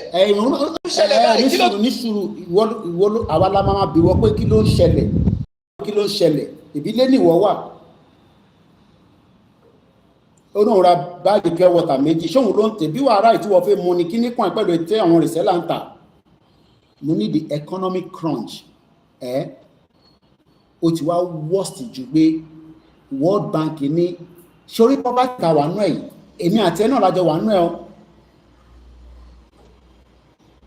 poverty ta wà nú ẹ̀ yìí wọ́n ní ta bá máa fi dé 2027 ó máa landán ọlọ́mọ ayẹ ká jẹra wa as kamalodi ṣe carnivorous lọ máa ń pè àwọn tó ń jẹyàn ọlọ́run jẹ́ àjẹyàn má fi ọ̀rọ̀ Yorùbá nation yìí fi ṣeré má jẹ́ káwọn olóṣèlú parọ́ fún ẹ wèrè ni wọ́n mú níbi àbọ̀n bastard gbogbo ẹni mo fi sọ ó yá kí ló sọ jàre má ó tó sọ̀rọ̀ tó mọ̀ bẹ́ẹ̀ torí ọlọ́run má jagun o ọlọ́run ní jẹ́ káwa jagun but a máa bọ́ sórí M1 ní reverse òun ló fẹ́ jagun inú ẹ bá sọ pé a fẹ́ jagun o má misquote mi lẹ́niwẹ̀ o bọ́lọ́ dira o wọ́n yà mọ̀ ń gbọ́. ta fi ń dáná omi tá fi ń dáná kí ló jẹ́ pé gbogbo nǹkan báyìí ìnira ti pọ̀ jù Lagos State kí ló ṣẹlẹ̀. shut up ó ṣe jẹ́ Lagos State kò sí ìnira lẹ́kìtì ni káwa ọmọ Èkìtì campaign ṣé kò sí ìnira lógùn State ni ṣé mo wá bẹ́ẹ̀ pé ìnira ń ṣe mí lógùn State àbí ìnira wà lógùn State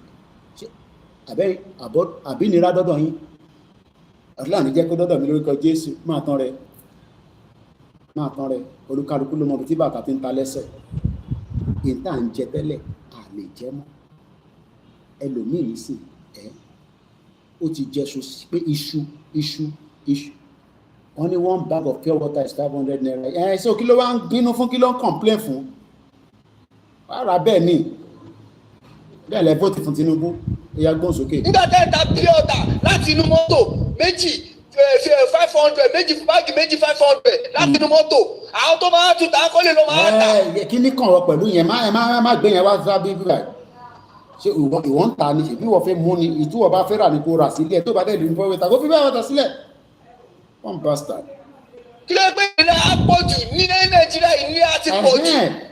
má máa dárúkọ Lagos State nìkan wàá ní ìnira pọ̀ ní gbogbo ilẹ̀ Nàìjíríà Tinubu ní gbogbo wa lára àdúpẹ́ fọlọ́n the weak element mo kí bàbá mi wà rí jìnnà dùn máì tí sá lọ àti fẹ́ẹ̀ débi tá à ń lọ carnivorous is animal okay àwọn tó bá ń jẹ̀yàn kọ́ kí ló ń pè wọ́n omnivorous ṣẹ́rí tá a bá ṣe tó yẹ ká ṣe nínú ọdún yìí tọ́ni ká ṣe tá a bá fi wọ́n sílẹ̀ táwọn lọ ṣe táwọn máa ṣe ní 2027 ọ̀dà ẹ̀yà gbọ́n sọ. Buhari ti bọ́lẹ̀ báyìí ni Buhari ti gbé lọ́ọ̀fù lọ tó ti gbé ìṣẹ́. sórí bẹ́ẹ̀ yẹn mo disagree I love Tinubu má máa sọ fún wa pé gbà tí Buhari gbé lọ́ọ̀fù lọ ibo ló fi lọ́ọ̀fù sí tẹ́lẹ̀ gbọ́n sókè. kò sífẹ̀ẹ́ mọ́ ìnílẹ̀ ayé ti pọ̀ ju epo wọn àsọ̀rọ̀ gàrí wọn àsọ̀rọ̀ gbogbo nǹkan wọn àsọ̀rọ̀ ṣé bí ọ̀tà omi dáàmú ẹ tún jẹ́ kó wọn omi tó so omi tó lọ́hùn dà tó ń ṣe pé bóyá pé kínní òun lẹ tún jẹ́ kó wọn níbo ni àgbọ̀ lórílẹ̀-èdè Nàìjíríà. Lọ sí bábíjì kó lọ máa pọnmi kó máa mú gbà yẹn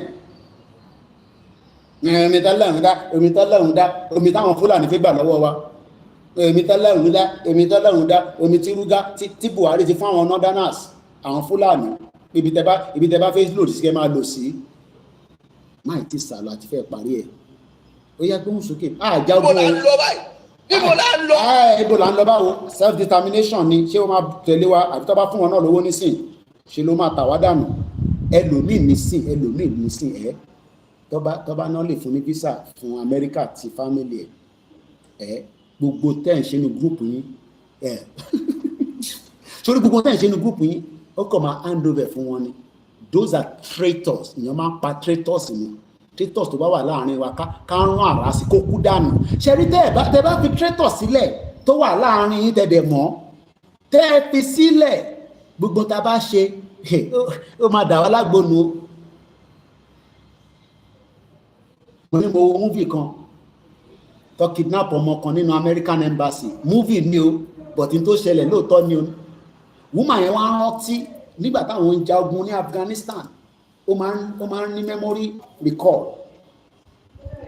wọ́n ambush wọ́n pa gbogbo wọn dànù òun nìkan ló survive òun nìkan tó wá survive yẹn arákùnrin tó wá mọ̀ pé òun lòun ṣe jàǹbá traitor fún wọn tó fi pa wọ́n àwọn sẹ́ẹ̀tì wọn tó jẹ́ expert tó jẹ́ pé wọ̀kí tó bá lè mú ìyẹn ni wọ́n ṣe fún Nàìjíríà sójà ambush ọmọ tó ń pè ní ambush kí sójà máa lọ kó rò pé kò sí ẹni tó wà níbẹ̀ àwọn yẹn dẹ̀ra dó sábẹ́ píápíápíá ọ̀pọ̀ àwọn awó lọ nìyẹn traitor tẹ bá ti mọ̀ ẹran ògùn sí kó kú dànù kó máa bá tiẹ̀ lọ á kó bá yín o nínú gúrùpù yín ẹ máa fi mú fúnlẹ̀ tàlélẹ̀ níbo ló ti wá ṣé CID nìyẹn ṣé DSS nìyẹn ṣé FBI nìyẹn tẹ bá ti mọ̀ ẹ la kókó mọ lórí kó máa bá tiẹ̀ lọ á kó bá gbogbo yín ó yá gbóhùn sókè mú gbọ́ tiẹ̀. tó bá yẹ pé ogun la máa jà tí gbogbo èrè yìí máa fi solve tó bá yẹ pé ogun la máa jà tí gbogbo ìyà tí. Shut up. In Nigeria, it's still a sovereign national conference. Shut up. Nígbà tí mò ń pariwo ká ja ogun gbogbo ní Koiki má gbógun wọlé o ojókòó sí lóyìnbó pẹ̀lú ìyàwó àtàwọn ọmọ ẹ ń gbógun bọ̀ Fúlàní ti ṣe ṣégè fún gbogbo wa báyìí Fúlàní ti ṣe ṣégè bàráwò fún gbogbo wa Fúlàní 6 million nínú Nàìjíríà wọ́n wá ń dára mo fídíò tí mo wọ̀ yẹn wọ́n gba ṣókó mi lò wọ́n ní kọ́ ra ṣókó àṣẹ Fúlàní náà máa ń wẹ̀ èmi rò pé wọ́n nínú gbọ́dọ̀ ń gbé wọ́n ń wẹ̀ wọ́n náà wọ́n fẹ́ lọ ẹ lọ wo fídíò yẹn mo post ẹ̀ wà lórí Facebook mama bí mi pé bo ló wà ẹ ló wo ló wà ń bẹ́ẹ̀ àti bá yín post ẹ̀ síbẹ̀ wọ́n gba 10 million wọ́n gba jollof rice Fúlàní nínú igbó wọ́n gba chicken àwọn èèyàn tẹ àwọn tí bàbá gbàgede mọ̀ wọ́n náà àwọn èèyàn tẹ nígbà tó mú yàn kan tí bàbá gbàgede mọ̀ ń bá wọn ṣe gbogbo káràmásìkì tó ń bá wọn ṣe gbogbo wàhálà gbogbo wọ́n náà wọ́n fẹ́ ọ̀kadà àwọn ọmọ wa wà ní òkè ògùn nísìnyí wọ́n ní ìdọ̀kadà tó da tó lè máa fi wọnú gbó lé gbogbo Fúlàní ọ̀rọ̀ kadà tó bá yẹ pé mi mọ ní ẹja raise 10 million àwọn èèyàn máa bèrè pé kí la fẹ́ fi ṣe àwọn Nàìjíríà sòkè ń bèrè lọ́wọ́ Fúlàní pé kí ló fẹ́ fowó ṣe pump bastard tó bá jẹ́ pé mo jáde ní sí pé adáwó fún YSDM wọ́n ní kí ló fẹ́ fowó ṣe jẹ́ kó kidnap ẹ̀ wá mọ̀ àníyàwó mo ṣe delete fídíò ẹ̀ kí má lọ ṣe mistake post fídíò ọmọ wọn wọ́n kidnap ọmọ wọn ní Nàìjíríà ìyá yẹn abroad lọ́wọ́ ọmọ wọn obìnrin wọ́n ní kí n jọ Koiki àwọn gbọ́dọ̀ sọ fún mi ní kò ń ṣe táwọn lè bò mọ́lẹ̀ wọ́n náà wọ́n sanwó owó lọ́sàn owó mọ̀mí kúdí owó lọ́ fi gbọ́mọ yẹn padà ọmọ yẹn ṣèjọ́ mẹ́ta pẹ̀lú àwọn ṣèjọ́ mẹ́ta pẹ̀lú Fúlàní ọ̀rọ̀ burúkú tó ń tẹ̀lé wọ́n sàn kàn mí tó ṣe fún ọmọ yẹn o bọ̀yìn rántí ìyá kan ti 2018 ìyá yẹn amọ̀ tó ṣe fún ìyá yẹn kan máa sọ pé rọ́lá ń pa ní bíbà wọ́n ti bá mi fà account number síta ìwọ náà tí ìwọ náà bá fi sí kò pọ̀ jù Ọlọ́run bá ń bọ̀ ẹ́ láṣìírí Ọlọ́run ní jẹ́ kẹ́ dáwó Fúlàní pé wọ́n jí èmi gbé owó ta fẹ́ fi ṣe movement ẹ̀dá sí YSDA ta ló ti dáwó last month tiẹ̀ fún ẹwà ọ̀ràn mìíràn àti gbàgbé èmi náà ti dá tèmi ẹwà ọ̀ràn mìíràn tán ní ká máa dá oṣù ti tán náà èmi níjọ́ kẹta ok ṣe ká tún ṣe ijọ́ mẹ́ta sí ká tó béèrè owó yẹn wọ́n ní end of the month lọ pé má jẹ́ kó kọjá end of the month kò ń ṣe owó tó pọ̀ wọ́n ní $10 €10 ẹ̀yin tẹ́ wà ń lé 10 naira ó gbọ́dọ̀ lè ní 10 naira ẹ̀yin tẹ́ wà ní kóòtù fún ẹ gbọ́dọ̀ dáwó gbogbo wa pátá wọ́n ní ká máa da ẹ̀wọ̀ ọ̀ràn míyàn bàbá Akíntóyè ló sọ ẹ má yẹ kó jẹ́ owó Fúlàní nìkan la máa dá so ìwọ tó ní wọ́n fẹ́ àjagun mo ṣe gbà kúrò ó yá ìyá ìkílẹ̀ yìí sọ tó lóye la máa gbọ́ last kó tó dípa lọ ó yá kílẹ̀ yìí sọ mọ́mì kílẹ̀ sọ mà ẹ má sọ irọ́ kò ṣe yẹn mọ́mì kílẹ̀ yìí sọ mọ́mì ẹ má ṣìdí sílẹ̀ o ẹ má gbé ọ̀yàn síta o like nǹkan bẹ́ẹ̀ lórí platform wa o so tẹ bá ti ń sọ̀rọ̀ ẹ má ṣìdí ẹ dẹ̀ má gbé ọ̀yàn síta ó yẹ gbóhùn sókè. It's too much for this country. Please, if government work, if they cannot protest, we Yalaja, we go open our mouth, we go open our breast, we go protest. Shut up. Mo ṣe sọ fún yín nísìnyí pé kẹ má ṣe ọyàn kẹ má ṣìdí nonsense tá bá ti pè fún rálì ẹ jáde máa fẹ́ kéèyàn kan ṣìdí kankan kó má ṣe ọyàn àgbọ̀yìn mọ́ ẹ má dárúkọ ẹpọ̀n o bàbá yìí mo bẹ̀ torí Ọlọ́run má dárúkọ ẹpọ̀n sọ gbogbo tó bá fẹ́ sọ bọ ẹpọ̀n ń gbóná nǹkan kan yẹn mo fi gbọ́ rárá ó yá. ọ̀pẹ ni wọ́n ká o ẹ̀pẹ́ Kazeem Hussein ó yá olú ìtìsú wa gbogbo àná ló sọ ẹkú òkè bí ẹkú mọ́ ẹyẹ òkè bí ẹyẹ mọ́ ẹ ṣáà má dárúkọ ẹpọ̀n gàrí là ń mú sáà àbí mi àlejò ráìsì mọ́ kò ń ṣe dandan kẹjẹ ráìsì ẹ̀wà náà ti wọ́n kò ń ṣe dandan gàrí ọ̀gá tuntun ti wá ń tù. ẹ lọ gbin cassava. ó ti sú mi orílẹ̀-èdè ti sú mi báyìí kọ́ ni ọba tẹ́lẹ̀ púpọ̀ àwọn tí wọ́n yọ ọ́ láyìí ẹ̀kọ́ ọ̀pẹ ni wọ́n kà ó. ẹ̀kọ́ Awólọ́wọ̀ bàbá tó bá tún fún yín ní gàrí nísìnyí máa gba gàrí ọ̀hún yẹn má dárúkọ ẹ̀pọ̀n gbóná nǹkan kan àfi gbọ́ yẹn bíbá yìí o. kùmọ̀ ayé yín ó da ó ti sú wa o wọ́n bá wá nǹkan sí i àti pólítì ẹ rí i pé orí mi gan ti pa. orí tèmi náà ti pa. ó ti sú wa o ó ti sú wa o orílẹ̀-èdè wọn bá wá nǹkan ṣe sí o ráìsì ti di ẹ̀yìn gàrí ti wá ń kù mo tún gbọ́ pé ráìsì ti di 80,000 wọ́n bá wá nǹkan ṣe sí i tá a bá tún wá bẹ́ẹ̀ rẹ̀ pọ̀ báyìí po 580 sorry 680 700 náírà 1,000 nísìn. kí ló dé kí la ṣe. àwọn akórópè gbogbo ẹ̀pọ̀n ní òmò gbóná lálẹ́ tá a mọ̀ fún mi wẹ́ẹ̀ tiẹ̀. shut up wọn ní kò má sọ yẹn sẹ́ mo fi gbọ́ yẹn come bastard ẹ̀pọ̀n gbóná kankan gbóná yẹn kí ni kàn wá pẹ́ ẹ̀pọ̀n tó bá ń gbóná ẹ bọ́ sínú bathroom kẹ̀kẹ́ wọmi tútù lé lórí ìdí place ẹ má dìbò ní 2023 mo pariwo títí ọ̀fun mi fẹ́ já ẹkùn mi gbóná tó bá dalẹ̀ ìyàwó mi wẹ́tẹ̀ irọ́ ìyàwó tèmi ni kò bá bá yín wẹ́tẹ̀ èyí bàbá òfò èyí bàbá olè wọ́n tún gbé gàrí káàkiri nísìn bàbá ẹ̀ nísìn kò ṣe fídíò mọ́ báyìí o kò ṣe fídíò mọ́ tó bá tún di pé wàhálà dé nísìn á tún ṣe fídíò á ní ẹkùn ń gbóná ṣé mo fọ́nì ni mo ní ti bá ṣe content màmá mẹ́kọ̀ọ́ owó ṣé mo fọ́nì ni mo ní mo fẹ́ gbọ́rọ̀ ẹkùn kankan ẹkùn ń gbóná ó ẹjẹ àgbọ̀mọdé yẹn mọ́ ká tó máa lọ. Ìgbòho ṣá kí ló sọ fún wọn nígbà yẹn Ìgbòho kí ni wọ́n sọ fún wọn Ìgbòho kí ni wọ́n sọ fún wọn nítorí sọ fún wọn yẹn làwa fi mọ̀ ṣé o sọ òtítọ́ fún wọn ni. àwárá wọn ní ìsìnjọba mò ń lọ ń dá sí nǹkan tí ó kàn mí mo dá sí lórúkọ ọmọ Yorùbá ni mí níjọba bá wà tí ò sí ẹ̀tọ́ tó yẹ kó ṣe fún aráàlú tí wọ́n dìbò fún tó jẹjọba lé lórí. Tinubu nìyẹn. tíjọba bá wà tí ààbò bá sí fún aráàlú tó olóòṣè ìjọba lé lórí aráàlú dìde fúnra ẹ̀. a ti dìde olóyè ó ti là wá lójú ó ti gbé wa débẹ̀ a lè lè padà sẹ́yìn no retreat no surrender Ìgbòho ṣá ọmọ aládìkú bóyá kì í ṣe pé má bínú sí wọn wọn bá àwọn ní àbí mo dédé pàṣẹ àbí ó lè mo pàṣẹ nǹkan tí ó wá látọkàn mi.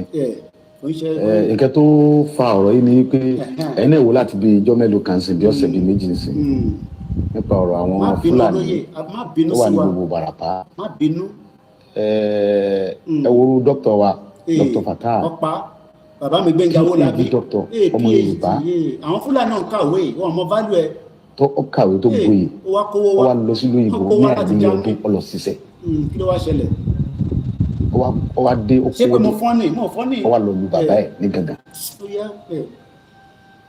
ó dá oko àgbàdo ẹ̀gẹ́ iṣu gàrí yẹn kò bá má pariwo gàrí. ó dẹ̀ gba ọmọ wa nǹkan bẹ́ẹ̀ náà kí ló wá ṣẹlẹ̀ bàbá síbẹ̀rẹ̀ pẹ̀tẹ́ tó ń bá a ṣiṣẹ́ Fúlàní wa jẹ oko ẹ̀ ó wá gbéra láti lọ bá àwọn Fúlàní sọ̀rọ̀ kí ló wá ṣe fún. láti lọ bá Sẹ́ríkì Fúlàní pé ẹ wá wo ohun tí àwọn ọmọ yín ṣe lórí oko mi kò yẹ kó rí báyìí lórí ilẹ̀ bàbá wa. wọ́n dẹ̀ dé lókun bẹ́ẹ̀ náà wọ́n dẹ̀ sápá àìmọye yẹn bẹ́ẹ̀ tá a lè múrúkọ wọn làwọn Fúlàní yìí bẹ́ lórí tí wọ́n pa wọ́n jí àwọn kan ní ẹni tó bá gbowó tó kéré lọ́wọ́ rẹ̀ wọ́n gba 7 million wọ́n gba 10 million wọ́n gba 11 million lórí ilẹ̀ bàbá wa ọ̀rọ̀ yìí kò ní ó bà mí lọ́kàn jẹ̀kan tá a bá torí pé tó Ọlọ́run bàbá wa àwa. ó mọ̀ ju bàbá aláṣọ funfun lọ wọ́n ti kì í má dárúkọ mọ́ bàbá aláṣọ funfun àfi kọ́ máa nà pa pípìkì ẹ ti mọ bàbá yẹn gbogbo abúlé wọn lọ ti pa àwọn èèyàn tán ní gbogbo Oǹdó lọ ìjókòó sẹ́kọ̀ọ́ wọn náà fẹ́ ṣe pàtí kọ́dáṣọ olóyè kí ni wọ́n wá ṣe sí kí ni wọ́n ẹ má bínú alẹ́ ẹ kúrò nílùú ẹ má bínú sí wa kí ni wọ́n wá ṣe sí nígbà tí gbogbo ìṣẹ̀lẹ̀ yẹn ṣẹlẹ̀ sórí bàbá aláṣọ funfun ni wọ́n ní òun ni generalismo òun ló yẹ kó jáde olóyè wọ̀ ní láti jáde ó dá owó àwò pé kí ni ó yá kí ló ṣẹlẹ̀. wọ́n ti tẹ̀lé wa tó ń ṣààbò fún wa àwọn tí ò lẹ́ni tí ó tẹ̀lé wọn kọ́ ìdí nìyí tó mú mi lọ síbẹ̀ ìgbà tí mo dẹ̀ débẹ̀ ohun tí mo lọ fún ni pé láti lọ bá a. ṣé pé ògbéjà lọ no ṣé pé Ìgbòho ògbéjà lọ bá Sẹ́ríkì ó dá kí ló wá ṣẹlẹ̀. pèsè gbogbo tí ń ṣẹlẹ̀ yìí lórí ilẹ̀ wa sọ́dà ẹ ti ń gbé pẹ̀lú wa adẹ̀fàyè da yín àbáyíjà àṣekẹ́jàmbá fún yín ọ̀rọ̀ ni mò ń bá Sẹ́ríkì sọ̀rọ̀ làwọn ọmọ rẹ̀ yíyọ̀ bọ́n sí mi wọ́n gba ìbọn. kí lẹ ti jọ ń fà kọ́ tí di pé wọ́n yọ̀bọ̀n wọ́n yọ̀dá kí ló dé olóyè. lọ́wọ́ ìkan yọ àké àgbà ìkejì tún yọ ìbọn mi. láì ṣe àwọn ọmọ court akékè lọ́wọ́ Fúlàní. yẹn ti ẹ̀yìn ẹni bá wọnú fídíò yẹn tó ra fídíò wọn ó yin ìbọn yẹn ó yin ìbọn yẹn sí mi kí n tó lọ́bọ̀ yẹn mọ́ lọ́wọ́. má ṣe yan olóyè lọ fi ń sọ̀rọ̀ wọn yìnbọn lọ ń lọ́bọ̀ mọ́yàn lọ́wọ́. Ọbásanjọ́ ló lè ròyìn mo kí èèyàn tèmi àníríjù bẹ́ẹ̀ yẹn lọ ní orí ìkànnì wa ní ti Saturday weekend àwa ti èmi ti ṣe wà ń bẹ ẹ lọ pati ẹ jẹsẹ̀ mọ́ àwọn ará London sọ́mà ti dé pati a máa lọ rọ́bọ̀rọ́bọ̀ ẹ má gbàgbé pé ilé àbọ̀ sí ní oko ẹ fẹ́ wálé ilé làbọ̀ sí ní oko má bínú orí má bínú èmi kọ́ kí gbogbo yín ẹ̀tọ́ náà bá ní ká tún pàdé lálẹ́ fẹ́ẹ̀rẹ̀ náà tábàdé pàdé ìjọba bá tún pàdé mo kí gbogbo ọmọ Yorùbá nílé lóko mo kí yín o àjọṣe wa ò ní bàjẹ́ wọ́n ti bá mi ju àwọn 1,000 10,000 ẹ̀fìràn lè iṣẹ́ iná lọ́wọ́ káwa náà lè máa tẹ̀síwájú àwa ń ṣiṣẹ́ lọ iṣẹ́ ò dúró lọ́dọ̀ tiwa o níwọ̀n bá ta lè ṣe o ẹni tó bá lóun ò gbọ́ Yorùbá nation tó dẹ̀ jẹ́ àwọn tajọ́ ń sọ̀rọ̀ tọ́jẹ́ mídíà kò sẹ́ni tó ní access sí Ìgbòho kò sẹ́ni tó ní access sí Bàbá Akíntóyè ẹni kọ́ bá wọn sọ̀rọ̀ kọ́ béèrè pé kí ló fi ṣẹlẹ̀ wá ṣàlàyé fún wọn. mo kí Ọ̀yẹ́mí Fátókí ẹ má bínú pé mo jẹ dẹ́ta yín ẹ̀yin tẹ́ wà nílé má bínú pé mo jẹ dẹ́ta ẹ̀ at least owó ọ̀tẹ̀ àtijọ́ pàdé tó bá ń bí ẹ pé kí là ń jà fún má jẹ́ kí Fúlàní pa mí jẹ́ ń jà nísìn torí Fúlàní ń gbógun bọ̀ tí ìrògùn yẹn ó dé tán. Yorùbá nation, no retreat, no surrender. Happy weekend ahead. Wọ́n ní ìyàwó mi ní wẹ́dà ti darí London. Mo rí tó ti ń wọ sun glasses ẹ̀ tó bí báyìí. Enjoy.